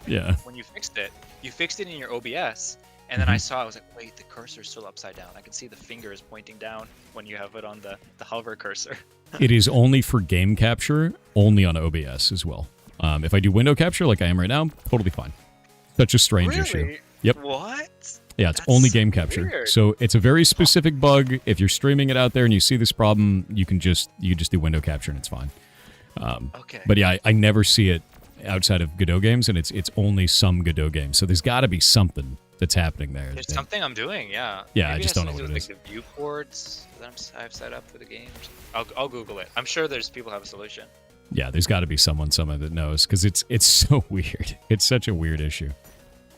Someone in chat said they solved it by turning off anti-aliasing. Interesting. Bug has been fixed in Godot 4.5.1. Wait, but my game is using Godot 4.5. Oh, wait, are you one version behind that? Am I? Wait, let me check my Godot. 4.5.1? Are you on 4.5.0? No, I am using 4.5.1. Yeah. Oh, I don't know then. 4.5.1. Fixed for everyone but you. That's how it works. Yeah, I might have broken something.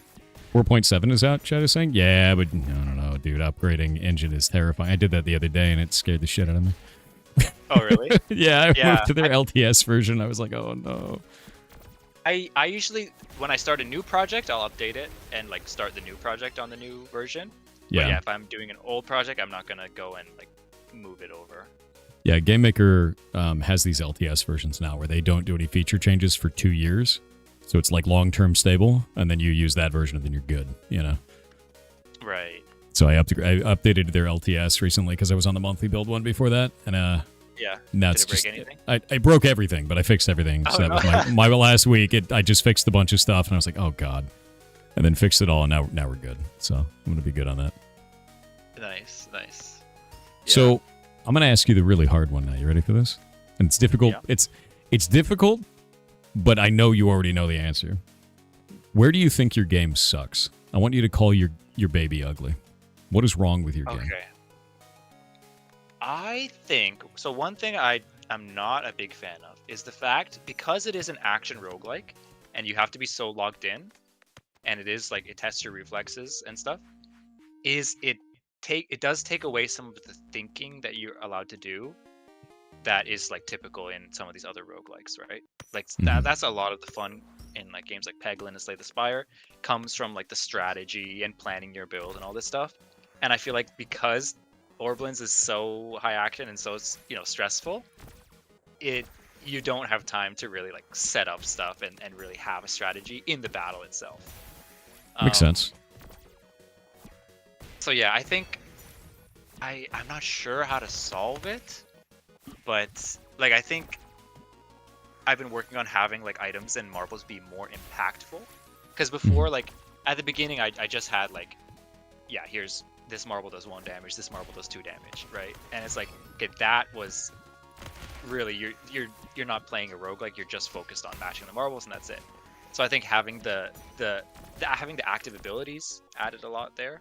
And then like, yeah, having items and marbles that are more powerful so you really feel the impact of them in your build goes a lot. But yeah, I would say that's definitely one of the weaknesses. If you're someone who doesn't want a game that's going to stress you out, like I know there's a lot of people who like turn-based roguelikes because they can just sit there and plan things out. This might not be the game for you in that case. I think that's okay though, because like, I don't know, a lot of times what I see, like at least in the market right now, is people trying to make games for everybody, right? And when you say maybe this isn't the game for you, that's a strong thing for me. Like that means good, because you've defined kind of what you want the game to be, and it's okay if it's not for every single possible player that's out there. So that's great, actually. That's a huge plus for me. I had a publisher I did a call with, and they said they loved the game and they were interested in signing it, but they wanted me to make it turn-based. Like they said, like, we love it, but we need it to be like it's our audience is too into like, you know, very slow strategic games. The action is too high-paced. They're like, yeah, go iterate, come back in a few months with a version that's like. So that's actually what inspired the Ponderer class. So his thing is, while he's charging, the whole game slows down, so you have a lot more time to think, right? I was like, okay, I can make that as a class, but I don't want that to be the whole game. Like that's changing the identity of what the game is, right? Yeah, like, it is. Imagine Zuma, but between every shot, the whole thing pauses and you pick exactly where you want to put the marble. Like it doesn't work. It doesn't work. It's a different game. It's just very funny because, like, I think a lot of the community hasn't been exposed to some of the more kind of absurd, requests that publishers can make, and that's definitely up there. Like, that's one of them. And, like, it really just comes down to you need to find a publisher that matches your vibe. Like what it is you're trying to do. They need to understand exactly who you are, what you're trying to build, and they need to be on board with that. And, like, not try to, creatively bankrupt the game. That's that's a wild request. Make this turn-based. Yeah. Yeah. Well, it was such a big change. I was like, I don't think that's gonna work. I'm not gonna lie. Yeah. Not good though, because like that's terrifying. get your action-y roguelike turned into a turn-based game. Yeah, no. Yeah, now you guys can see there are weird questions that always happen. Yeah, apparently you can shoot through these walls. This was confusing to me, actually. Okay, yeah. So I think most people think that you can't shoot through them. I don't have anything set up now to block marbles in the code. I'm wondering if maybe I should make it so that they block marbles. Actually, it'd be really cool if there were like moving platforms that blocked marbles, and we're just like really obnoxious. Yeah. Add more difficulty, or give a boss that did it or something. Yeah. But what do you think specifically for like this level where it looks like the wall? Should I just get rid of that so that it doesn't visually look like they block? If you don't want to block them, I would. Yeah, because like it to me visually, I was like, oh, I can't shoot there, and then I instinctively just shot here because I didn't want to take an extra point of damage, and now I find out, oh, they don't matter, right? Yeah. It's just like visual clarity stuff for sure. Those are just there to add some like, just make the level look cooler. Because that was actually one thing I'm struggling with was. I'm not a artist originally, and like so I've made all these backgrounds with a tile set, but it's like I'm like, how do I make it like look visually interesting, right? What if you put like a little goblin camp in there? That would be cool. Like an Orblin camp, Yeah, I think they would have to be like standing on a ledge or something, right? Yeah, like I don't know, something. It can be anything. Yeah. I think the thing is like you say you're not, traditionally an artist, but you've did all the art in this, right? So this is all yours?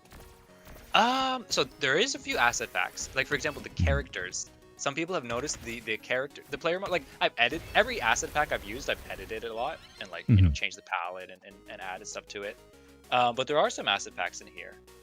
I did all the marbles, the enemies, stuff like that. A lot of the UI. But then there's stuff like the characters are asset packs. The bosses are done by one of my good friends. I hired him to do those. Oh, we got ads. They've arrived. I ran out of snoozes. They just appeared. Don't worry. Okay, yeah. Yeah, no, I'm super happy that I've got good feedback on the visuals of the game. Because when I was going into this, that was kind of one of my biggest worries. I'm like, I've made a lot of game prototypes. Like, I know how to do the coding. How do I put together a package that looks good to people, Yeah. That's tough. And I knew from the beginning it was going to have to be some amalgamation of, me doing art and commissioning artists and using asset packs. And I was like, I really hope I can pull it off. But I've gotten some good feedback from the visuals so far, so I'm really happy that it's not too ugly. Yeah, heck yeah. We have 1 minute and 10 seconds left. They're going. Oop. Yeah, I want to talk a little bit about the art and like after the ad break because it is very good. You've done a good job with it. Yeah.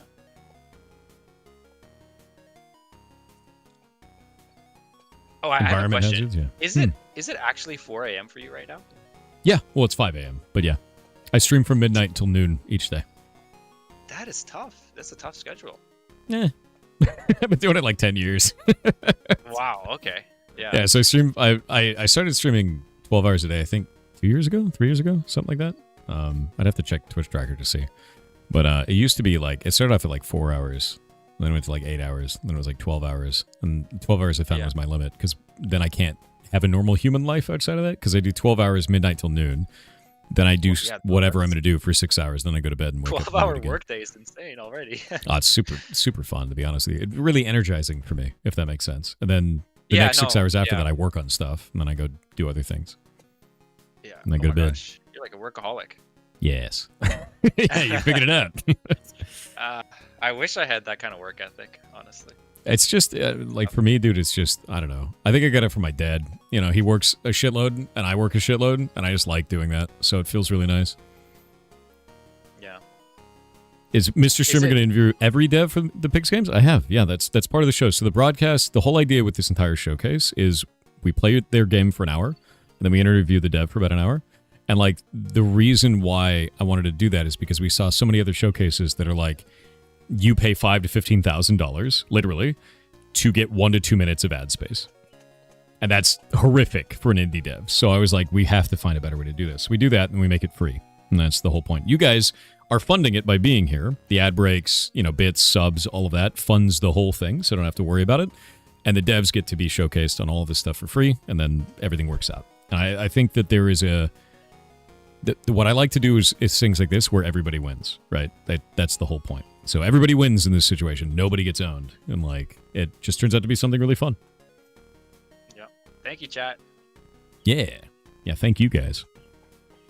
I want my money back so I can pay for the demo. The demo was free, you goblin. Come on, dude. But yeah, no, so we were talking about the art just before the ad break. So you used asset packs. You drew some of it yourself. What stuff did you make versus what stuff did you get from asset packs? And you've done a really good job, by the way, to make these cohesive. It all feels like it's the same world. So you've matched it quite well. Thank you. Yeah. I did. Like, that was a big thing. Like, I'm sifting through all these asset packs on itch, and it's like, oh, this one looks good, but it's not gonna fit with the art style I have going. Mm-hmm. Yeah, so stuff like the marbles and the enemies and stuff and the launcher is done by me. The items, the upgrade items, are from an asset pack. But like, again, I've edited a lot of them. Like, so some of them are from an asset pack, and then some of them are like I've taken something and like redrawn over it, or like changed some of elements of it. I've actually, it's been super fun since I've started game dev seriously, looking at other games and seeing where they've used the same asset packs. Mm-hmm. Like, for example, there is a game called what's it called? Legion Bound, is it? Yes. Okay. If you look up a game called Legion Bound, you will notice we're using the same asset pack for the characters. So all the characters are the same. But no way. you also Let me notice, check for that example, out, like they're all like different. For example, I've taken that asset pack and made, like, I've done a lot of edits to the characters, and I've also made it so that it fits the palette of my game as well. It totally is. Yeah. That's really funny. Yeah. They are the little wizards. Yeah. Yeah, it's super fun to see other games, and I've noticed like other people's games that are like using asset packs I've seen before and stuff. Mm-hmm. It's awesome. It's great. But I mean, players don't care. Like, if the game looks good and if it's fun to play, then you know. That's fine. Yeah, no, I think that's one of the things is I really like Kenny, and all their like asset arts that they send. I'm such a huge fan of his. Yeah, no, he's awesome as shit. Kenny's amazing, and like that adds so much to the entire indie community of being able to do things like that and just like make it so that now tons of indies have more accessible, like more access to art than they ever would have otherwise. It's just a big deal.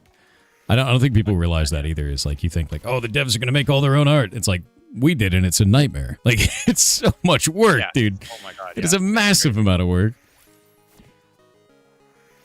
Yeah. It's pretty funny though. No, art is huge in games, right? Like, that was so. Yeah, it's super nice for devs to be able to have those resources and stuff. Mm-hmm.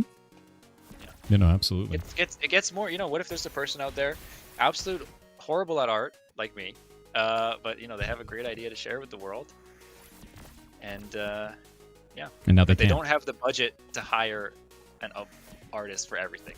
Because, so for example, like I've hired a few of my friends, like I said. So one of my good friends did the art for the bosses, which I think look amazing.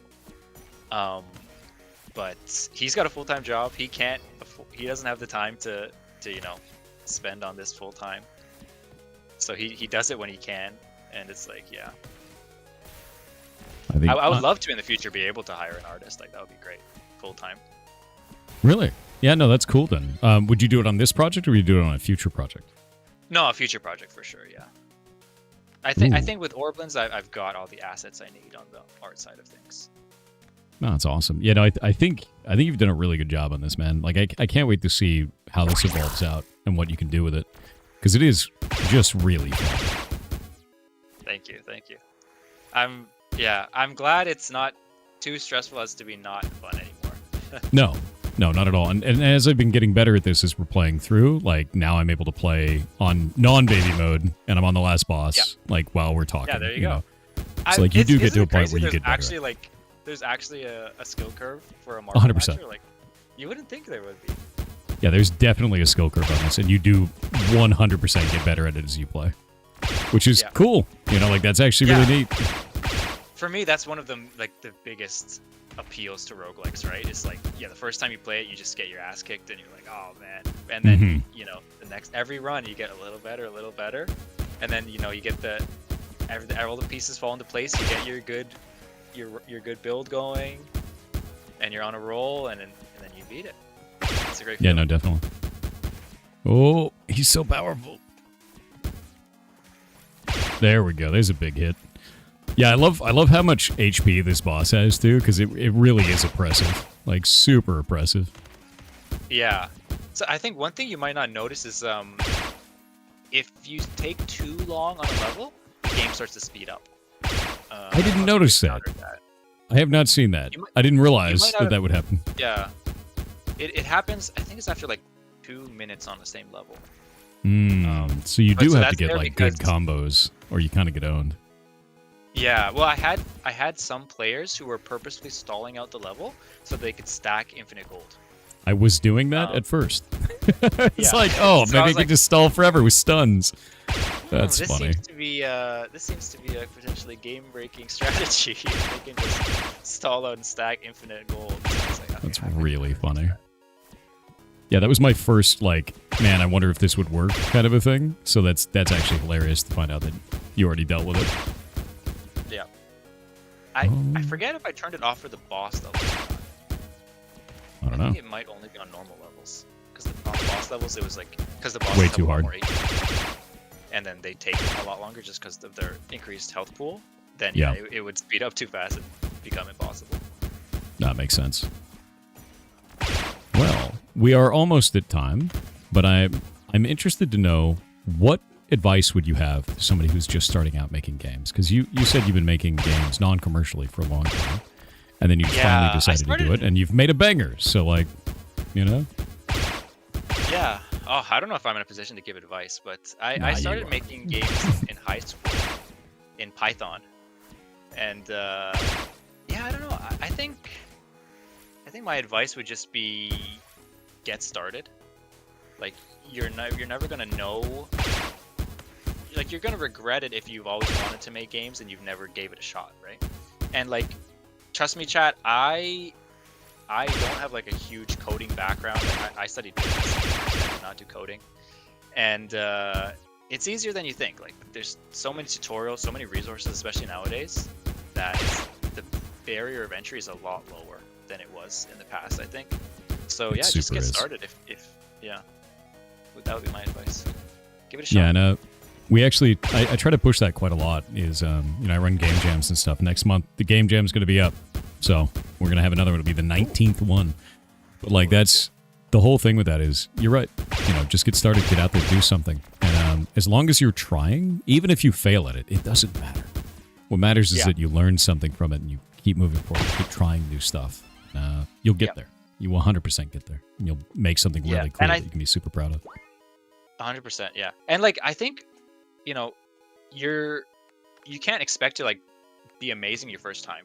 Like, for example, I think it's a great story where like the developer of Lethal Company had made like 7 different games or something before Lethal Company came out, and they were all like super niche, small horror games, right? And then Lethal Company just popped off, right? So it's like, you never know what's going to be the one that hits it big.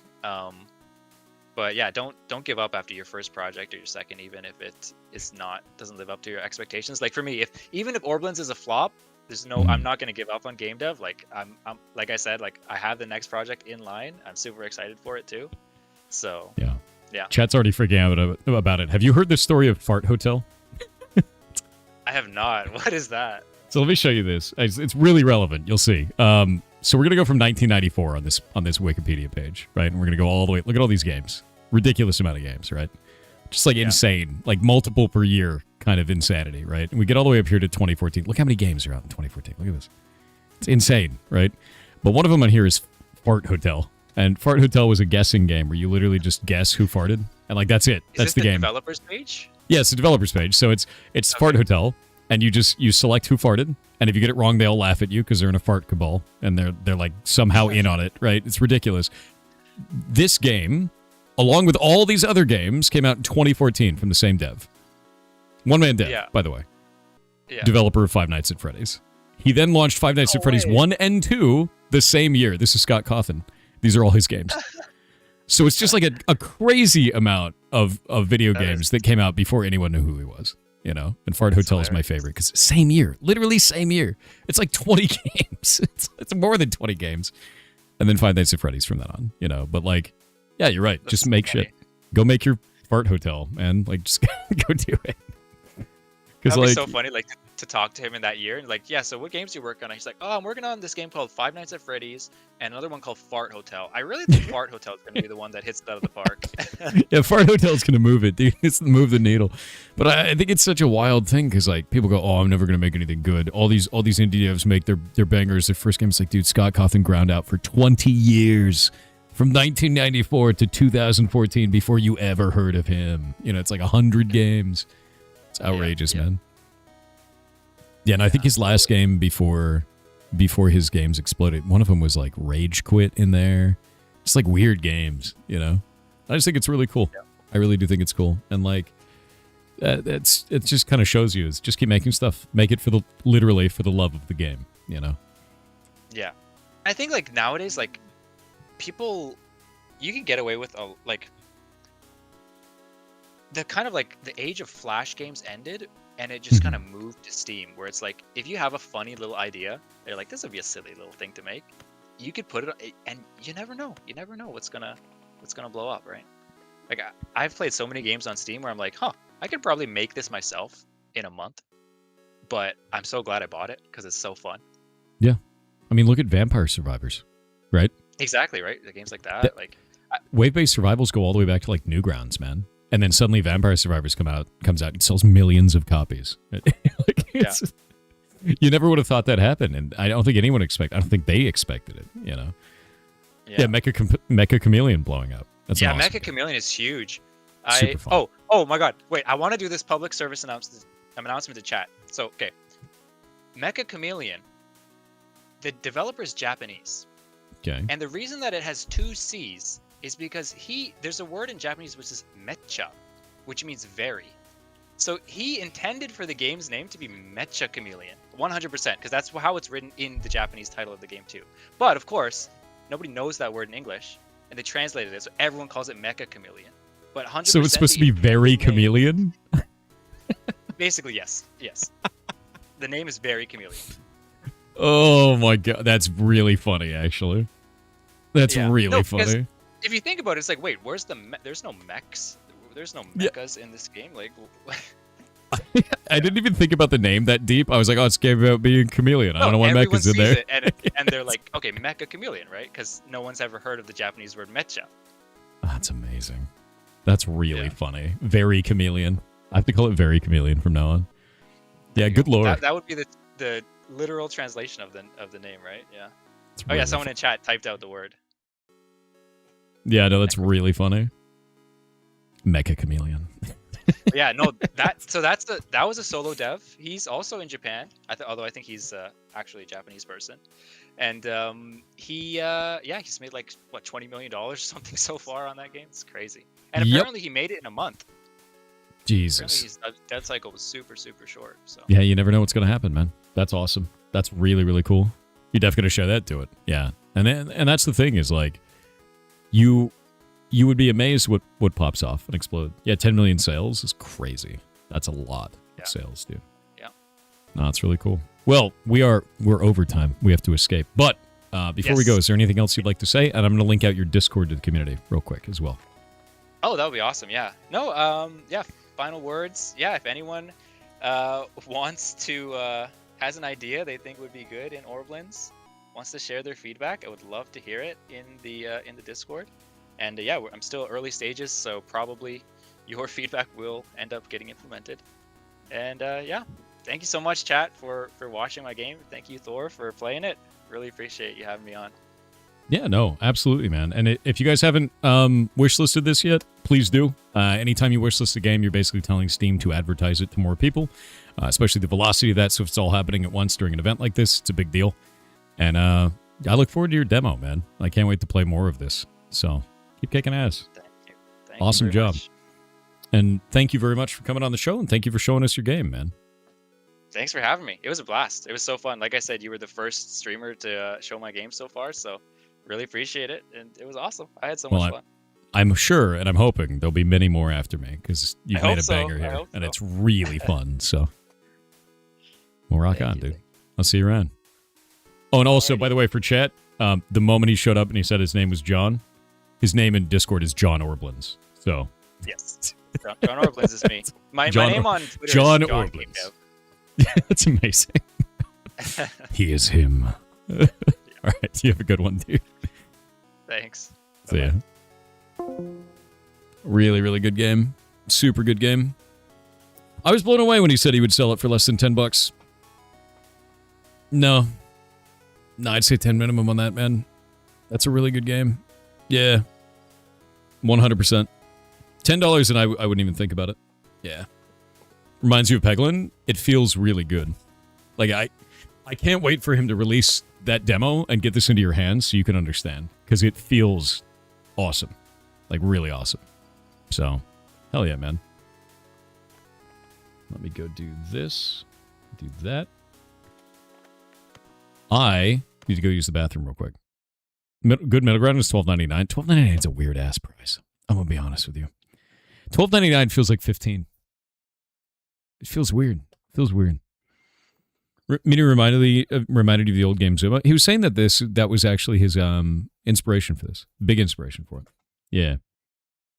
So, 100%. Disservice to the dev of under $10. I feel the same. I really do. Yeah, Luxor and Zuma. Those are the two big ones. All right. So, I'm going to play some of our music real quick. I'm going to be right back. Give me just a minute.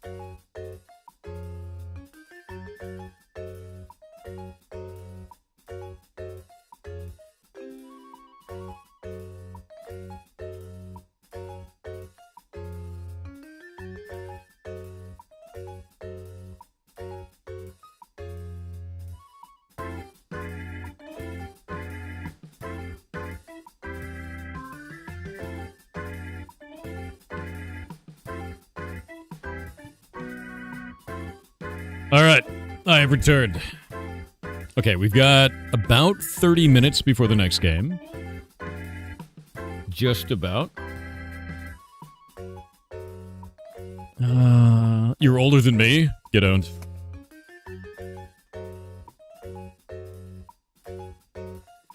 We can play some more Chrono Trigger in the meantime. Yes.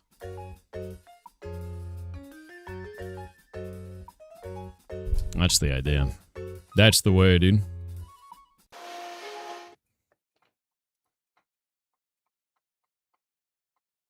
Where did this go? Come on. There it goes.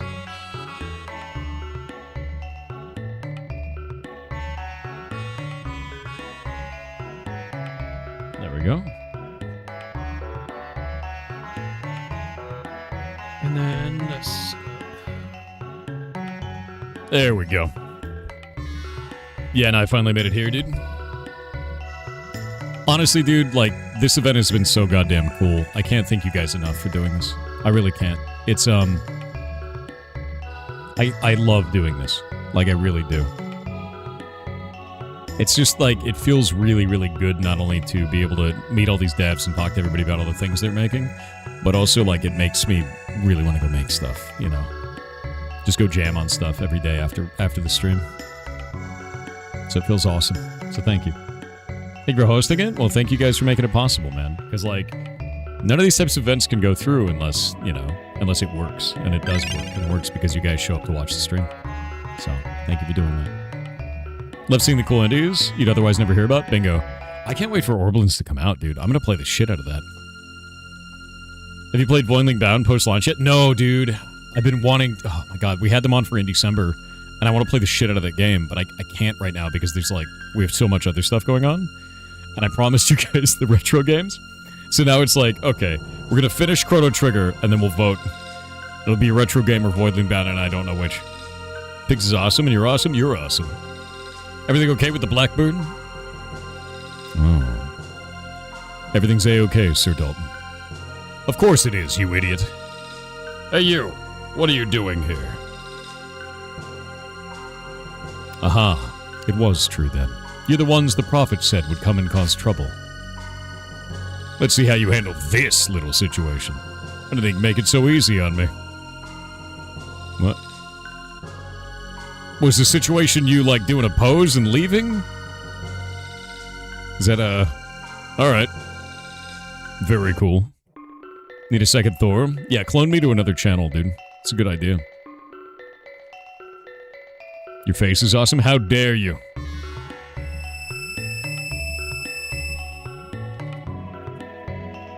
Do you have a favorite Voidling? No. I was waiting for the full launch, so I could really feel it. How's the game doing on Steam, by the way? Are they kicking ass, or...? Yeah. AI Thor win? Dude, obviously not AI. Real human. Thanks for the game and the advices. Anytime. Like...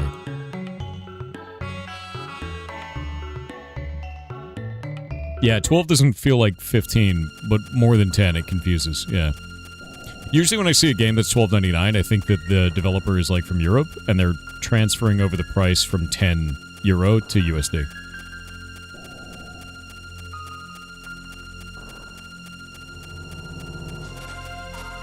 %. They're doing great. Could you scratch my back? Sure, man. You got it. Thank you. You discovered the news scratch point.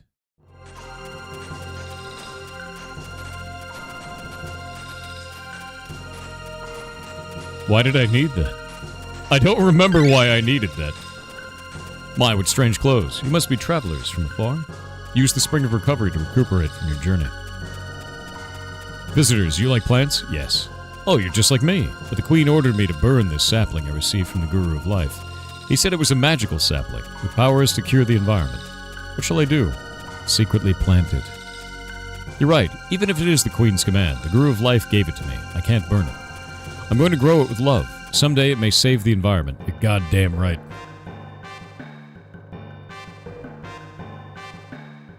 Source of our energy lies deep below the sea. Now that its exact location has been found, the Ocean Palace will be built. Use the Queen's Hall to get to the Ocean Palace, which is under construction. Not the Ocean Palace.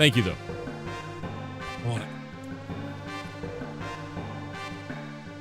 I think it's more fun to see what I remember or not remember, to be honest with you. And to talk with chat about it. Wig maxing? I know, it's true. You figured it out? Alright. Charlotte's pendant was made from the same red rock as the Mammon machine. Oh. It is the same. Okay, so that amulet that's on Princess Nadia is the same amulet that's on her. I wonder if we should have Nadia in the party.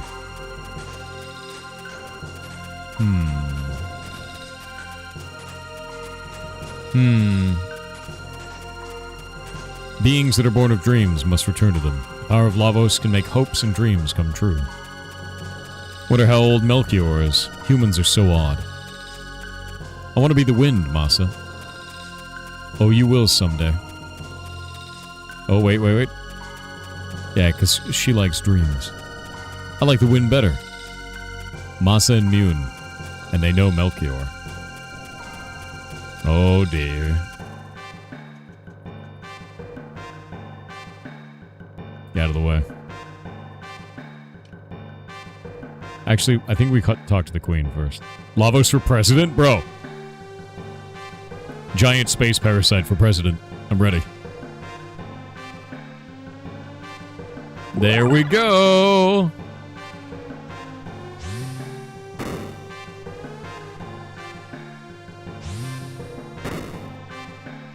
No one may enter while the Queen is away at the Ocean Palace. Your pendant looks just like Shala's. I heard when Shala communes with Mammon Machine, her pendant starts to glow. To open the door from the outside, an item like Shala's pendant is needed to break the seal. Doing it? We have to go commune with the Mammon Machine. Serves a strong defense mechanism.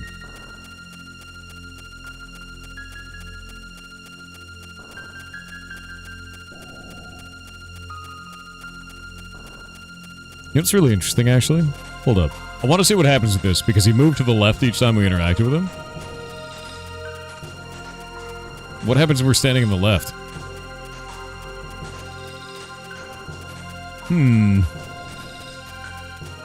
Love the series song? Yeah. This is the source of Zeal's strength, the Mammon Machine. It draws and magnifies the infinite power of Lavos. The pendant looks like Shala's. There we go.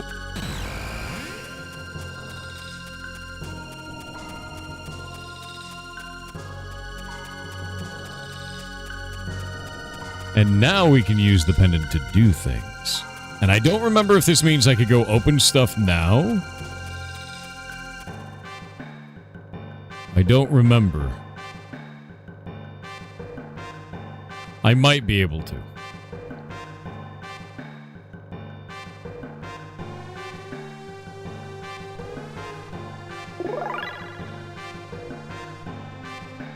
You've not actually tried to leave at this point? I think I might. I think I might actually try to leave and go see if we can go to the future and then see if I can open doors there. Because if I can, they can open all kinds of shit. Yeah, I'm gonna do that.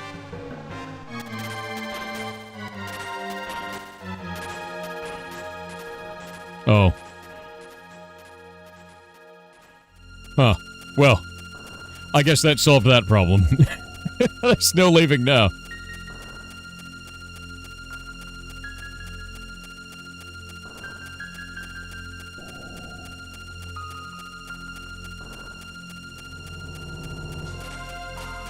NES devs were obsessed with time for some reason, because it's freaking cool. You know? Who are you? How did you get in here? Your Majesty, they are the evildoers I warned you of. How dare you think you could oppose me, you foreigners? You're worse than the gurus. Fools. Dalton, take them away. Yes, ma'am. By your leave. Golem. Oh, this fight hurts. I remember this shit. I think I killed this one with Frog. Oh my god, Ayla.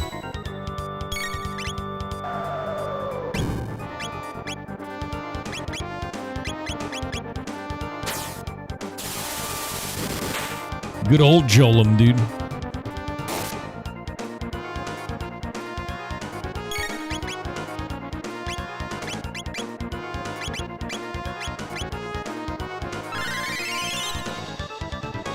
Dalton is a tool? Yes. Ow. Pain.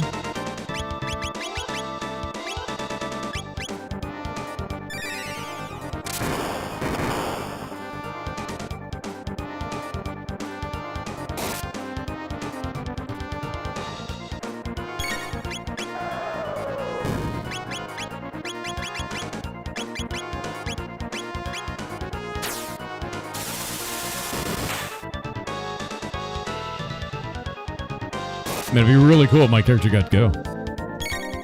There we go.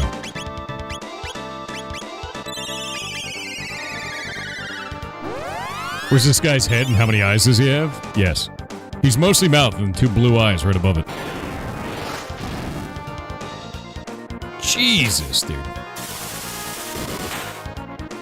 Yeah, his damage output's enormous.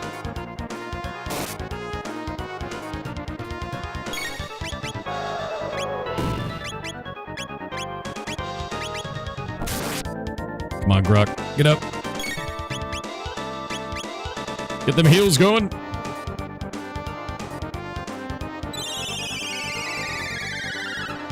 It's a lot of damage because he's copying the ability, and Chrono was using the double damage hit.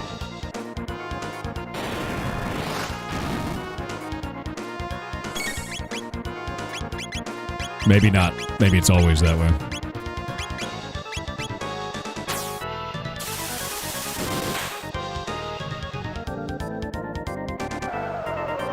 The iron orb is not helping, let me tell you.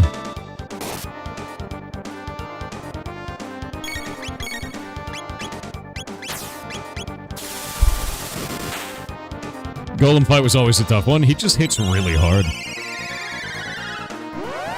Like, I wish I had dramatically more defense at this point, but like, what am I gonna do, right? Someone dies here. Or not. Didn't die, thank God.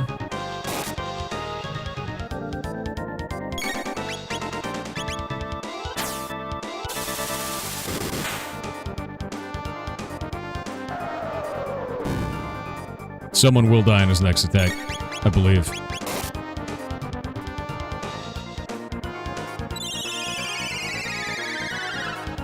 It's like a soft check to see if you're ready to progress. Yeah. Unless he hits Rock with his hit, I think somebody dies here. Shit. That is unfortunate.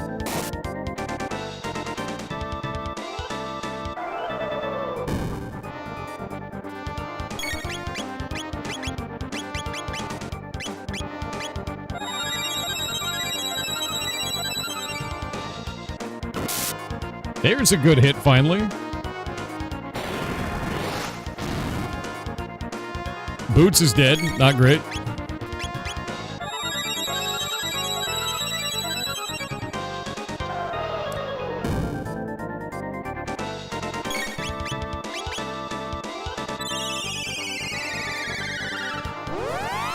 Yeah, it's rough, dude.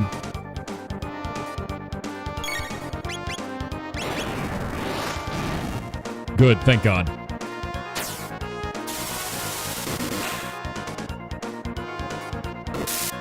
Good hit. Copying Dalton? Oh, is this death?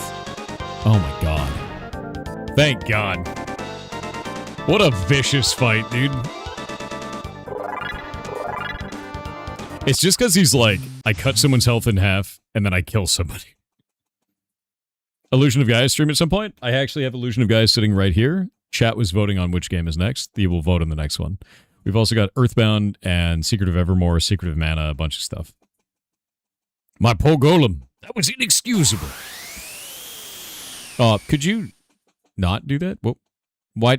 He put me into a triangle, the most powerful shape. Fear not, you won't die immediately, that is. But by the time you're through, you'll be begging us to end your suffering.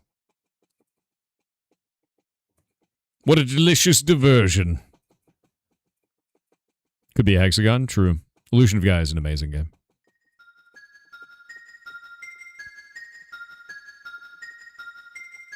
Where'd they put the Mammon machine, then? Idiots. What will you do, Shala? Let us rescue them. I think it's useless. Besides, if they escape, you'll be in trouble. Don't worry about me. They might just be able to rescue the gurus. Oh, dissenters.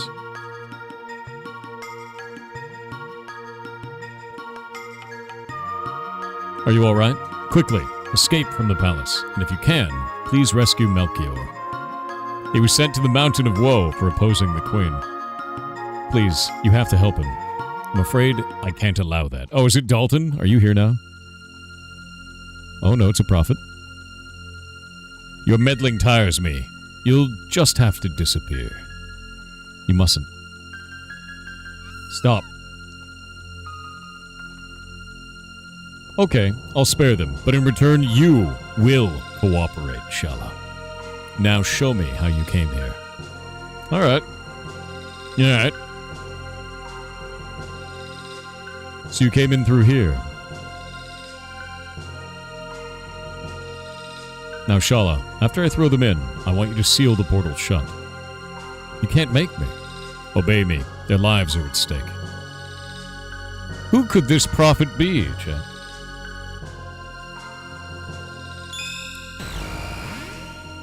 Who could they possibly be?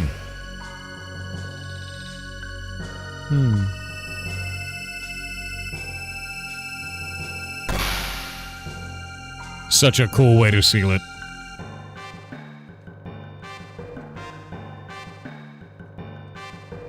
Please forgive me. Just undo it when he leaves, dude. That's all you gotta do.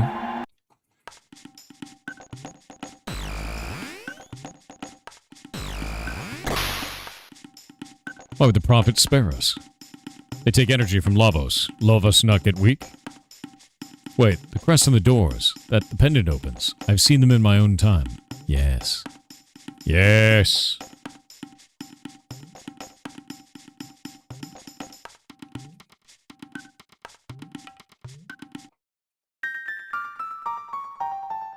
There's so many of these now.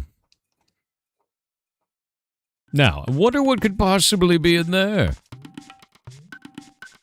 Let's return to my time. Is it glue? Yes, you figured it out.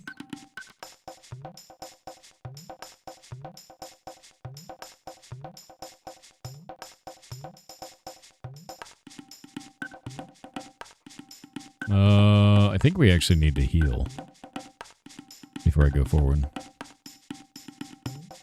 Oh, wrong one.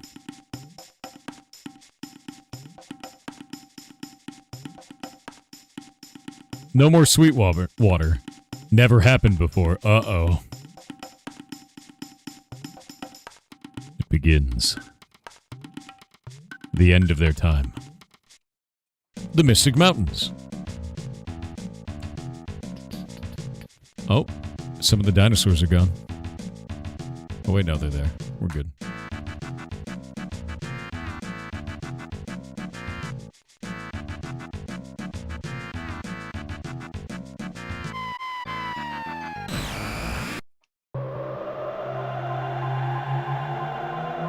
What's so mystic about him? I don't know.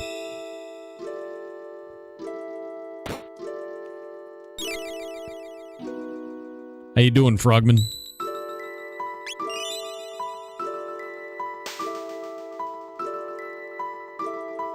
Ah. Now that Pillar of Light is sealed, you'll be needing something that will transport you through time. I recall someone working on such a device. The Wings of Time, I believe it was called.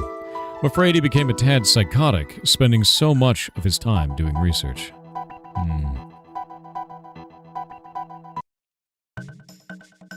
Alright, sweetheart. Unfortunately, you were born before magic existed, but you seem to have other skills that'll get you by. Alright.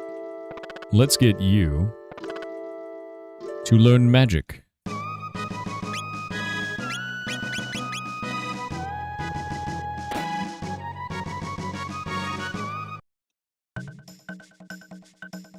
What a weird fellow, being a frog. Let's give him water. Ipso facto minimo, magic. Hell yeah.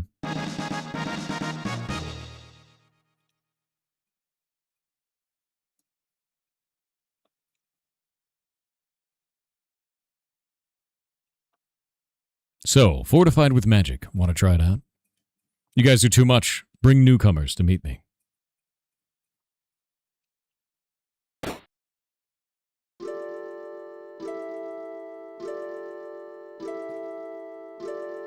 Does magic come from Lavos?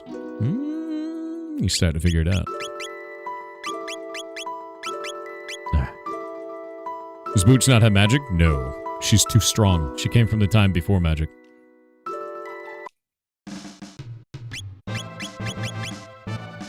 She gets the cool music, too.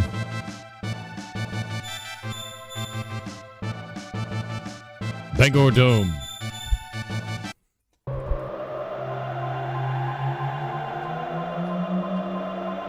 I love Chrono Trigger? Yeah.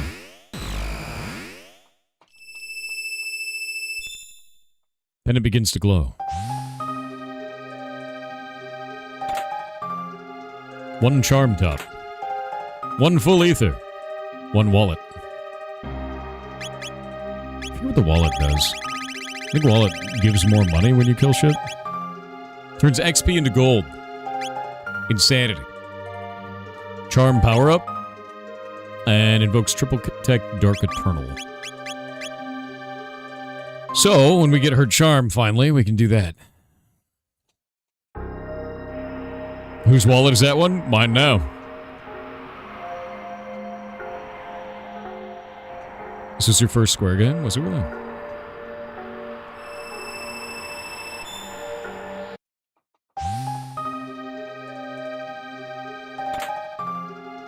Gold stud, full ether. And a magic tab. Now, gold stud. Yeah, MP use cut by 75%. Crazy.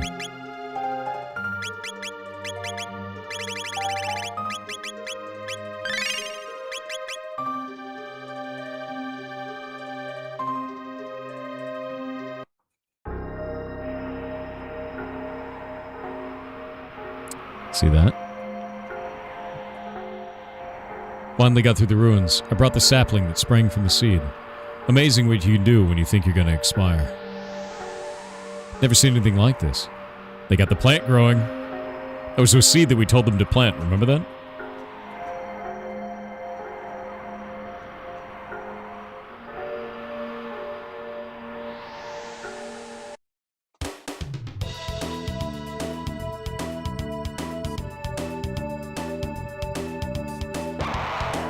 Rude.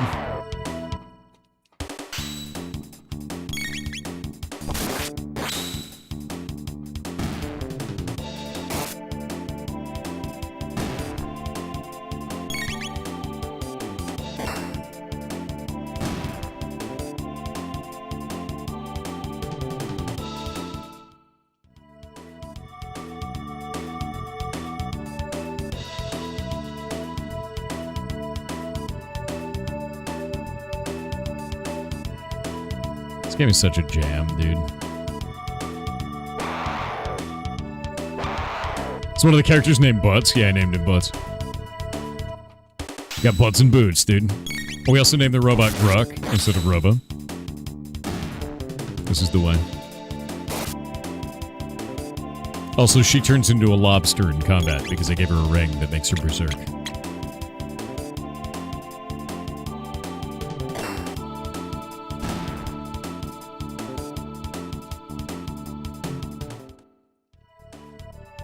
Music is so good, it really is, yeah. Oh, my tonic.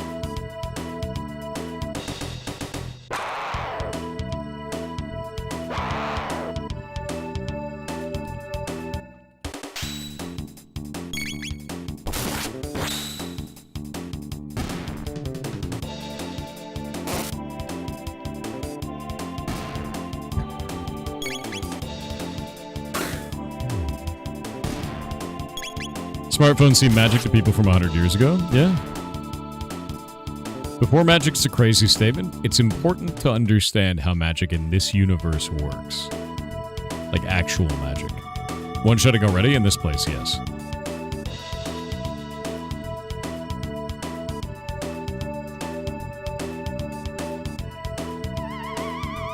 Magic in the world of Chrono Trigger is very different.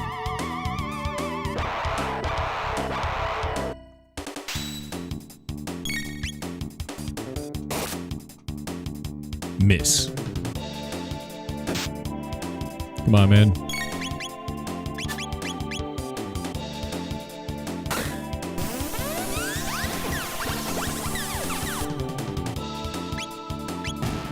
All right.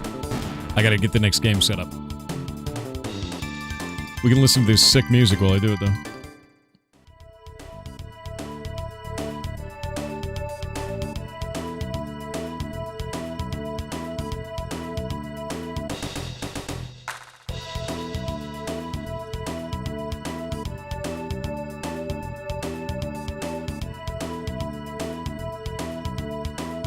Okay, almost got this ready. Wait, is this the first one? Oh, god damn it. Clicked the wrong one. One sec. There we go.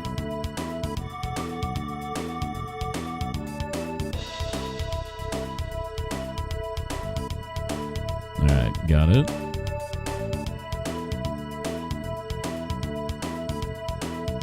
There we go.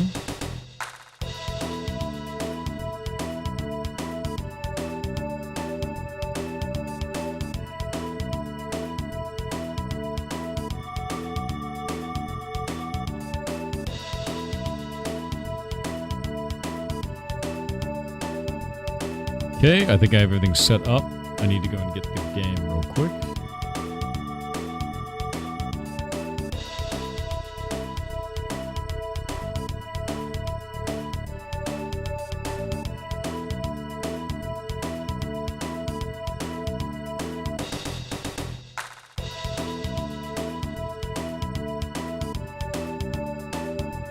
And now I need to go and relog in a old school RuneScape. 1 sec.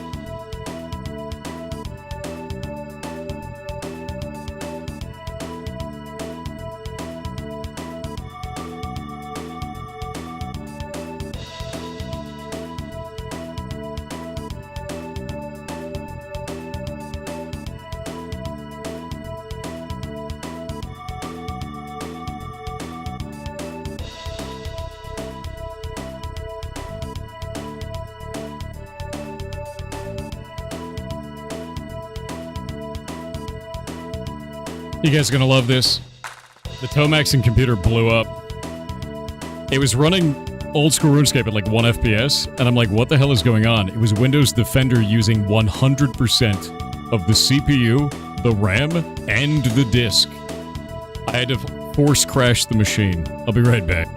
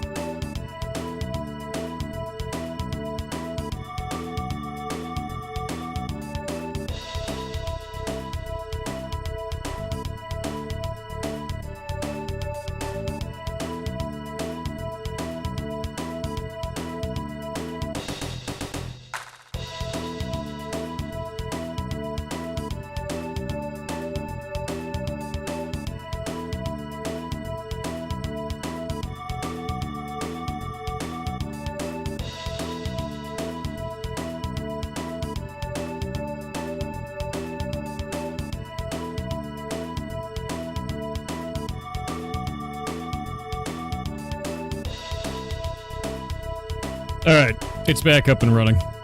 I just disabled Windows Firewall on it for now. It's really funny. Okay. I'm gonna pause this music. Get this game set up. Give me just a minute. That's actually wild, though. No, it was Windows Defender doing it. It had just gotten stuck in like an infinite loop during a scan. Like an automatic scan. Super strange. I know it's ads right now. One moment.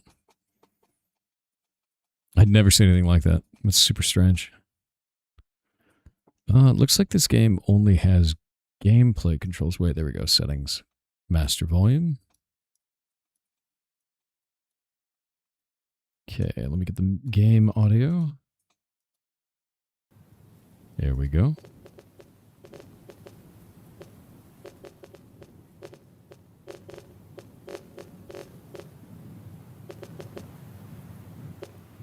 That sounds good.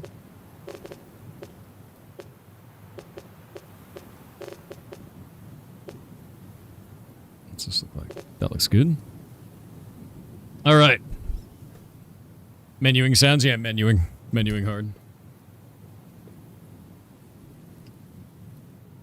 One sec.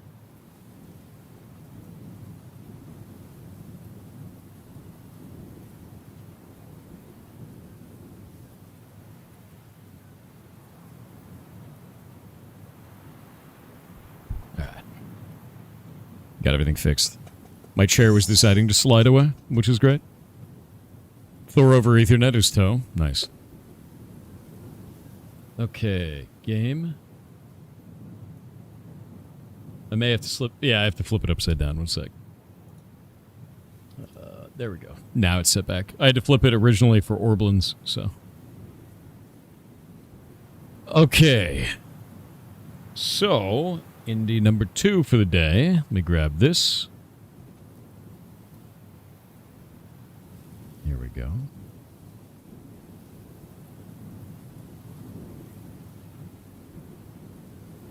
There we go.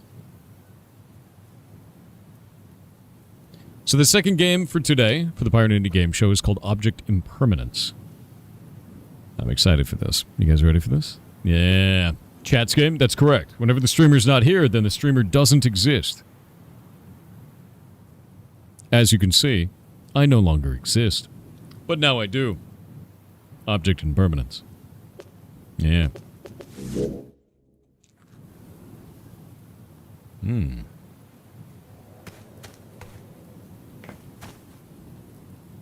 We're on the moon.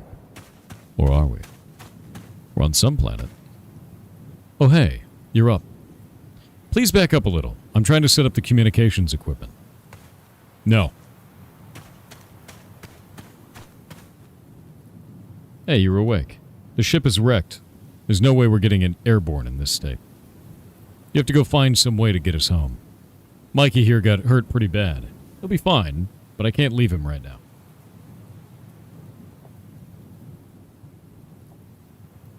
You have to go on your own.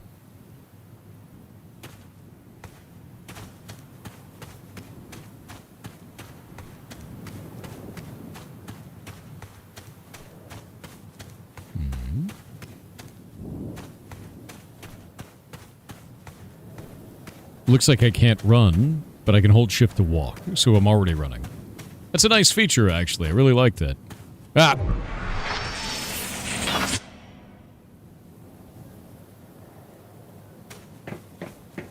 Really glad that I'm playing this game for the first time, and definitely nothing just happened. Yeah, no, totally good. You know? You ever just have nothing happen at all, and you walk out of your crashed spaceship for the first time.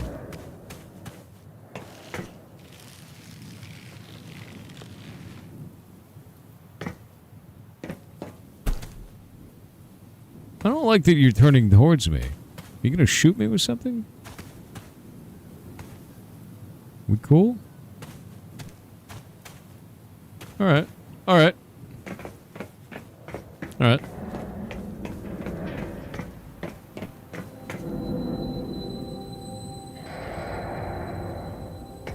Interesting.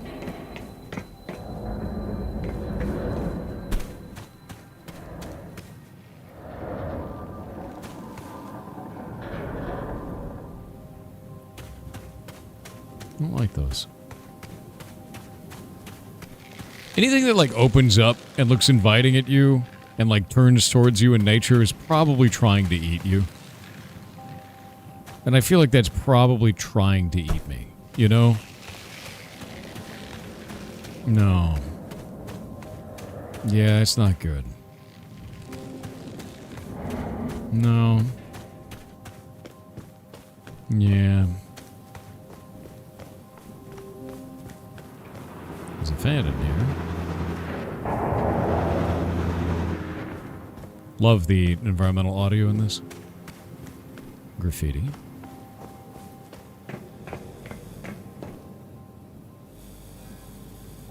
So, this place has power. It's got graffiti. Some kind of civilization. Symbols on the walls. Air blowing, maybe?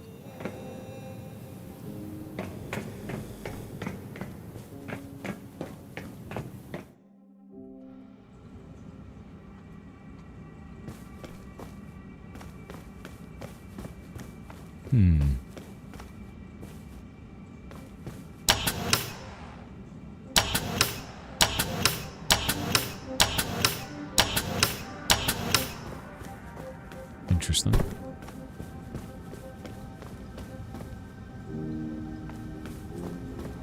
I love the graffiti on the walls in this. It's quite cool.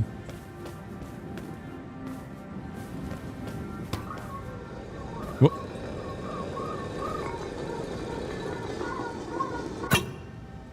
Oh, there's a little guy in it. Hello, little guy. You're going in here.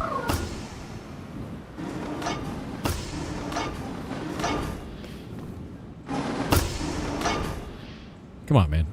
Let me in. Wait. Oh. I have to look at him. If I don't look at him, he doesn't exist. I see. I see.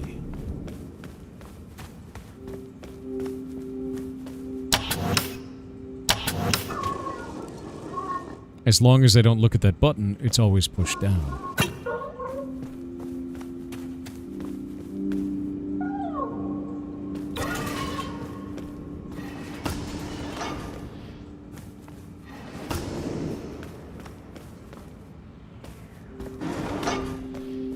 What an interesting game mechanic.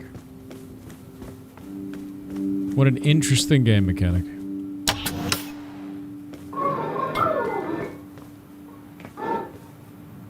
If I don't look at it, physics doesn't exist either.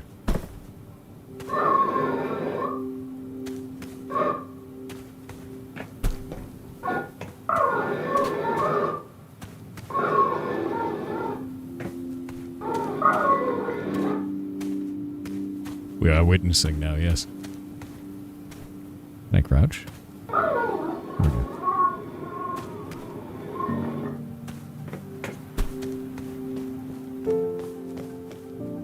Oh.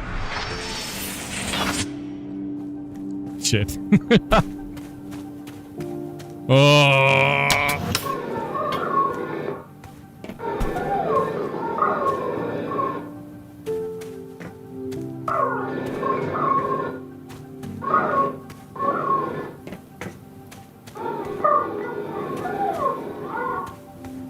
Such an interesting mechanic, honestly.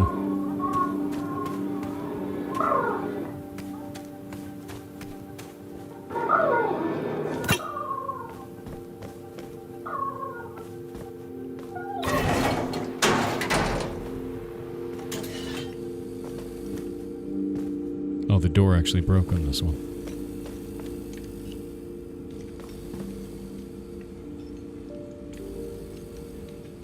The lights don't exist unless they're on screen. Look at this.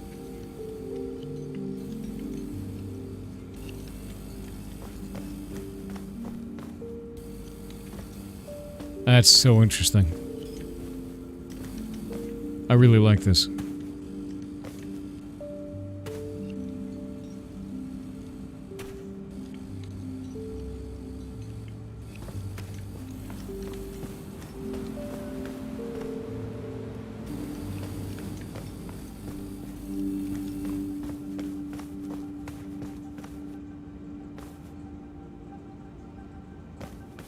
What is that?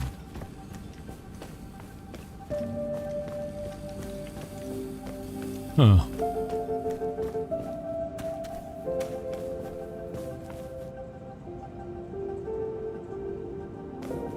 Well, I can't interact with it anyway.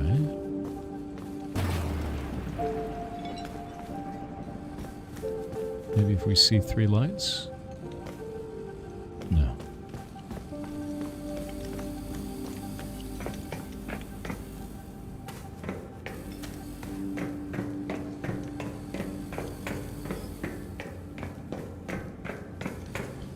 I do have one question. How do I exist if I'm not observing myself now? Right?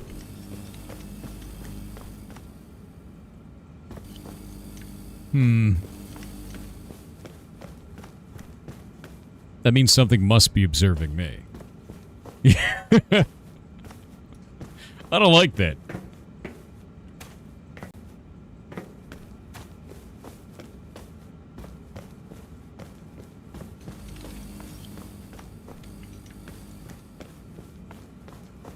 There's the power cable. Power cable goes back here. Into another room, it seems.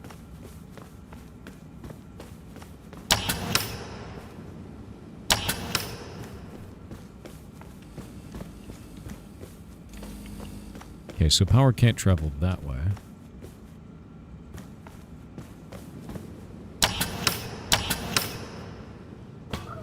Dropped him there.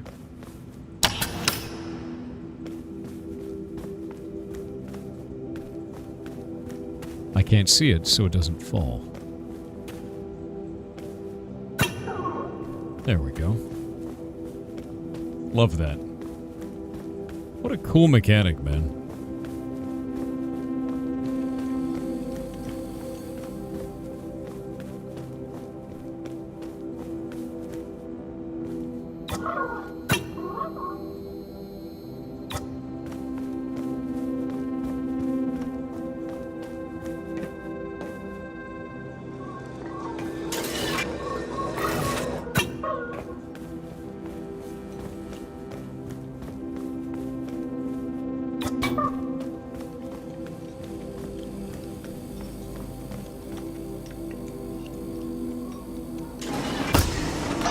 Oh, didn't do it in time. I looked away from it. That's why. Got it. I was hoping to look down and keep it activated, but I guess when you're not looking at it, it can't activate because it doesn't exist.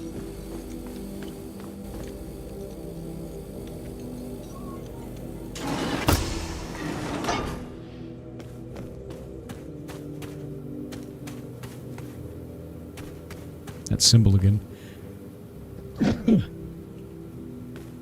That symbol's everywhere in here.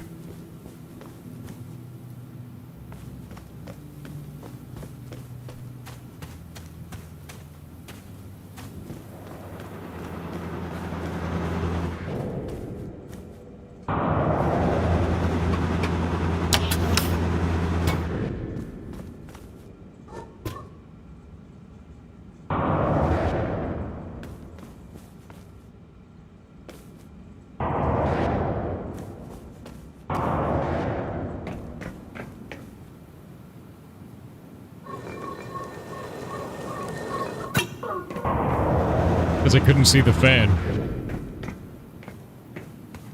That's so cool. Now what do I do with you?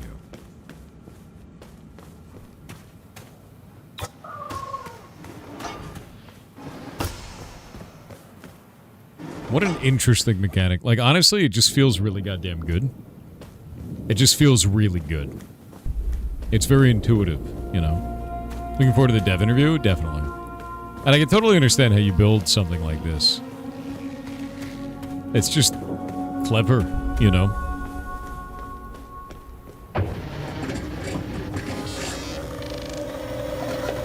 I can sense your presence. Find me at the distant place.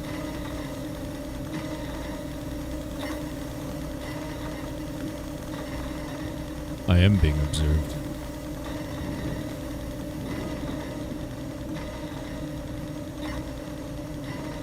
Something fell below.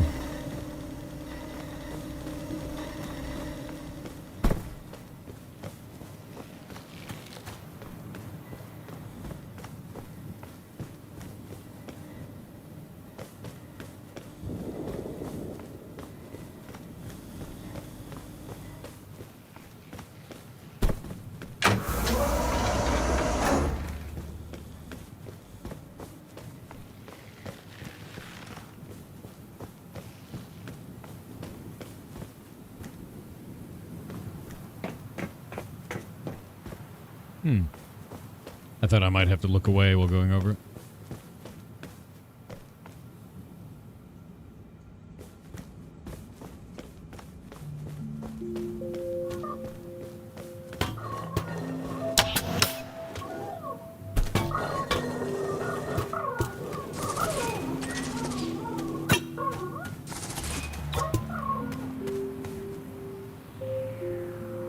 Okay, so we have to show it there on the door, yeah? But we also need it on this one at the same time, yeah? Interesting. What does this one do? It goes this way. I can't get up this. Let's find out where these go.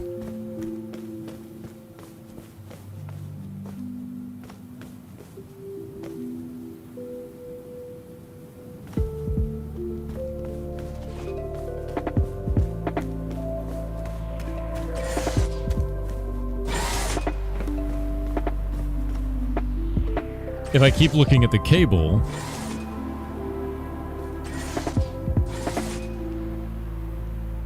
Interesting. So the cable actually runs out of power. There's nothing powering it.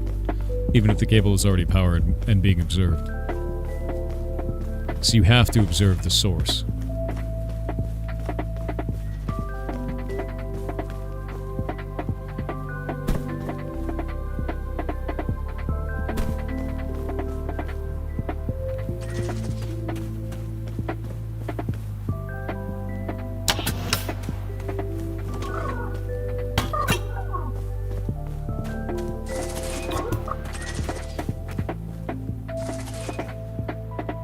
And that causes a reset between the two.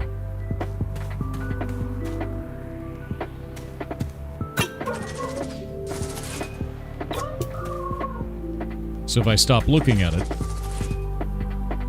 even if I'm not looking, and I do this, it'll get rid of the other one. It's gone now.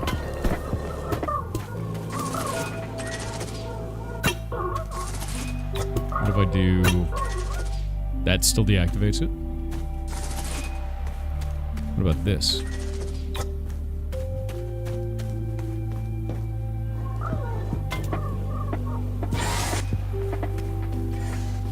And then we use the physics roll as it keeps rolling down that pipe to do that. There we go. That's really cool.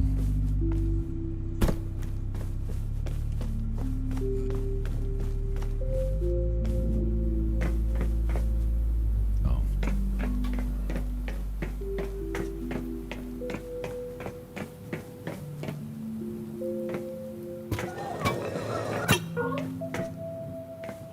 It's so tiny and cute. This one's purple, though.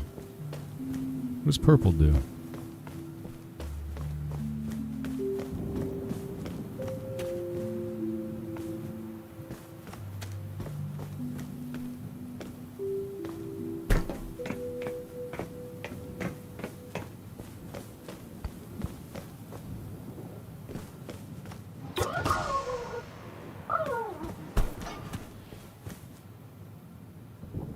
I see. Oh.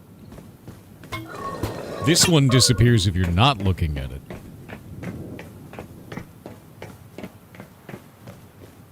Interesting. So the moment I look away, it's gone.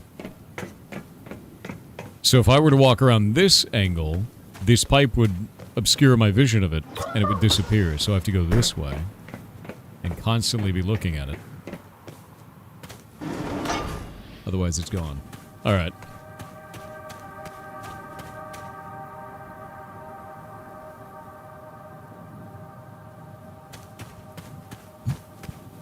A bat.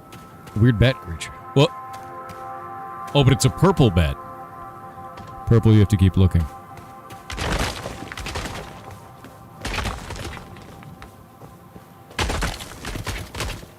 Where are you going, purple bat?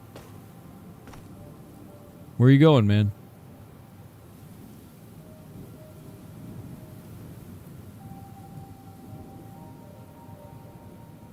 Alright. Keep your secrets.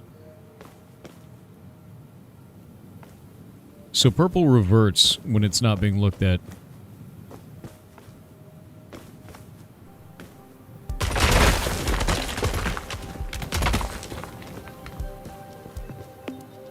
Each component of it reverts. So if I look at... Yeah, okay.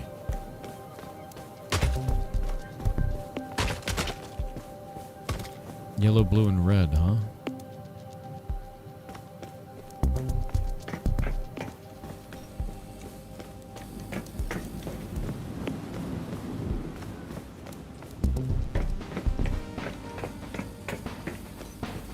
Yeah, there's gonna be a third mechanic.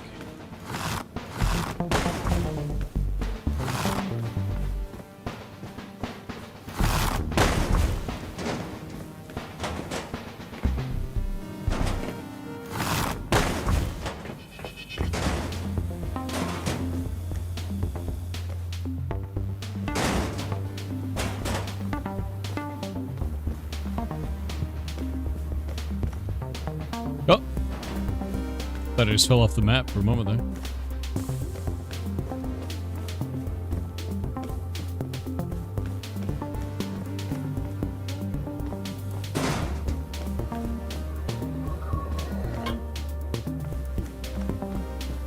What?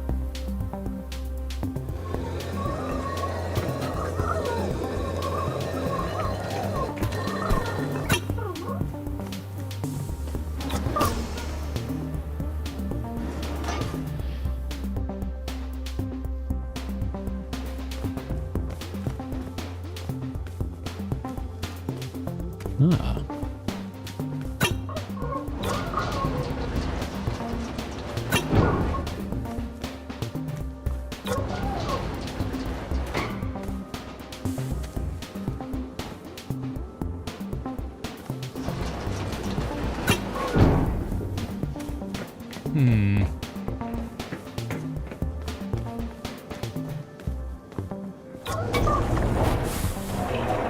I see.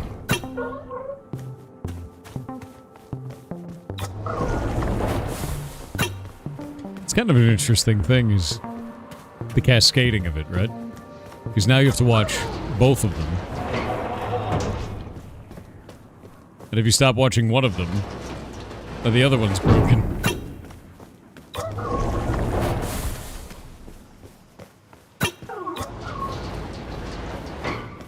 It's a really cool mechanic.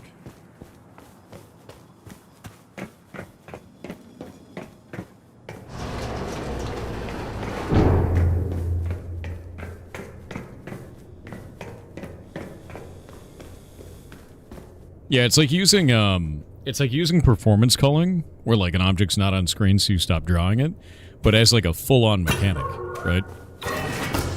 As like the way you decide if an object is even, you know, engaging its normal mechanics, which is very interesting. What is that? Is that a broken one? Does that mean one of these things escaped? Oh. Oh. The game clearly wants me to go this way, but it also seems it wants me to go over here. I'm gonna take you with me. Yeah, they might be dead in here. That's true.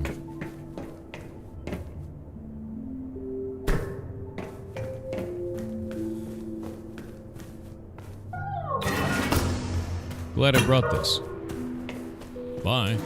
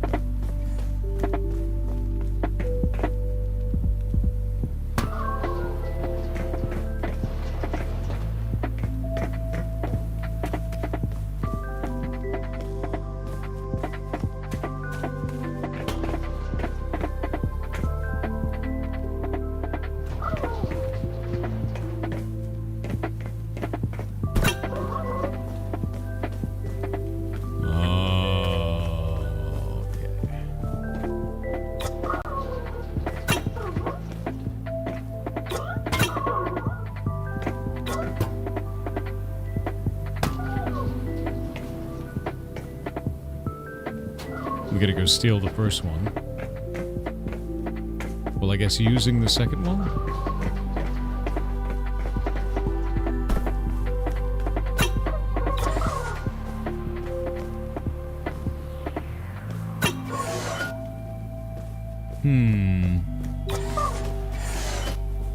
That's really fascinating. Because we have to have one come with us. So if I grab that one there... Oh, wait, I know how to do this. I understand now. One sec. I'm stuck on the damn stairs.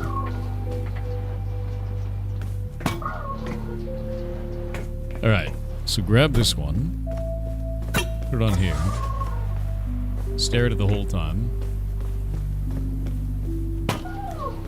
Grab that one. Go back over here.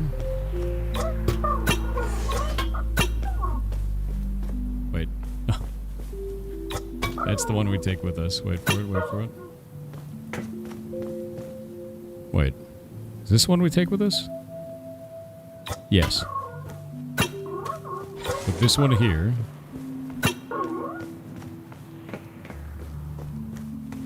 Now, look away. That one will go there. Perfect. What? Now we got this one for this. Very fun. End of demo! Thank you for playing. What a sick mechanic. What a really cool mechanic. Is this... Oh, it actually opens up the Steam page. That's nice. That's really nice. We're gonna get the dev on. Let me run the ads right now so we don't have to deal with them during the ad, like during the interview. This was freaking awesome, dude.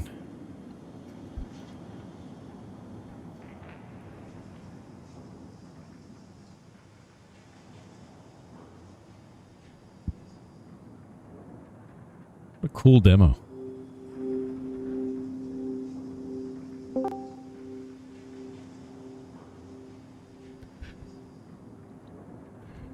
Yeah, hint at a third mechanic.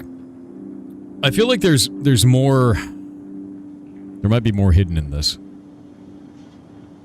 In the demo. So I'm going to try that.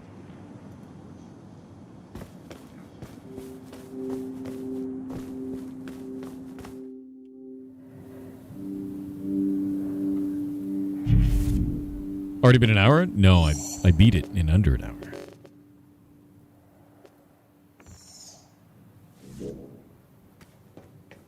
Which does happen sometimes. Does that mean the medic and the guy at the beginning don't exist anymore? I don't know.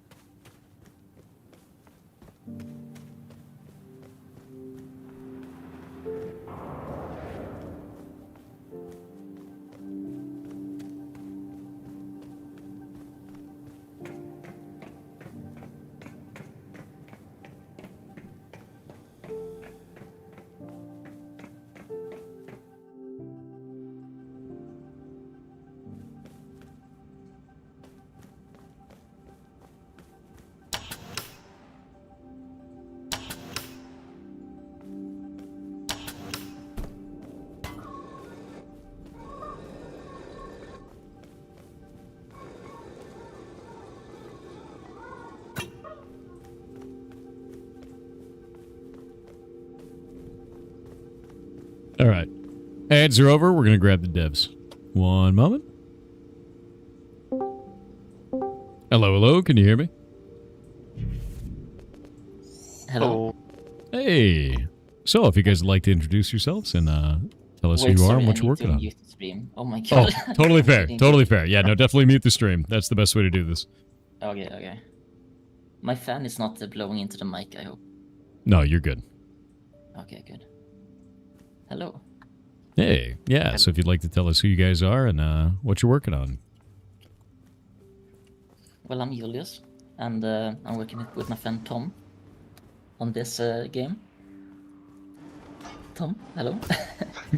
Hello. Yes. I'm mainly a programmer. Oh yeah. I do like the art and the level design and stuff, and yeah. Yeah, so Tom does I want all to the say, programming.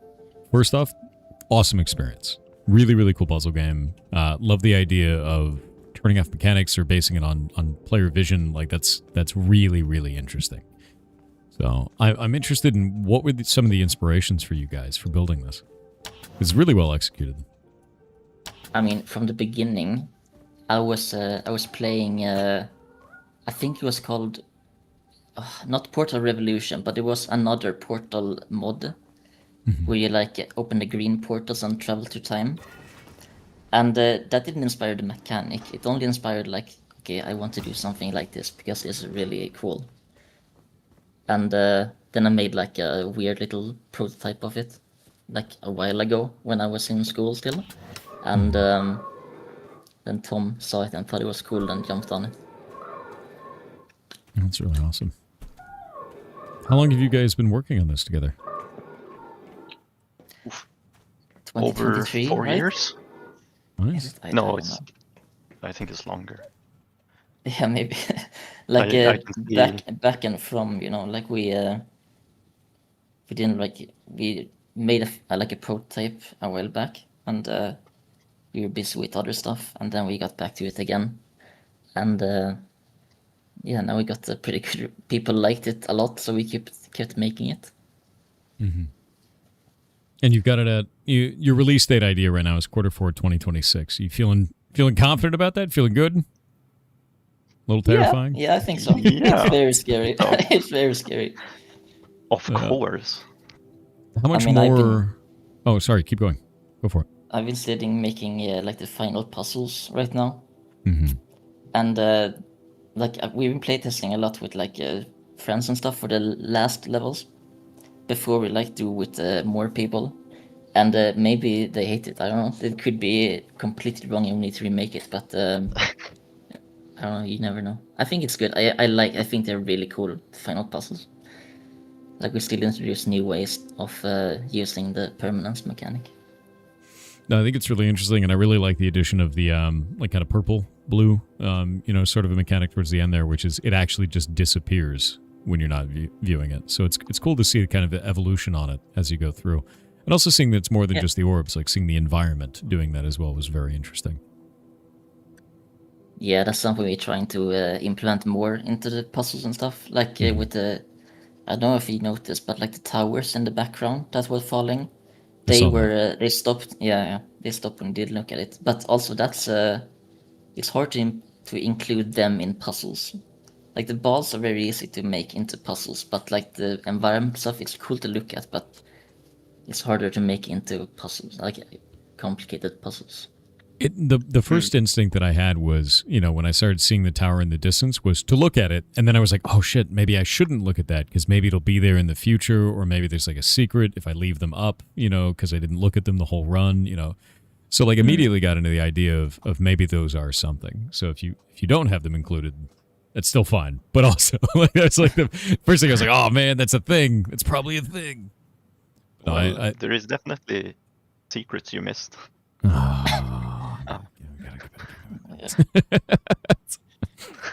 Yeah, no, I mean, there's one in this level you are in right now that you can find.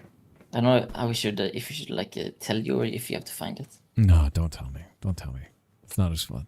Yeah, no, I'm immediately started getting back into it, like right as I called you guys, because it's very clear you can hide a lot in this, like a huge amount in here, which I just think is really fascinating. Yeah, this fence is a bit suspicious. Yeah, I was looking at that immediately. I was like, that's a little, and I got to find a way to look at it. While also looking at the other stuff. I love that, though. I love that you can hide either multiple routes or different types of ways of doing the mechanics, because you've basically created a toolkit where you get to play, And it's a really nice, well-defined toolkit. It's quite cool. Let's see if we can do this.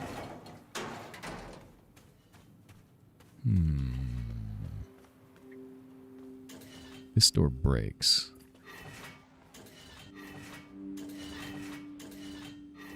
I love that, though. So, tell me a little bit about, the game and how it's doing publicly right now, because you've got a demo out. How do people feel about the demo? What kind of feedback have you received so far? Very, very positive feedback so far. Surprisingly, almost only positive. Really? Well, that's great. Well, there's a lot of small issues like here and there, like the pipe in the beginning you try to enter. Everyone goes into that pipe and everyone gets stuck behind the rocks, so we had to block that off somehow. And I don't know, I guess I didn't really think that people would go in there. I was thinking people would go on, climb on the pipe. So we had to do a few changes like that. But we've been showing going to a local conventions, or not conventions, but showing off the game a lot over the years, and people always seem to like it, and it's really fun to watch. What are some of the best conventions you've gone to so far? Because I love going to conventions and showing stuff off, dude. It's nothing like seeing people, directly with their hands on it, on what you're making. I mean, where we showed it off, like people could play it, it's mostly local things here in Sweden. So, it's not any big events, I guess. No, it's okay. But usually when we, all right, we went to it's called Poznan Game Fest. Yeah. Yeah. And the problem with showing the demo is everyone plays for sits at the computer for an hour. So 5 people get to play each time we visit somewhere. So we have to shorten it down for some of the events. You think that ended up being a really overall positive experience for the game, though? Yeah, I mean, this first part has been polished a lot since many people have tried it, and I think that helped polishing the rest of the game also. So if this part feels good, then the rest will feel good too. Yep. Yeah. Okay. Now I saw it on the stream. Oh. So this is a mechanic that is introduced later in the game. But we have a bunch of there's a few fences like that earlier in the game that you can pass through and find secrets. Weird. Okay. I like that. That's such an interesting way to do that. Now I have to open this door. I don't know if I can. Yeah, there's nothing in there right now. It's just I put a fence there because it looked good, and then like, okay, I have to make it like consistent with the rest of the game. Mm-hmm. So I made it you can go in there. Maybe I'll put something there later. I like putting in secrets and stuff.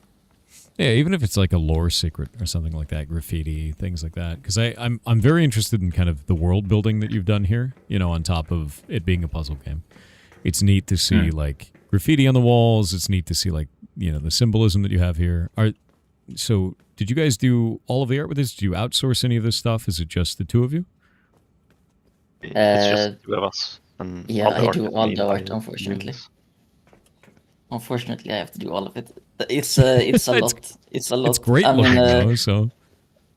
yeah, we try to like make a lot of models that can be reused a lot, like the electrical boxes on the walls. You will see them like across the entire game, and the flowers and stuff. That's totally okay though, because like it feels really good. Like from the player perspective, it feels consistent. The art is really neat. You've done a great job on this, man. Like both of you. However, the textures are there's a guy on itch called Epic McDude. He's called, and he great name. put out a few like photo texture packs. Yeah. So for like every like wall texture and pretty much every like model texture, we like have used the photo textures and like warped them to fit what we want them to be for. Oh, that's And awesome. that helps because I don't have to like paint all of them, because that would take a lot of time because I don't usually do textures. Yeah. Tell me about these, I guess, cat creatures. Like, what brought these on? Like, why? What led to the design of this? Because they're really, really strange and striking looking.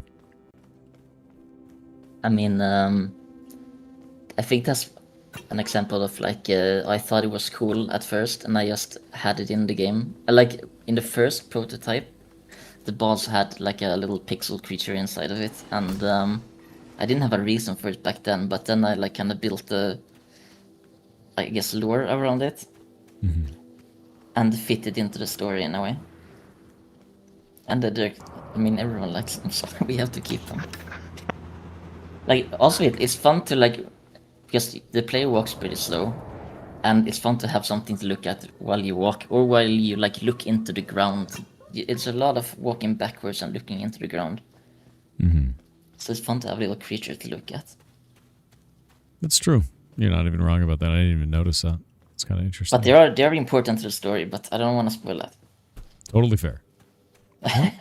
Is that a little rat guy up there? He found Yes. them. What's he doing? Just chilling. He's not animated or textured or anything. He's just Yeah, I chilling. noticed. He's just up there. That's funny. Looks like he's made out of graham cracker almost. That's That's the main like bad a- guy. oh man, Like a straw statue. it's a little fella. It's funny. No, this is really cool. Like, I think it's really awesome. I am interested. So you've got it up here for Q4. You've been doing good with the demo. Yes. You've been getting a lot of people with that.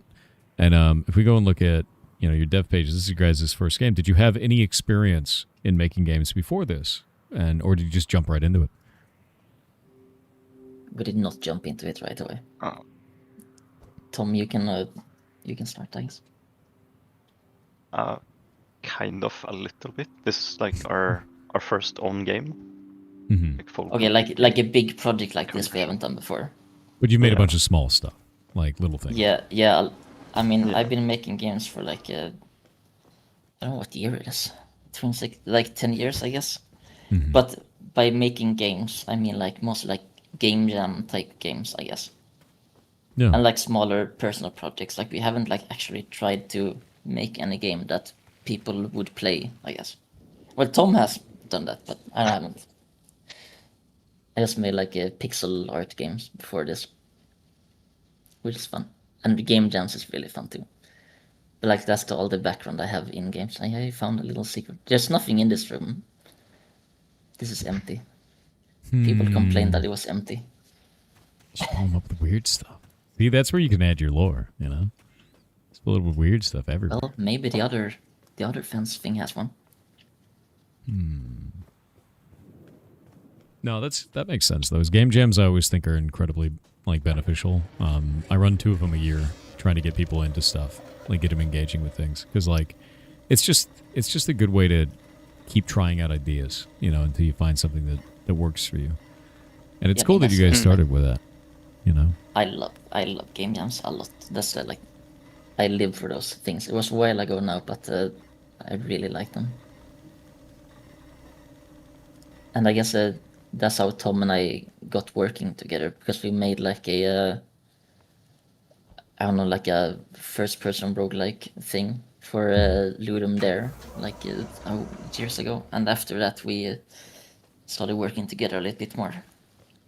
Didn't we do the hands grabby game? Oh yeah. Hands grabby game. Yeah. No, it's like there's like guys walking straight into a hole, and you have to build a bridge for them in a way. I don't know. It's I don't know how there's to a do it. lot of weird concepts. Yeah, it's like a tile, a hole that's made of tiles, and you have only like 4 bridges, so you have to grab them and move them to make the little fellas be able to walk past the big hole. And it's like a couch co-op game where you each control a hand that can do stuff. You made Fort Hotel a few times, as someone in chat said. Yeah, exactly. Fart Hotel's the And most if you important go, thing. if you Were you go there back for the now, Fart you actually Hotel? missed a secret. Oh, sorry, you missed a secret there. Dude, If you go okay. back into the, it's so disorienting because I see you not talking I on see the it. I see screen. And There we go. sorry, what were you going to say? I was going to say, did you see Fart Hotel or see the description for that? No, I was watching the stream before this, like the game before this, and I saw you talking about it. Yeah, it's a really funny one, to be honest with you. But I haven't made like that. That's a lot of games he has made. That's crazy. It's a huge amount. It really is. There we go. What a cool little puzzle that is. I like that. And now we have lore. Ah, so it's different stages of their life. That's quite cool. Yeah, I mean, it's fun to add like the lore in this way, but it's we need to like I can't spend too much time on it because I need to focus a lot on the puzzles also, because we can't spend like 10. I don't want to spend 10 years on this game. I think that would kill me. We need to have a game to make the secrets in as well.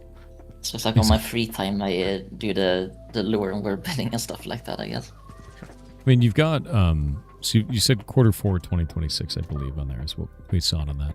Is that for early access version, or is that you're thinking full launch at that point? We'll be fully out. Wow, that's an exciting time, man.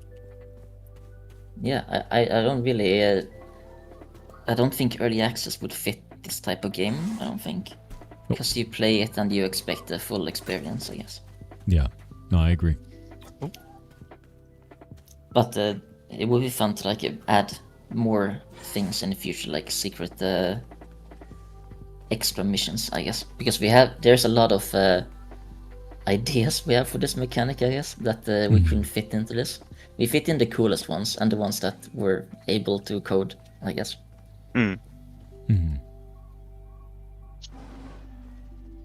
Oh. There, made it. It's funny. What would you say is the biggest thing both of you guys have learned while building this project? Something you didn't know before this, you know, could have been frustrating, could have been really interesting. Oh, that's a hard question. Yeah. So much. I mean, it is kind of insane how much I've actually learned from this game, because I had only made one 3D game before this, and it looked shit. I mean, I had barely done any 3D modeling, And this game has looked a lot of ways. It's like it looked kind of ugly at first, and then we actually tried like finding publishers and stuff like that. And a big complaint was like, oh, the art style is not really. I guess people wouldn't like it and buy it. I guess. So it's In this been form or evolving in a like lot a in that previous way. one? No, previous form. So I guess we have there's like tons of small things, but I don't know exactly a specific thing.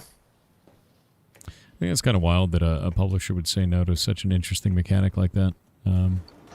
Yeah, I mean, are you I guys guess still it needs looking to be for? like visually attractive to like sell it. Yeah, I no, suppose. I can understand the the push for that. Before we move on to the next question, because I'm already excited to ask that. Gerbo, what was yours?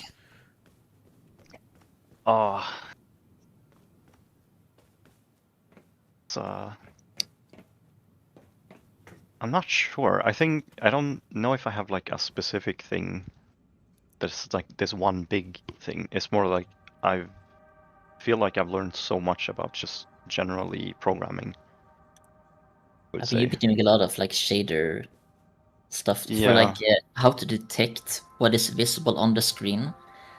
I mean, I've seen on TikTok that people I think it's simple, and it can be simple, but you made like a really precise way to detect things. I guess that's one thing. Yeah. But yeah, I don't know if that's the way we do it. It's like if you see how we do it, it's not like super complex. It's more like it's been iterated on so many times. Yeah, it's over my head. I don't Yeah. understand it. I just do the art. It's fun to see how people guess how you could do it.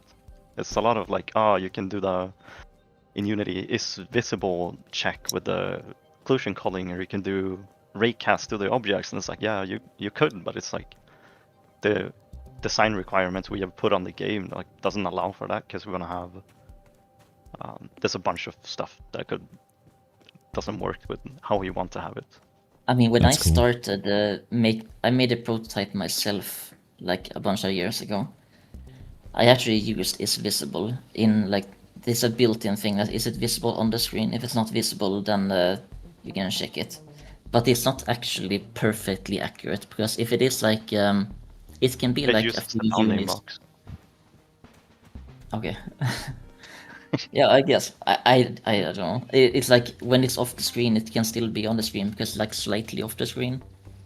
And I also use raycast. I Yeah, you manually hand put a bunch of place. points. Yeah, I hand place them on the objects to send them towards the player, and like that's obviously a lot of work. And then Tom came along and fixed that for me.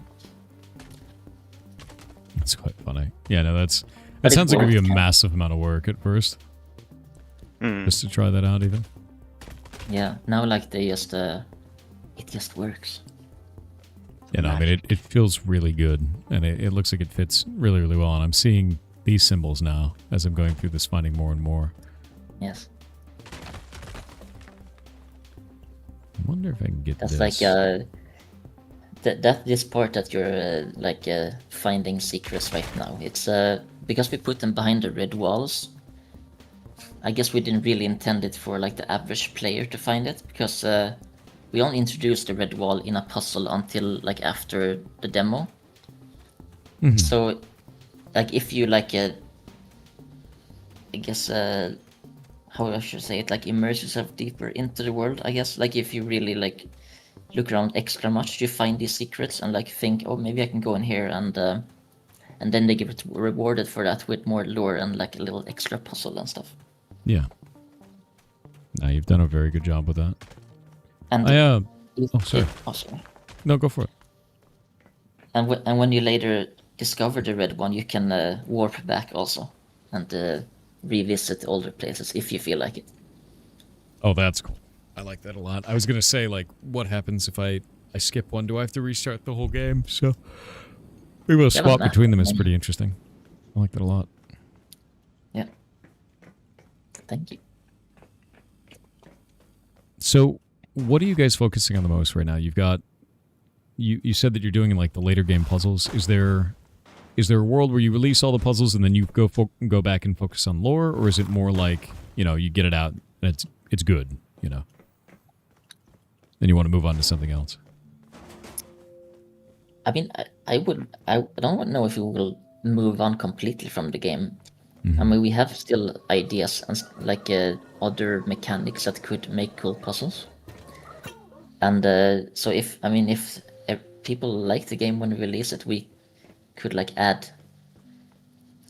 I mean, how should I say it? Like not a DLC, but like free, like there's more stuff for you to find. That's not part of the main story path, but like bonus stuff that you can return to if you want more stuff. That's cool. That's something that would be fun too. But also, we have been working on this for a long time, so we kind of set this deadline for us. Like, oh, okay, we don't want to get stuck in this forever. Even though we love like the concept and stuff, we can't. I can't spend all my life on it. That's fair. Yeah. That's super fair. It would be fun to have modding support as well. It'd be really Like a interesting level to see editor. to see what people can come up with. Level That editor could- sounds outrageously hard for this, though. Might be cool, though. Yeah. I mean, all the like we have the balls, and they're just like prefabs that we place out. Like a lot of the mechanics are pretty solid. So we can just place the balls in rooms, and the rooms, the first part of the game we built up with like module pieces. It's like the first part we have like wall pieces and floor pieces and door pieces. They could be reused for that maybe, I don't know. And that's funny, we have switched like the way we do level design a lot. Like first we model everything in Pro Builder, which is a built-in like thing in Unity, which it's very hard to work in Unity. And then we went to like modeling parts in Blender, and then it took like hours to bake the lighting, and now we just do everything in Blender. So this place you're in right now is actually, this is made in the module parts, the one you're in right now. Really? It's like there's a windows up there, and yeah. It looks really good, too. I mean, I guess you can, when you play the game, you can notice how the development process has evolved over time. In a way. Oh. There's nothing in here. It's hard to like find ways to block off paths, because in normal games just put a chain link fence or like a grate or something, but now it needs to be passable. So Yeah. now we need to have secrets everywhere. That's true. At least you have pockets for the secrets, you know. That's I true. think it's one thing that's kind of cool is if you decide to add something there, you already have the place, you know, there. It's already ready to go. I think it's one of the more difficult things about secrets is determining where does the secret go? Like, where do you hide it? Because you have to go back and modify a level, you know, but you've already kind of got them built in there. Yeah. And it's really fun to add them like in the beginning of the game, where the thing you haven't learned yet, the red wall, that if you can discover it earlier, and you get rewarded for that if you find that out earlier. And we have a few like later in the game, there's like secret puzzles in the environment that uses the permanence. Well, at least a few of them we have. Not really quite Which like is fun. that. Oh, screwed it up. And this puzzle has been this puzzle you're playing right now has been in the game for like 5 years, I guess. Like since Really? the first prototype. Yeah. That's a good I mean, one. the pink puzzles, I guess it worked from the beginning, and obviously it's been changed a ton. It looked really different in the beginning. I really liked a lot of the subtle stuff you guys did in this, where it's like for instance, if I take a look at this orb is different from that orb over there. Like they're visually different, so you don't mix them up even though they're the same color. I thought that was nice. You know, little stuff like that is really appreciated. especially for the pink balls, because you need to like swap them sometimes, especially in that puzzle. Yeah. But I think they still need to be a bit more different. Before, the older model had like visible cracks on one of them, and one of them was really clean. Mm-hmm. And that was a good way to differentiate them. So it's still like a lot of work in progress in that. That's cool. That's really cool. Yeah, you guys should go download this demo. Try this out. There are probably even more weird things I haven't noticed yet, because there's stuff everywhere, which is really cool. Really dig this. Launching in Q4. Like those secret things you found were actually part of that scene as like a bigger overall puzzle kind of thing. Mm-hmm. But more like lore focused than permanence focused, I guess. We are going to hit ads for just a minute. It'll be about 1:50 seconds. The community can still hear you. They can still hear me, but I'm going to chill out. I don't like people missing stuff because they don't pay money or anything like that. So best time to go get water if you're going to get any. Okay, baby. Tommy's gone.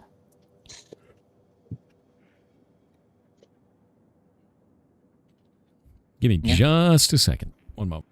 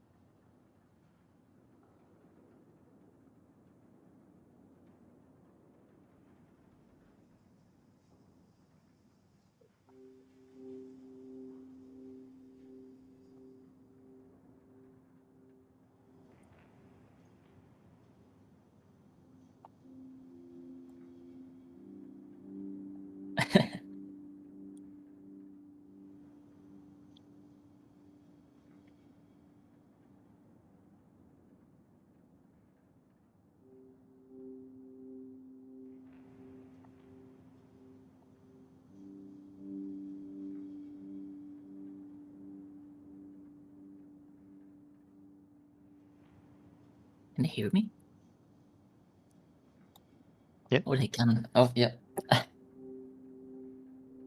Yeah, the streamer is gone now. He doesn't exist. I am the streamer. Hello, chat. Hello. I am back. And the ads are Whoa, gone. who's that?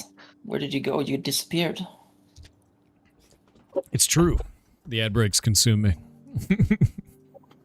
Yeah, I mean the things that doesn't exist doesn't the things that I can't see doesn't exist. That's true, exactly. So the moment I do yeah. this, chat believes that they're alone, and then I'm no longer here. Yeah. Yep, It was there we scary. go. So, like, talk to me a little bit about your guys' journey through this. Was this something you always wanted to build? Did you just come up with it on a whim one day? Was it like, was it a game jam that kind of, ran wild? I mean, it started with well, as I said, I played. I still don't know the name, but a Portal mod, a Portal 2 mod. So it really was was just playing. that you didn't have like an idea for something like this before that. It was really just that moment. I guess I really can't say what the idea itself came from, but I played the mod and thought, oh my god, I want to make like a puzzle game. And what puzzle do I make? And I was also seeing like Viewfinder when the dev was first like posting his he was like posting like short clips on Twitter, and it was like really really like the first ones, and I was, oh, there's a lot of cool things happening right now, and I wanna make something. And yeah, I made like a weird prototype. It was to beginning it was like supposed to be, oh, you're a god that doesn't have object permanence, and it wasn't really a puzzle at all at first, but it ended up being that pretty quickly. Do you find that the both of you are drawn to puzzle games more than other types of games? Not at all. Really? That's It's surprising. No. not Tom. It's just mostly me, I guess. Yeah. I just grabbed Tom because I needed him. I needed him for my project. I tried to No. encourage Julius to make the game because I thought it was super cool, and he did not make the game, so I forced him to make the game. That's pretty much Yeah, how I I like. ended up here. I didn't really see much in it, I guess. I made a prototype and showed Tom it, I guess, and I was busy with studying and stuff like that, so I didn't really care much about it. But I am obsessed with puzzle games a lot. Like I grew up with puzzle games, so that's something I do a lot. Like Myst and Portal is the main ones I played when I was a bit younger. So But it started with that. the fact that like half of your team does not play puzzle games. Are you guys going to make a puzzle game after this? Are you planning on something more like beyond this? Like what kind of a game would you want to make? It could be literally anything. I I'm not think. sure. I mean, all Something the like. different, probably. Yeah, probably something different. I mean, this has like taught us tons of things about making a 3D game, and like level design and art design and everything. But we don't need to use that for a puzzle game necessarily. We have a lot of other like smaller ideas we've had in the past that we wanna like maybe work on. I'm not sure if like the puzzle aspect of the game was the thing that was so interesting for me. I think it's just like it's so unique and cool. But anything that hits the same spot I'd be down to make. Yeah, I guess like because it's so unique, like just being in a world where this behavior is a thing is really cool. Like I guess it could have been like a walking simulator where you just look at things and it's cool to look at. But well, it begun with the puzzle thing and I thought it was really fun and we found like a lot of ways we could make it cool also. I think you had in the first prototype you had enemies, right? You had in the open area you had the guy that followed you, and if he caught you, you died. Like the first thing that people on like TikTok and stuff say is like, "Oh, you gotta make a reverse weeping angel that chases you and kills you." And I did have that in the first game. There was like a guy chasing you. Well, it was just a capsule, like a default capsule, silver thing that walked towards you when you didn't look when you looked at it, and also like a sentry gun that shot you if you looked at it too long. And you had to look away from those things, but we ended up not using that because we didn't want to make it scary. Like it was taken away from. I was gonna say that's basically a horror game. You know, yeah.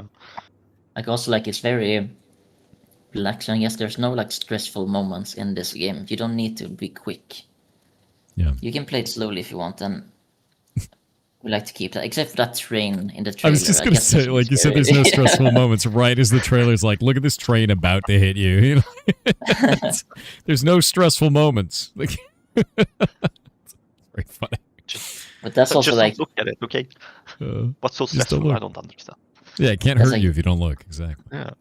We started putting the train in the beginning of trailers, like whatever we put online, and that they blew up. Because that train is so cool to people. That's like instantly people know what the game is about. Like right away. Okay, you look away and they just stop. Yeah, I think you've actually got a really unique kind of like visual elevator pitch. Like a lot of games, it's really hard to kind of portray like what the game is about. But you've got that one moment right there is exactly what the game is about. Like that train perfectly, like this moment here tells the player everything they need to know about how the game works. It's really neat. So, yeah, no, I super agree. Not very many games can do that, too. It's quite cool. Really awesome, actually. Otherwise, it's kind of... like... Sorry. I was going to say, that's one of those, like, funky things about promoting the game and, like, explaining the game very quickly to people visually. Because if we just show, like, a normal puzzle, it's not really guaranteed that people understand what the game mechanic is. Yeah, that's pretty hard, especially for the trailer to show like the to show someone that something stops when you don't look at it, you need to spend more than a few seconds on it to like really sell it. But I guess in the beginning, where like first saw the yellow ball, it like falls behind the pipe and doesn't keep falling. I think that's a really good way we showed it too. Yeah, you've captured quite a little really cool moments in this as well. You know, like in the trailer here, just kind of showcasing that of like, you know, how these things work and how the game world works. And I'm interested, like, what was your tactic for that as well? Was that more feedback driven? From seeing like how people reacted to this, like what was the evolution of your, I guess, storytelling for marketing? It's really a marketing thing, you know. It's like trying to get people to understand what you're building. What were some of the things that you tried maybe and didn't work?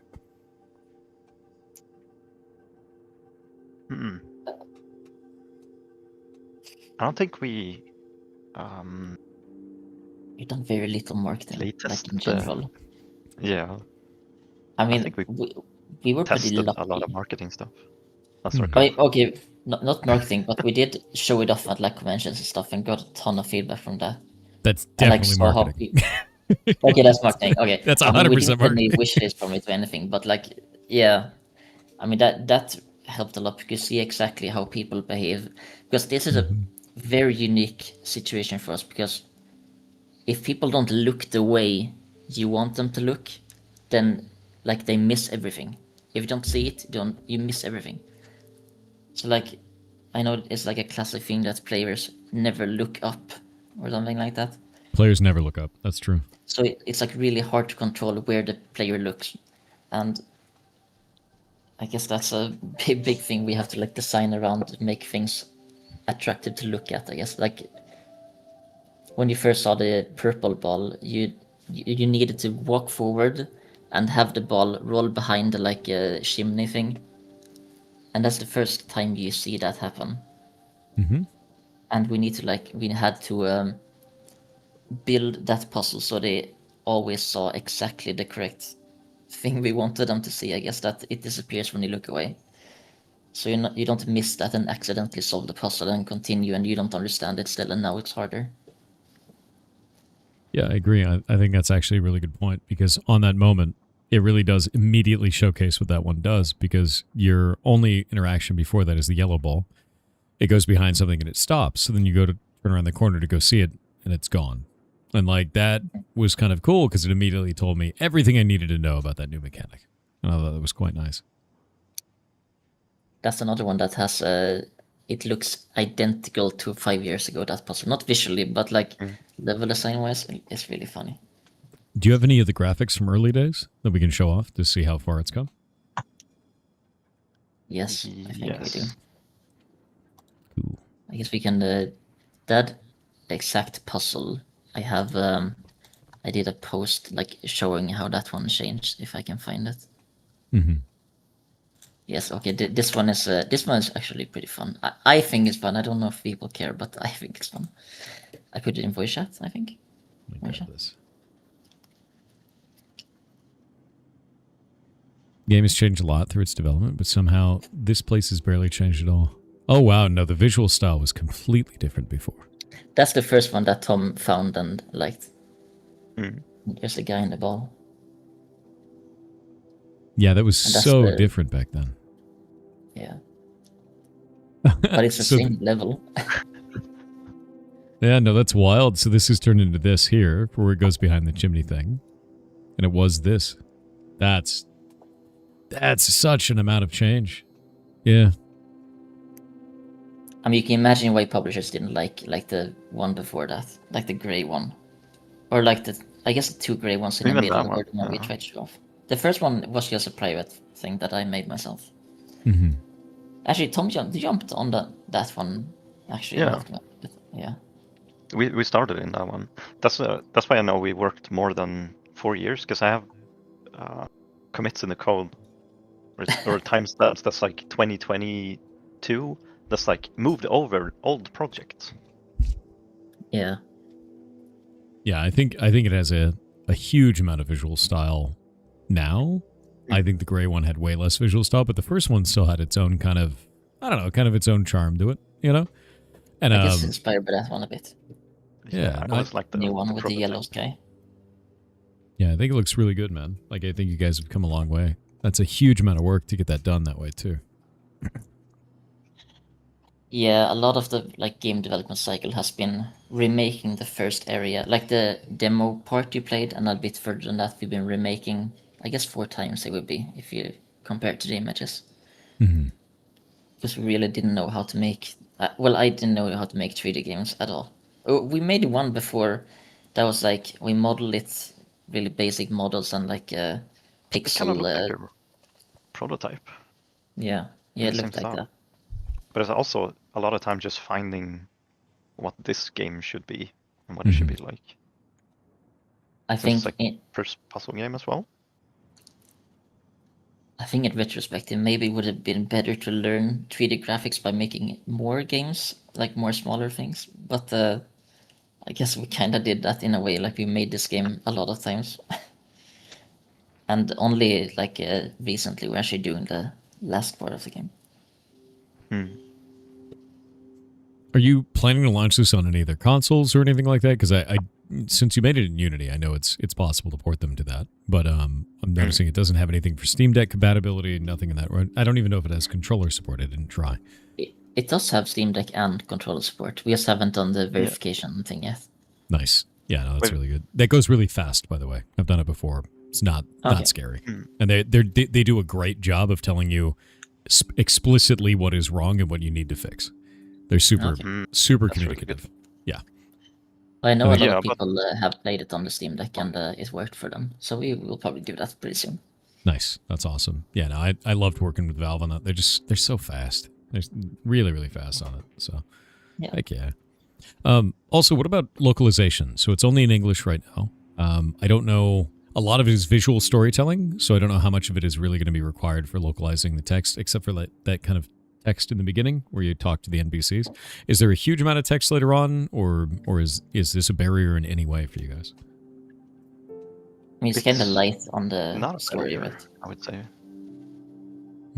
Yeah, we've been talking to a studio that will, like after release, we're planning on doing like a localization. Because right now we're working on a zero budget right now.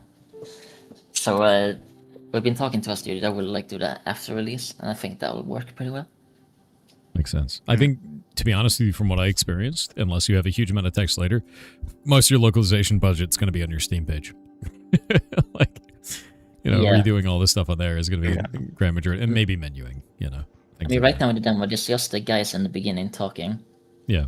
but we are still working on the there's story. more. Like Okay, so there will be a lot. a little bit There more. will be Not more, a lot of. but I don't know if it's gonna be a lot. Yeah. I mean, the guys in the beginning, we want to, because story, people want a story. I've noticed from the people who have played it, like they want to know why they're here, and we can do that through like the environment, but that's not enough for some people. And I also want to include, so there will be more stuff, and like there will, but it's not that much. It's pretty light, I would say. So you said something interesting there. You said that's not enough for some people. What is enough That's for... somewhat rude. No, Sorry. it's okay. No, it's not. It's not rude. It's not rude at all. I'm interested because For there's a some distinction. people. There's a little bit of a distinction there. It's like, is there a way that you would prefer to tell the story, or are you really just trying to tell it in a way that it hits as many people as possible? I mean, a lot of the story is just you explore this place and learn about this world. There's not that much like there's not like a hero's journey or like a lot of that right now. It's more like you come here on a mission and you learn about the world. There's some characters that you meet that will, and like characters and like they in the secret place that you missed. There's like a computer that there's like a log, like a journal log you can find from someone who lived here before, and you get like bits and pieces of information in that way. And also the guys from the beginning, they're not dead. They still exist, so they're not dead. Like the guys by your ship. But I'm not observing them anymore. Someone maybe. Oh, someone It was might be. interesting. Oh, Yeah, you said it like at some puzzle that how am I existing? yeah. And a lot of things we haven't, like there's a lot of things that we think of after, like during development. Oh, how does this work? Oh, this is the reason we build that into the game. And well, there was someone who was sensing your presence. It said in the like computer. Mm-hmm. Yeah. Yeah, I actually quite like that because I was like, how could I exist if no one's observing me unless someone is? And then like the next room explained that it's like there's a guy observing you. It's like, oh, all right. I thought that was quite cool. And it actually kind of ties back into it as falling off the map like that. Maybe the character can't observe you anymore, and that's why you revert. It's maybe you're purple. Oh no.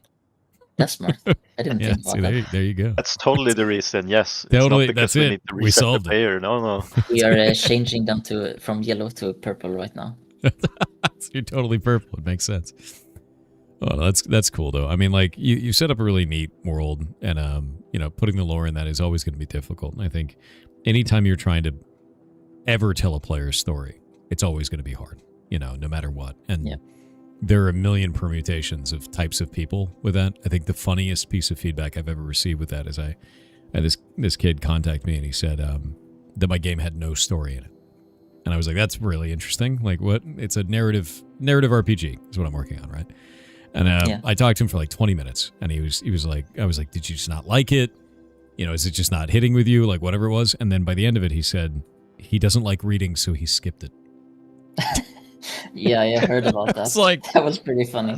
Typical game. Like, what are you gonna do, right? Like, but so there's always something. There's always gonna be someone who just doesn't land with. But I think it's really interesting the ways that you're trying to get the story in there, either through secrets or through text like that, or through just general game mechanics and kind of environmental mechanics. It's cool, man. Like, I think you're doing a good job, and I think overall I like the world you've crafted.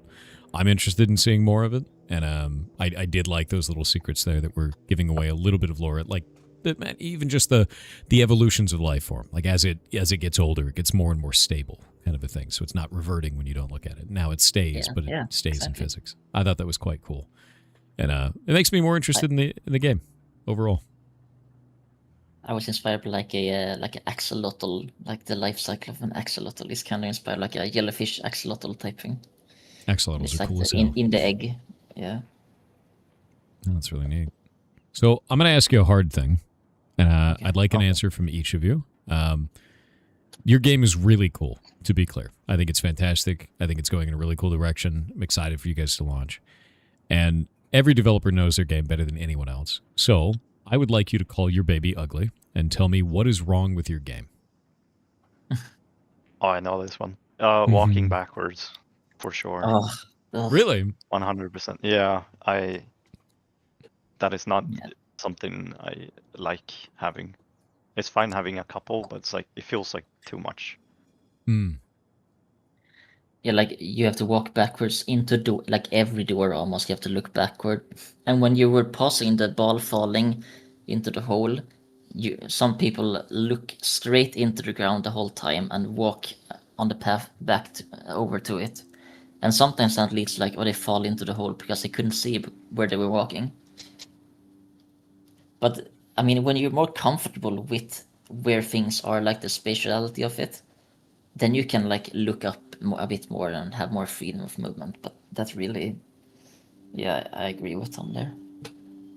I think that makes sense. I think that's the only time I really, fell off the map was when I was like trying not to look at a thing. So Yeah. Yeah, it makes sense. It was funny though. Like each time it happens, like, oh, there it goes, falling off again. But no, I could see that. How do you plan to resolve that? Is there a way you think you can resolve that? Because that's a tough one to fix, especially when you have a perception vision based game. Yeah, it's been very tricky to like make.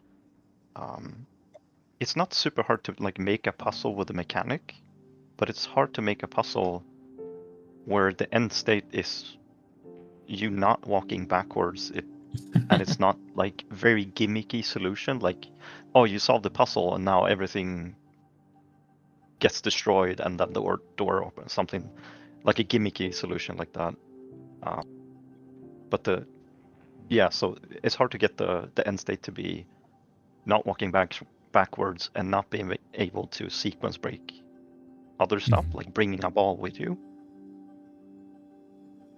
That's been that makes sense. Very tricky.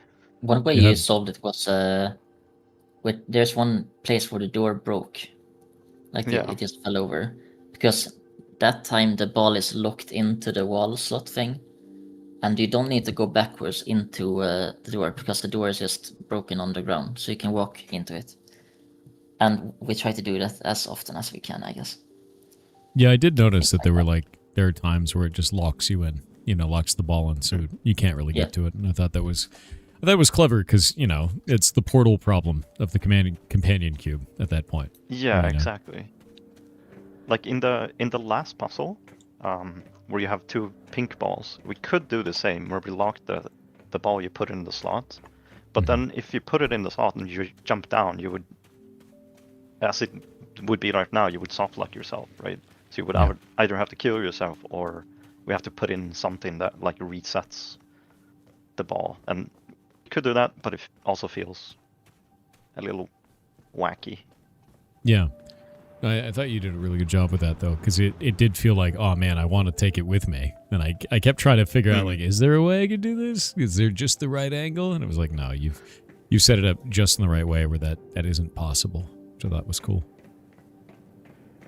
There's a couple of interesting speedrun strats. Mm-hmm. Yeah, no, I was going to say, there's probably going to be some wild speedruns with it. Like, really, really wild ones. I'm surprised people have speedrun it already, because I feel like it's a lot of walking. But they've been on the Discord, so we had to create a channel for it, because they like doing it so much. And it's really fun to watch. Anyone find some really insane breaks that you just leave it in the game? Yeah. I mean, if they're not too... like, there was one at, like, the last pink puzzle, where you could stand on the, like, a lift thing and grab the ball and just walk out. And I think if a puzzle like that, where you're supposed to learn about the mechanic, if a way you can solve it is a cheesy way that you don't learn the mechanic, then we have to fix it, because we want the player to be stuck on the puzzle until they understand what is going on. Mm-hmm. So those things we kind of have to fix, but like obscure things we don't really. It's gonna be a lot of weird things in the game. Yeah. If it's just for like speedrunners and you have to do some wacky stuff, then I don't think either of us would want to patch that. That's just fun. Yeah. No, it makes sense. Yeah, I think it's always one of those interesting things because everyone's got kind of a different idea of like where that limit is of like where, like, do I allow them to keep doing this? Is that fun? So it's always cool to hear like, what your unique perspective is on that. I mean, as long as the average player like has a good time and learns things the way we want them, then it's fine. Mm-hmm. No, that's cool. And in the end, because we are just Tom and I making the game, I like developing the game, then we have to be okay with there being weird, janky stuff sometimes, as long as it doesn't ruin the game for anyone. So let's say this game does amazing, right? Let's say that you guys just knock it out of the park, you get a ton of sales, and you're set on it. Would you want to build a larger team and make a larger game, or would you guys just want to keep making games together? I imagine we could have a few more people. Yeah, a couple of hundred more, I think. No. That'd be good. Making an MMO, let's go. It's a live service right now. Let's go. There you go. It is kind of crazy doing art and level design and modeling. Like, that's the parts that I do. It's a bit hard to make all of that myself. And I know a lot of friends that do a lot of cool art and stuff. So it would be like, that would be cool to just hire them, Mm-hmm. Feels... And, can feel it very strongly right now during like the last parts of the game. If we just had like 1 or 2 more people, it would be so nice. You could do so much more.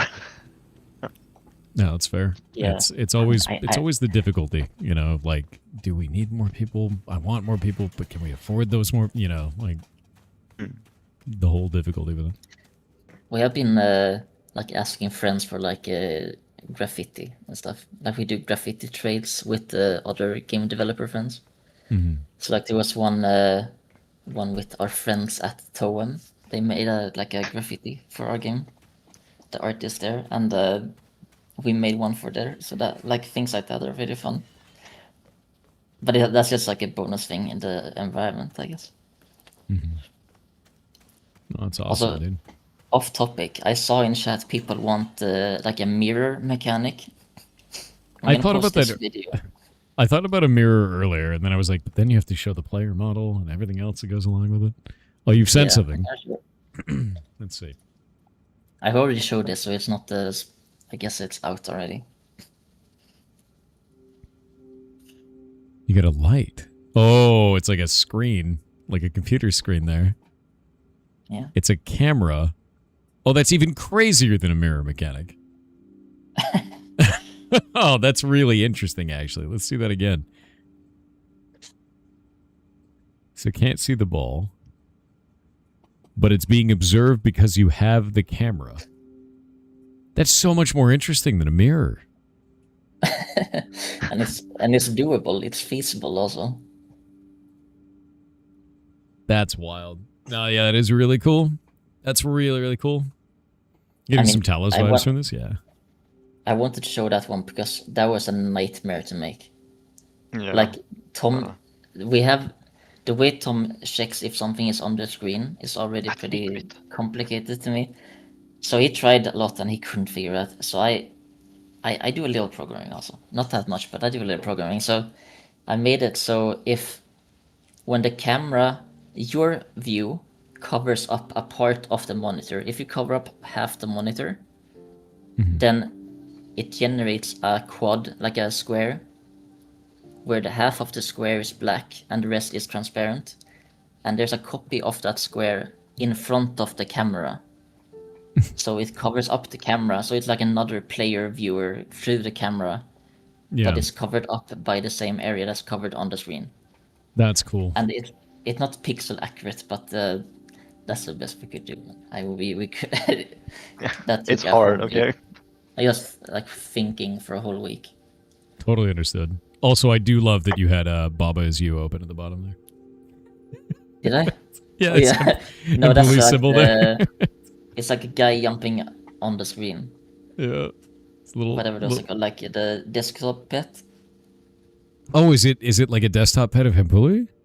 Yeah. Is that what that is? No way. Is it really? That's what that is? Because that's the Baba. The little Baba is you, Hempuli guy. Yeah, the dev made like an official thing on it. No way. I'm going to have to check that out. Hempuli, the dev, actually streams on Twitch, if you've never seen them on here. It's actually really cool. Oh, yeah. Nah, that's awesome. Heck yeah. that's neat stuff. It's really neat but stuff, that's actually. that's for like the later puzzles in the game. We're gonna introduce that. Oh, heck yeah. No, I think the idea of a camera is way more interesting. Because I was thinking earlier, I was like, how do you resolve that problem? And I was thinking, it's like, what if they had a mirror, right? So then you're not walking backwards through every door, because then you have like a mirror that you can see through. But the idea of a camera is a way more interesting way to solve that. I mean, it's like you're at two places at the same time, kinda. Yeah. It's like sometimes you need to keep something on sight on the screen and next to the screen at the same time. And sometimes you need to block something on the screen, and like there's a lot of things we're doing with that. It's probably my favorite thing to work with. Like I came up with a lot of things for it recently. I also played Talos Principle recently, which was I hadn't played that one, so that was a bit of inspiration. Yeah, Talos is quite cool. It's a very, very awesome game. I watched a friend play through it, so I kind of got spoiled on it, but it was really neat to watch. I was like, oh, what a cool, like, very, very cool mechanics. There's awesome. A lot of mechanics, and that's a long game. Yeah, no, super long game. He played it over many, many days on stream. Good dude. Yeah. So yeah, no, I think it's really awesome. I think I've only found one grading I can't go through so far. It's this one here. I really want to go through it. Yeah, there's nothing. It's just a death hole over there. That yeah. That's something people talk about too. That why aren't you falling through the world when you look away? And I guess the rule behind that we put is like the walls and floors are really thick and solid, so they like exist permanently, while a chain link fence is really thin and weak, so it disappears. I think it's because I'm being observed by that guy, so he's also observing my surroundings.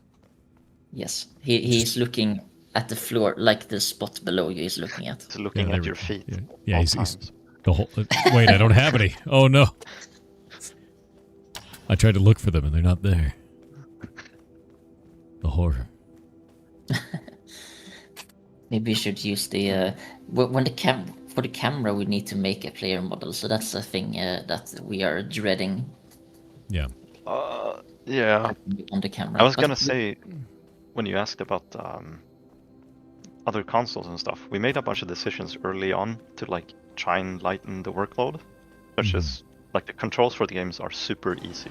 We try to make them as simple as possible and also work flawlessly with a controller, as well as localization, not having any text anywhere as much as possible, and same not time. a player model for the same reason.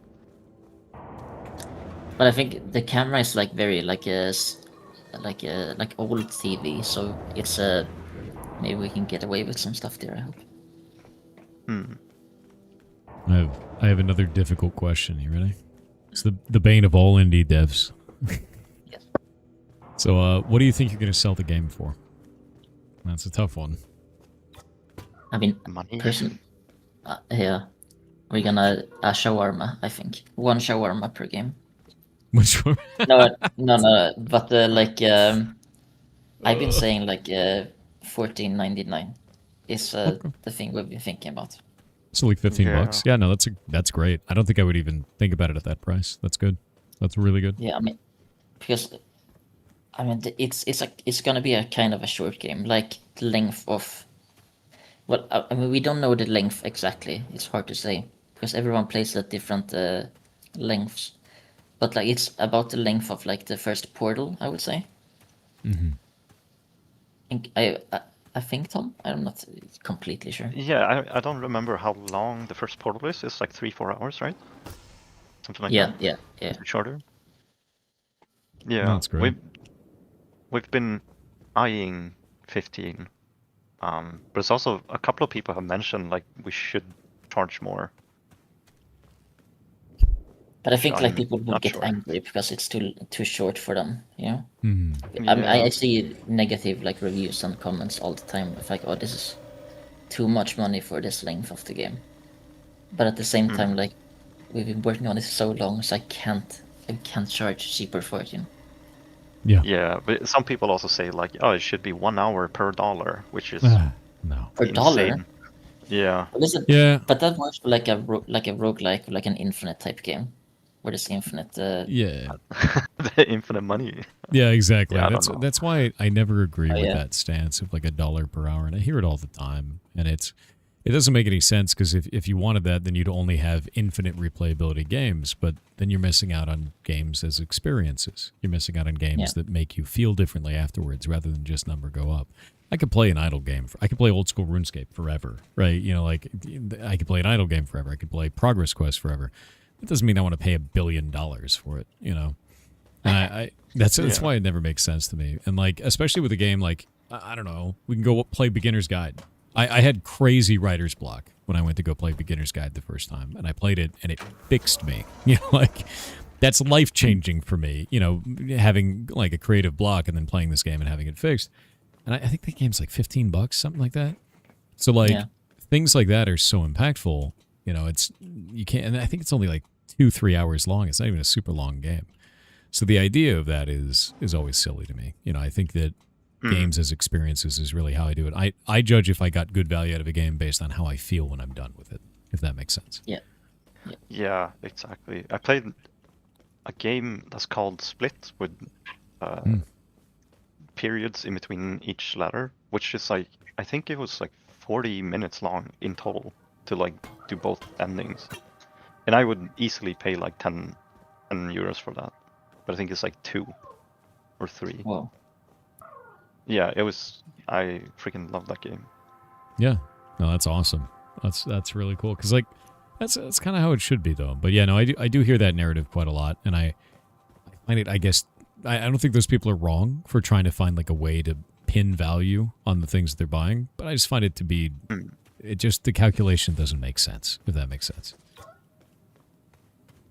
Yeah. Yeah. I think they're just converting it wrong, or incorrectly to different types of game. It's fine if it's, I guess if it's like a roguelike, like Risk of Rain, if you play something like that and it only holds up for like 5 hours, I'm not sure if that feels different in terms of fun. Yeah. I mean, like, I don't know. I think I've got like 300 something hours in Noita, but I definitely didn't pay $300 for that game. Yeah. I mean, over 3,000. I would pay $1 billion for Noita, I think. Noita's so fun. If man. I had the money. Yeah. I play it on stream all the time. 1 cent per pixel. We turn them on. Yeah, I know, right? For every pixel. Oh my god. And all of them kill you. You know? Yeah, I play it on stream all the time. The community tries to murder me with the extension stuff. Oh. Quite funny. Oh yeah. I don't need a chat to die in that game. I just die all the time. It's Wizard Death Simulator, and it's really good at its job. Oh, ads have just started. Totally perfect. Yeah, ads just started right now. So. Oh yeah, that's perfect. I needed to. Yeah. I'll be back in a minute. And then we're stuck in the ad dimension. Uh-oh. Don't look at the ads. They won't exist. I'm looking at them.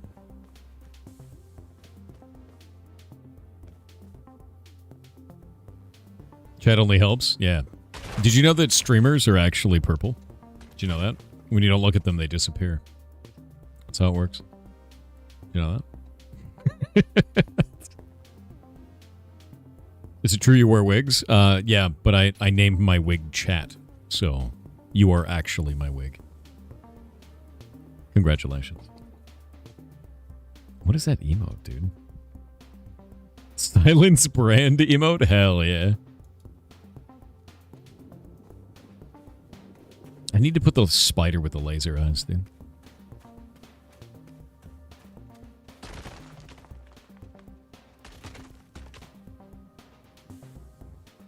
Yeah, $14.99 is great. I agree. Yeah, $15 for this is a really cool experience for quite cheap.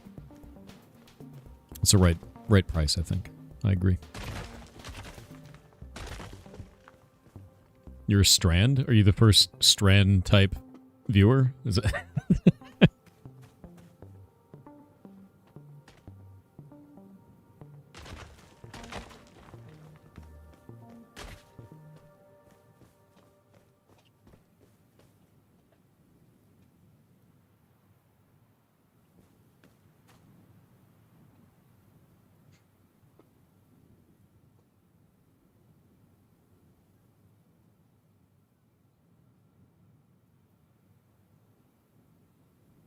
All right, ads are over. We are back. I think the thing that I like about this game the most is it makes your brain do a backflip. What I mean by that is if you look at this bat and you're like, oh, the bat's over there, and then you know, there's just like a moment where it's like kind of subverts your expectations of the physical world like that, and it just feels really good as a result. I think it's actually quite cool. Not a lot of games do that, so. That bat will return in a way. I don't know how much it's fun to talk about it, but I don't want to spoil all the puzzles, you know. But that's part of later puzzles. The bat. Like we wanna. There's a lot of use of the balls in the game. I guess that's a bit of a problem with the game, that we use the balls too much and not enough of the environment. But like the bat is one way we try to make it more interesting. Like, there's an animal in the world that behaves in weird ways, and you use that for puzzles also. Like in old, not long time ago, but like a year ago or something, I tried like the rat thing in the earlier part of the game. I had that one, like it ran out of a nest and grabbed a fruit from a tree, and you were supposed to use that in a puzzle somehow, but it didn't go anywhere, so we ended up using the bats instead. I really like that you're doing symbology in the game as telling like a language with this. So like alive and then kind of old and then dead, you know, with these three different symbols. I think that's really interesting. I think it's actually really cool, like young, old, dead. At least that's what I'm getting out of it. That's interesting, because it's not exactly what I meant by that, and it is the way everyone interpreted it. So I understand why people interpret interpret it that way. But also, I don't want to reveal that because I know people on the Discord are like theory crafting this, and they made like a big Google Doc and stuff. So I don't want to say anything about this. That's totally fair. But, That's totally fair. But I really like making these paintings because this is just something like I like drawings, and I like drawing the characters in my world, and I draw them and do like a rough paint tool thing in Photoshop, and I just put it on the walls and use like a graffiti noise thing on it, and it looks cool. Have you ever changed anything in terms of the game lore based on, you know, what you've read as fan theory? Did it like inspire you to change anything in the game? I'm sure I have some inspirations. Like we've been showing it a lot, like to as I said, at like local conventions, stuff like that, and they've been saying stuff that they like make their theories and stuff like that, and some things I'm sure have like inspired us. I know some things have. I can't say it on top of my head, but I definitely, because when we make the game, I mean, I don't think about everything. There's a lot of things I don't think about, and when they mention it, I'm like, oh right, that could be cool. Yeah, like the player is purple. Player is purple. Yeah. They're on to me. They've got the lore. Really I mean, fun. a lot of this game is like, oh, it seems like there's a ton of lore and stuff, but some of it I haven't actually thought about, and when they mention it, like, all right, maybe I should develop that more. Because the focus in general are like to make the game fun and the puzzles fun, and I really want the world to be fun also. So, but that's like priority number 2, I guess. Yeah. Oh. Got another one. And yeah, have you been in here? No. There's a big thing. Oh wait, I'm way behind on the stream. I think. No, he went into the like Ah. one of the secrets. So there's a map up there that showed you the places. That's really interesting.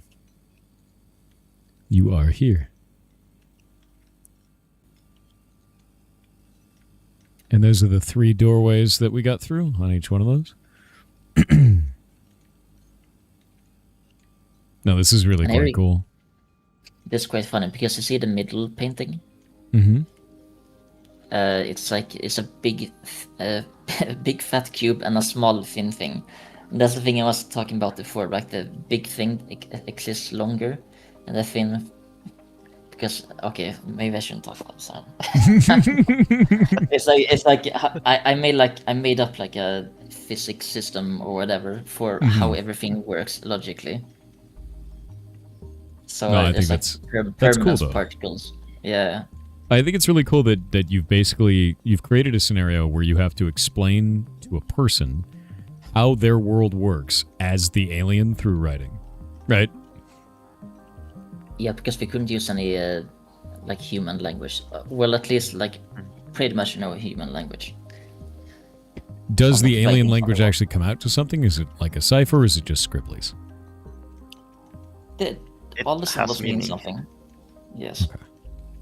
Sometimes I put the things on the wall because I just need something on the wall, but everything means something. I wouldn't want to deceive my players like that, you know. Yeah, I thought it was cool because like some of this stuff. Oh.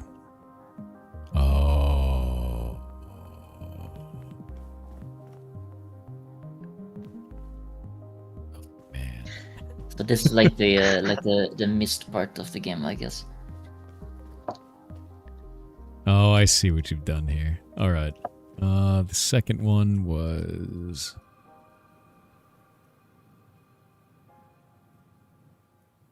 Oh, this is actually really cool. Take a look at the other one. Yeah, no, I didn't realize that there was a meta puzzle between all of it. That's actually really neat. Yeah, so the 3 places you visited are like part of it. Yeah. And as you just mentioned before, like all of this is kind of behind the red mechanic. Mm-hmm. That's it's very nice to have or see people like discover this, and then you can see their understanding of the world like expand, or like, yeah. Yeah. You know, it's really interesting because like that's exactly what it is. You know, I didn't expect that at all. I didn't expect you to have those types of mechanics in this, or like things that I guess I'd have to remember each of those components from that. And it shows me like a deeper level of puzzle that you're interested in making in this, even if it's a secret one, you know? They're not. I'm not sure if they're well designed. We have just tested. We have a few like play testing people, but like the main puzzles are the most well designed. These are a bit more like obscure and cryptic, I would say. But it's That's something that fine. I'm fighting to keep it in the game. Not fighting against anyone, but more so like against time, I guess. Fighting Yeah. against time. To have these in like the secret areas. I still don't remember the first room. So now I gotta go back. Now I gotta go back and get it. Yeah, it's a bit of a longer thing, this like walking back and forth, but we try to make it somewhat interconnected. That's actually really quite cool. I think that's awesome. Rad. Thank you. It's fun. I like it. It's very fun to do. Does anyone in chat have the VOD from when I was there in the first room? I think I can go back and find it. When I found the first one, yeah. Has anyone got it? Because then we can go back and grab it. And we can solve this thing. Because I remember the second one, we were talking about the life cycles, and it was magnifying glass, moon thing, and then I believe it was the X. Remember it?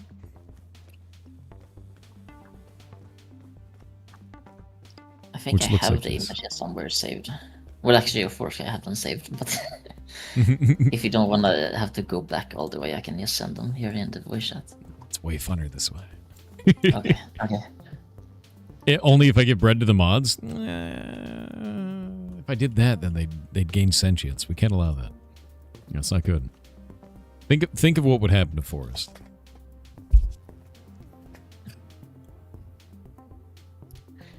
Let me see. Oh yeah, no, it's not here. The chat can't see it. I'm gonna see if I can actually find this real quick. But no, that's really cool. Do you I'm interested, like, you guys have been building stuff for a while. You know, you've almost got this out now. And you know what you want to build next. Did you find through the process of this that you guys want to only do this going forward? Do you have the idea of wanting to go full-time development and just be game developers? Or do you like the comfort of having, say, a day job while you work on things on the side? I do have a day job, which is game development as well. So Yeah. So you're multi-track drifting, I see. Fantastic. yes, it's a You're working on Toem Yeah. right now. Toem. You're a bit scared because that game is also coming out very soon. Toem 2. But I've been working at like a restaurant for like a lot of years now. Like during this development, I've been working at a restaurant all the time, and I don't want to do that. I don't want to. I want to do this, but it is a hard question because when you work full time on this, I guess you have the time limits and you need to appeal to the audience and like to sell well to survive. You need to make it a bit like lean in more what the players like. But when you do this at the hobby, you can make whatever you want, and that's also really fun in a way. Mm. But I've been having a lot of fun with this. No, that is really cool, actually. But it was fun to start out doing like just whatever bullshit concept I had, just making some weird stuff. And I rarely finish making the games, but like I do a cool thing and then yeah. I'm looking through the VOD right now, see if I can find it. And yeah, you as well. I'd love to hear. I have an old video of the latest iteration of the permanence mechanic. That's I was what's that stress called? testing it. But it's a very big video. It's like 57 megabytes or something. Oh You're making me no, upload. it's so big. Oh, it's good. Yeah, let me grab it. But it's like this one is like mesmerizing because it's just like I think it's like 1,000 cubes or something, and since they're all the pink mechanic, when they overlap each other, they like respawn stuff behind them. It's almost like an infinite waterfall of them. That's funny. His dev scene still looks like this, by the way. It hurts to go into his dev scene and look at this. It just makes me laugh because like I realize like your dev tool room must look like this. Now you sent me a video. It's like it's probably just a bunch of weird shit, you know, and weird ideas of how like things move because you've set up these like weird mechanics, and now you've got, I don't know, like a play space to make sure that they all work all the time. Try new things to build puzzles. That's quite cool. Yeah. It's kind of a funny thing because Yerbo obviously he has a big thing, a room with a bunch of random stuff he's testing. But when I test stuff, I just go into one of the main scenes and place it out, and then I delete all of it when we have to actually publish the scene. I don't know if that's a good way to work, but I've been doing that all the time. But also I mean, have, it's like, a good way to scene work if it where- works for you, you know? Yeah, but I also have like a scene where like I make the puzzles in like Unity cubes, and just it looks really ugly. But I test the puzzles first there before I actually model them in Blender. Because when you actually model them, then I hate to change things because I want to make it look good. And if I make it look good, if I have to change something, I have to change a lot of things. So, like, Yeah, I because like to make the puzzles once you solid change it, it's going to before. change every environment, right? Yeah, I like to make the puzzle solid first in an ugly environment, and then move it into a pretty environment, I guess. Makes sense. Yeah. No, absolutely. Because that would be it'd be really rough to go back and change it later, I would think, Yeah, at that point. yeah, it is. I think I may have found the section with the first puzzle door. Yeah, my dev scene is not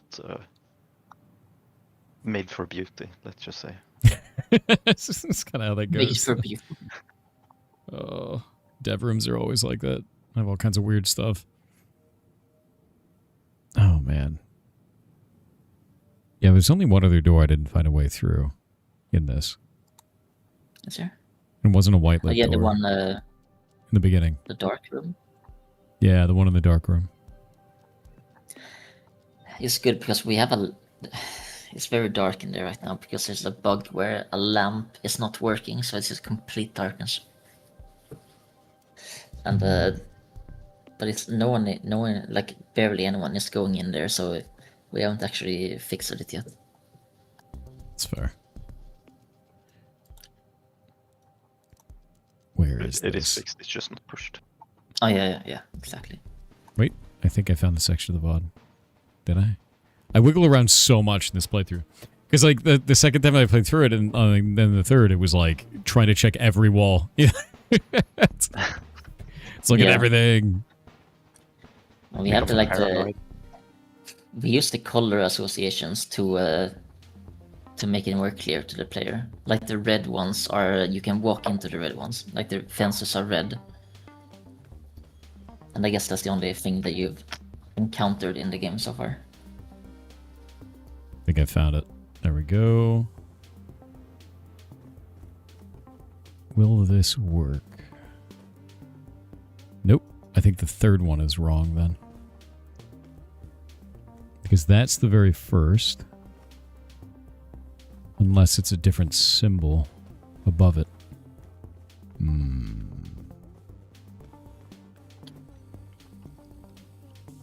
The fences are not made of the cute animals. Consistent repeat 387.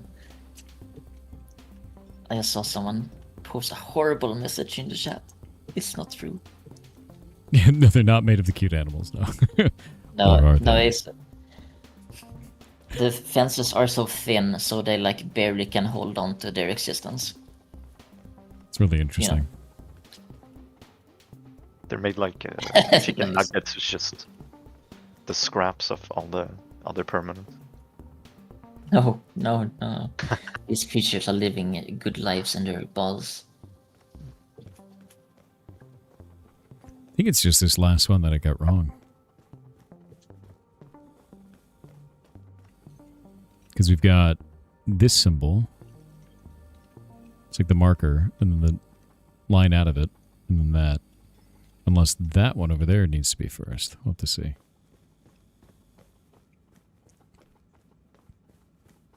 Yeah, marker, line dash out, and then the C. Nope, it does not like this combo. Is this one wrong? That seems correct. This one is definitely correct because I have it up on my screen right now. Unless... So what's your thought behind the order here? What is... Why do you input them into those specific pillars? I was doing it from the beginning to the end, but I think that's not correct now. It also aligned with what options were available here, so it may be the other way. So if we do it on this one, it may be beginning, middle, and end, like that. So I'm going to try that next. Based on the life cycles of the animal. Unless that is the end. I'm not sure which one would be the end. Kind of looks like life cycles. I'm going to keep that one as the end for now. We're going to try this one. Just let us know if you want any hints on this. No. It's way more fun Okay. this one. Okay. That's good, because I don't know this solution. I have no idea. That's funny. Yeah, we work on different parts. I do like that, though. Like the idea that you guys work on different pieces, so then, you know, it's still fun. It's fun for each of you in different ways. Yeah. It's also helpful to like not know every puzzle and stuff like that, because then we can test on each other as well, which is very helpful. That's true. That's true. So I do I've been doing a lot of the puzzle design right now, and then before I actually let people try it, I give it over to Tom, and he scrutinizes it and gives his feedback, and then we've been doing a lot of playtesting and a lot of feedback throughout the whole game. Like otherwise it would be pretty shit, I think. I mean, we do it constantly as soon as we design a puzzle. Yeah, like we're still tweaking like all the starting puzzles as well. Yeah. That's never ending. I think that's going to be one of the most difficult things, is like making sure that you're building it out in a way that makes sense, you know? Like for the most number of people, and like designing that out and kind of getting feedback. It's just a never-ending cycle, like you were saying. Yeah, like even the first, I remember one like the late revelation, I would say, for how people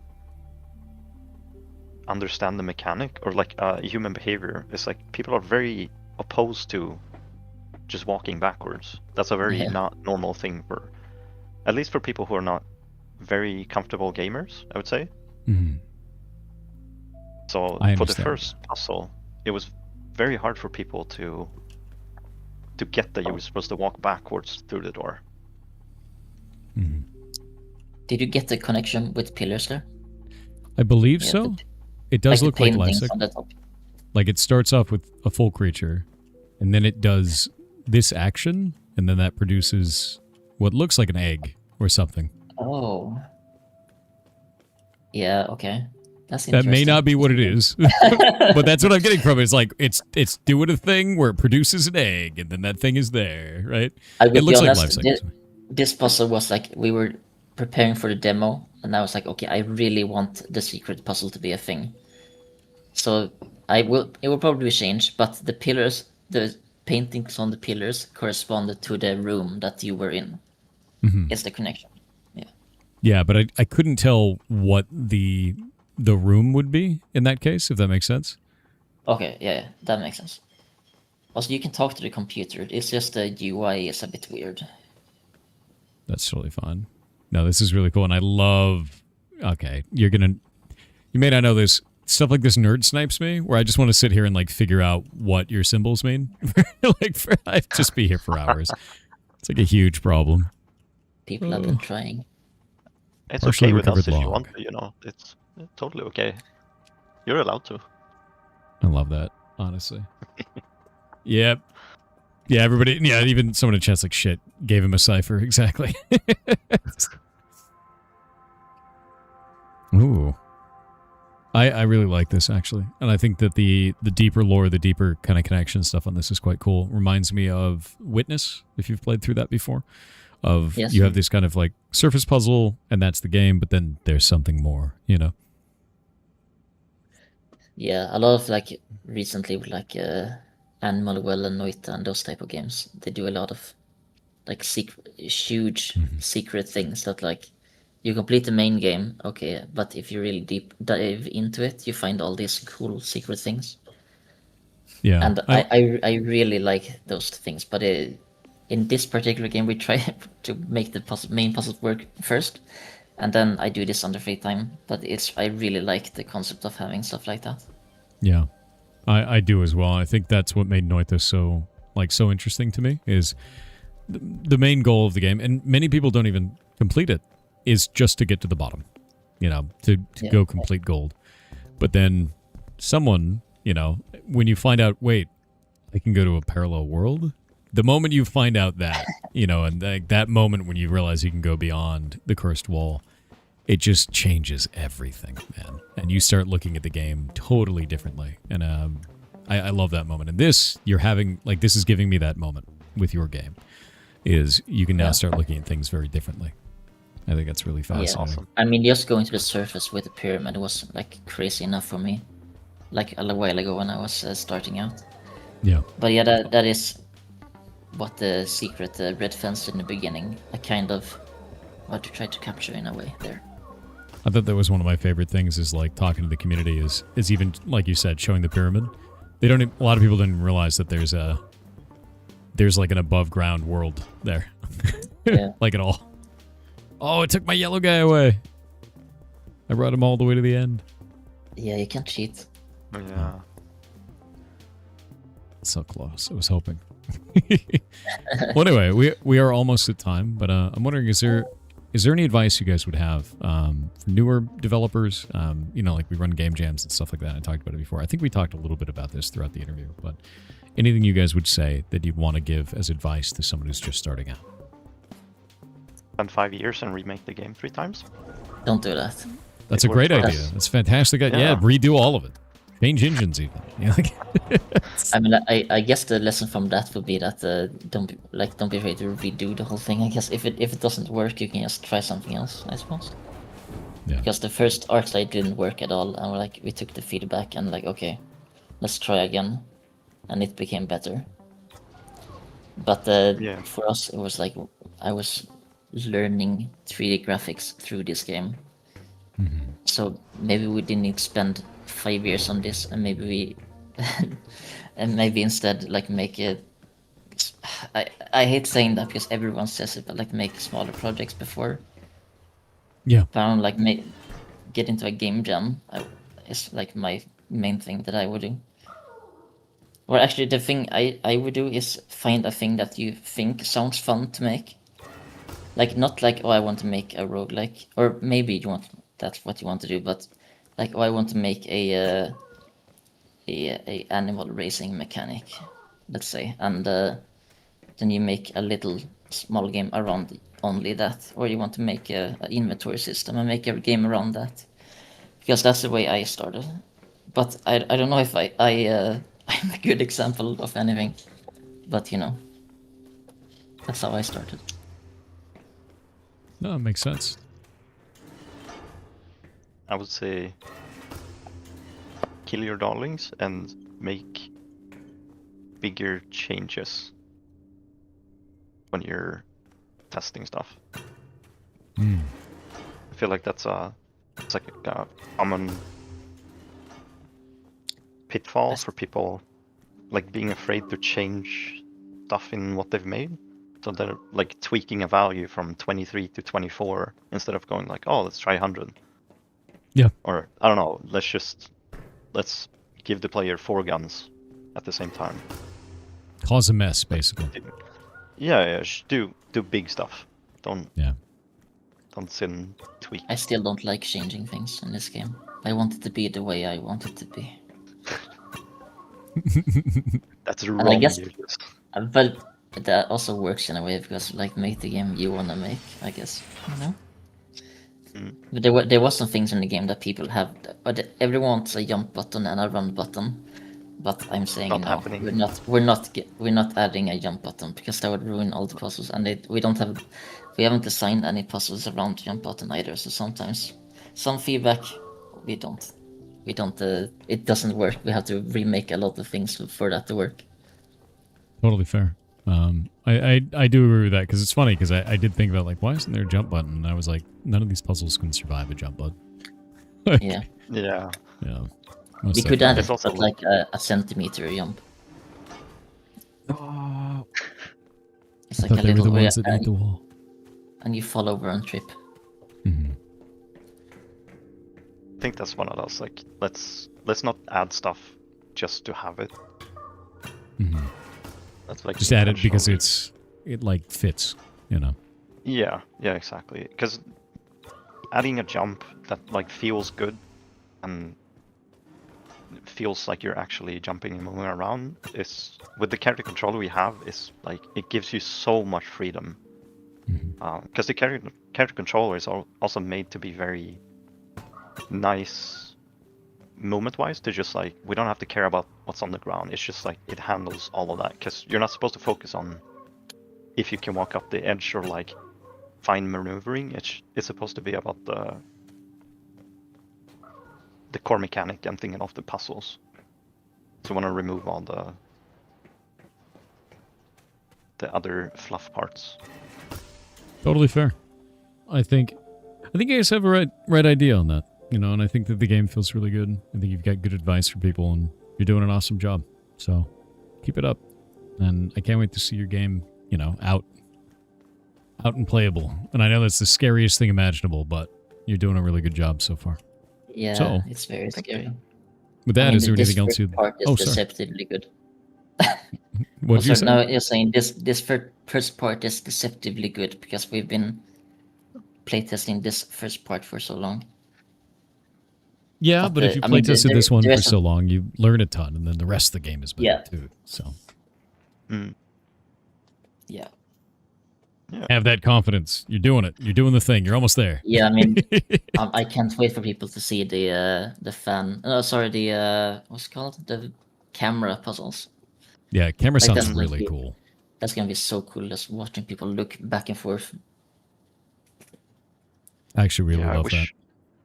I wish we solved the light stuff as well. Okay, I have one question about it. Can the camera also be purple? We haven't done that. Okay. But I mean, it would be possible because the yellow camera, right now it's yellow because I need to put a color on it for it to react with the permanence. Mm-hmm. But it would be possible to have a purple camera because as long as you see the computer screen or the camera, then it does exist. But if you look away, then it would return. So that's definitely something you could do. Is it possible to have 2 cameras? Yes. But you can't look into another screen. That's like the limit of my janky code that I had to make. Just a circle of cameras. That's what we're doing. So all looking at each other. Definitely won't blow up the game. And we almost scrapped the idea because we couldn't figure it out. But we finally did something that works. So we will. We're happy it works at all. Try to do mirrors. Some guy wanted mirrors, but that's we can't do that. That's too hard. This is better than mirrors, to be honest with you. I really think so. I really do. It's so much more interesting. Yeah, Mr. Greggle's bullet time cameras, he's a streamer that's a drummer. And he has like a ring of cameras around him, and he can actually pause mid-stream while he's drumming and do the Matrix effect live. It's completely insane. It's the most crazy thing I've ever seen. Yeah. That's a crazy investment. Yeah, no, he's wild. Greggles is rad. Anyway, with that in mind, we're over time by a little bit here, but I've been having a blast. Your game is really, really cool. And I just loved playing around in it. So I think you guys have done a really, really cool job. The game is really great feeling. Look forward to your guys' launch. Is there anything you'd like to say before we head out? I hope you like Hello. the game when it comes out. You can play the demo right now if you want. It's still play up. It's play the demo. I don't think we'll take it down because it's so short. So just go.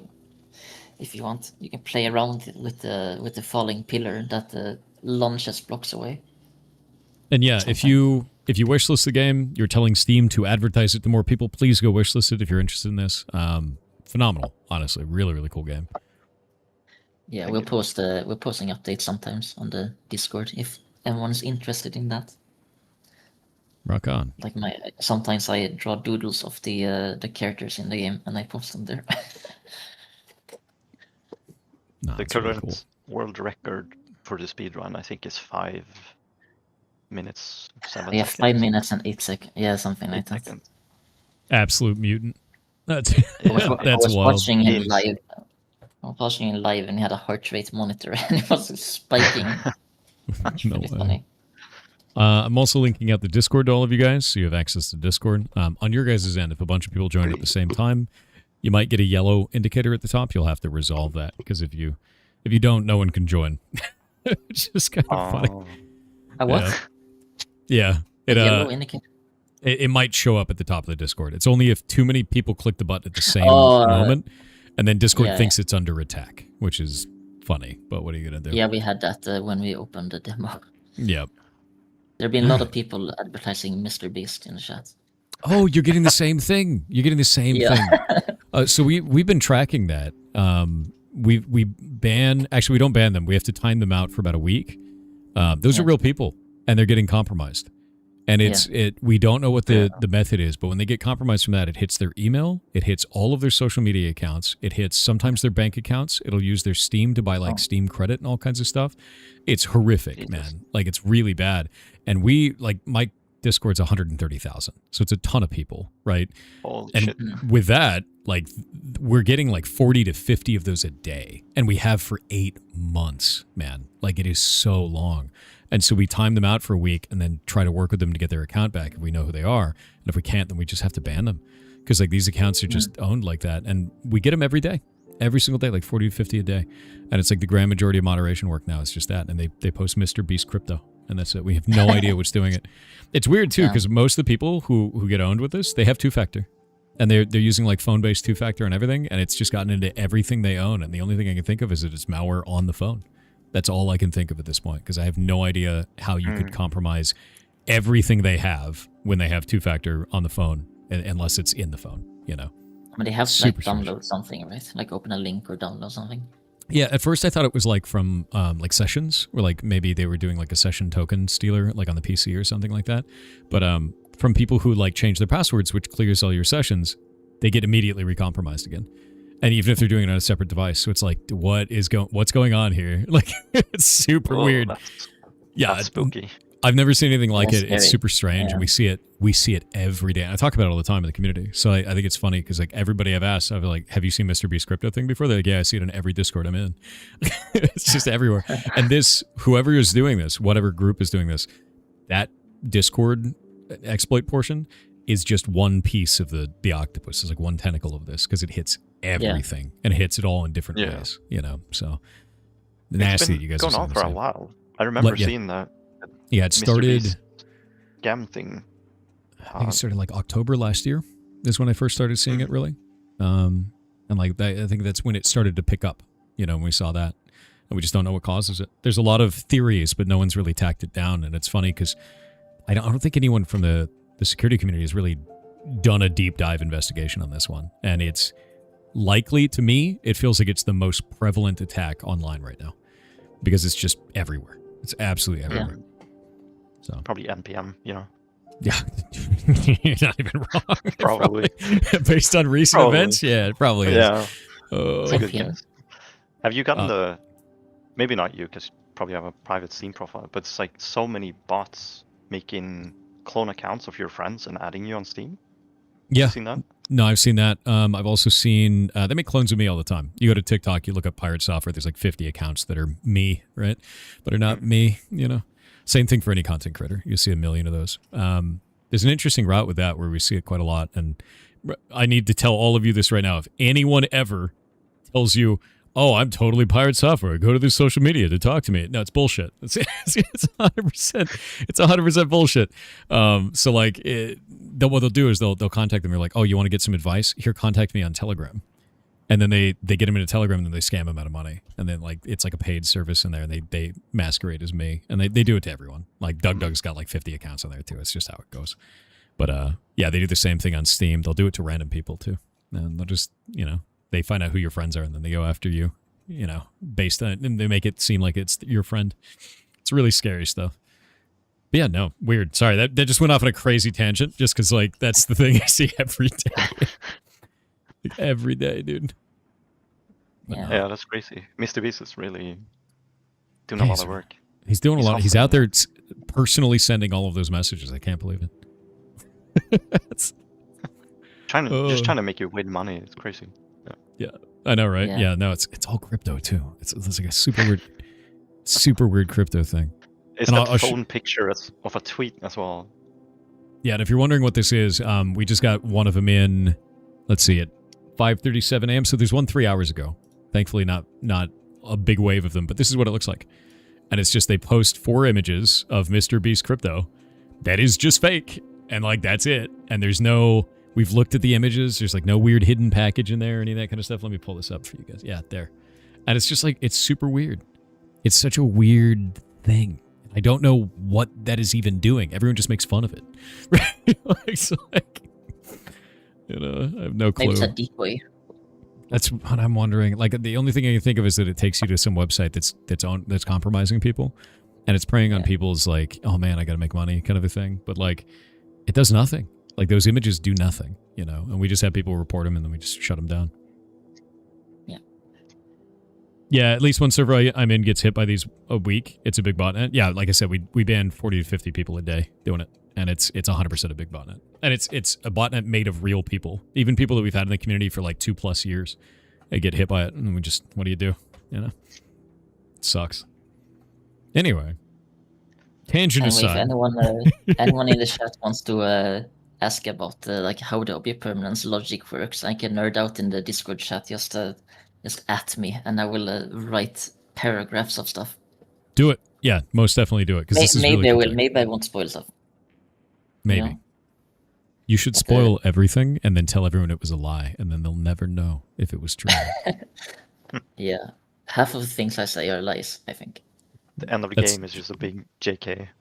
That's exactly like chat, actually. Half of chat is wrong, the other half of chat is lying to you. That's how it works. It's like the worst. Either Tom or I is lying. One of us telling truth, one of us lying. Oh. And it switches, right? Back and forth? Mm-hmm. No. Oh. No, it doesn't. No, I don't know. But thank you so much for... for this. This was thank you so really much. fun. No, thank you guys for coming on and showing your game. Like, I get to do this because chat supports me, and I get to do it because you guys make cool things. So thank you very much for doing so. And I love showing this off. It's an awesome game. You guys are doing a great job, and I look forward to seeing it come out. So keep rocking. Yeah, absolutely. Yeah, I've been loving seeing all the other games you've showed also. Yeah, I haven't seen all of them, but every time I've been on, they've been a cool game to look at. I'm going to be going through today and actually updating all of the reviews that I have on these to start putting the developer interviews up on them, because we've got a bunch of them out now. So there's a whole lot that have come out, and we're just going to keep releasing them because Shadelock, my editor, is kicking butts. We're doing like one a day, it looks like right now. I've got a couple more to release. Yeah, fast. Very fast. Well, anyway, thank you guys very much, and I will talk to you later. Yeah, thank Bye. you. See you around. Bye. Oh, man. They nerd sniped me with the Mr. Beast crypto thing. It's such a bad problem right now, too. I have no idea what's causing that. It's been like this mystery ticking in the back of my head, wanting to like go on a deep dive of it, but I got too much shit to do right now. You think Mr. Beast crypto scam isn't the intake point of the scam? Oh, it's not. No, it's definitely not. It's something else. What I think is going on is a lot of the times you'll have large groups that compromise very large amounts of machines, and then they sell that off to third parties, and those third parties then use the data to do something else. I think they're getting into all these discords, and then they're selling that to another party, and that party is doing the Mr. Beast crypto scam. And that's basically it, right? And like whatever that is doing clearly is making enough money where they keep buying these accounts and doing this. It's very strange. So, yeah. Anyway, this was really fun. This game is awesome. I really, really, really enjoyed this. And I can't wait for this to come out. I'm going to link this again in chat for you guys. There you go. And then we're going to go and play Chrono Trigger for just about 30 minutes. Just about. And then we can go do that. And then we'll go to the next game, because we have more video game. Such a cool idea, though. Cool concept. Really, really liked that. Object impermanence. Something that chat suffers from. Cancel that. Grab this. Pop that up.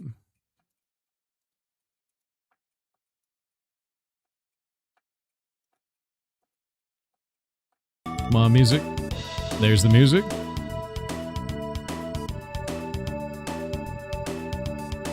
There's the window. There we go.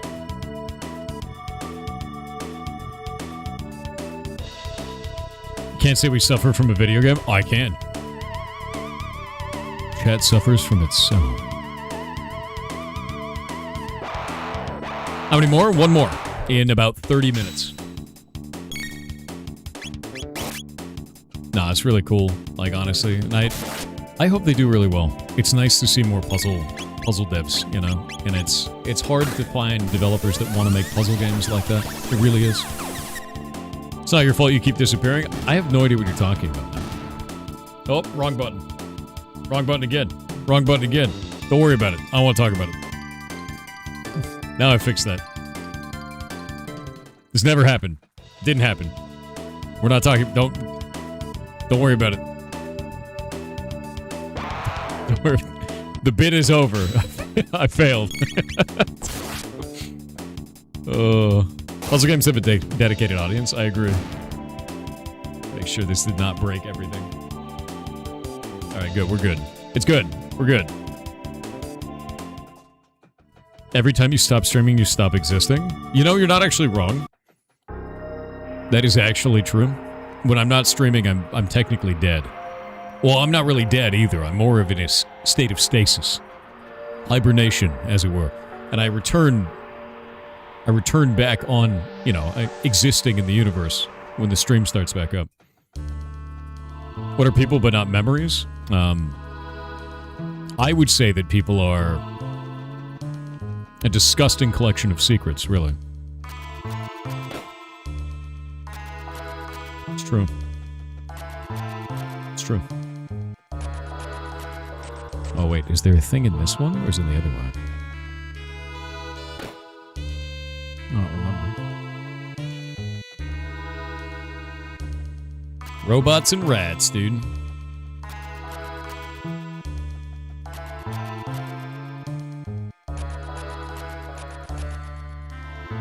That weird, like, metal clicking noise in the background is wild.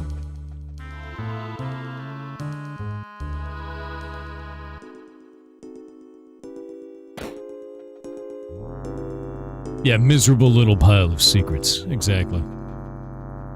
That's what they are, man. Humans. I couldn't remember the quote. It was disgusting or miserable, and I took a shot. Failed.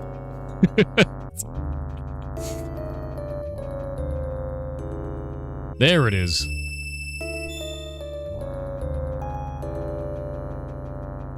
And it begins to glow. Let me in. Lumen robe. Elixir. Hit ring. Gold earring. Power tab. You know who needs a power tab? My boy Butts.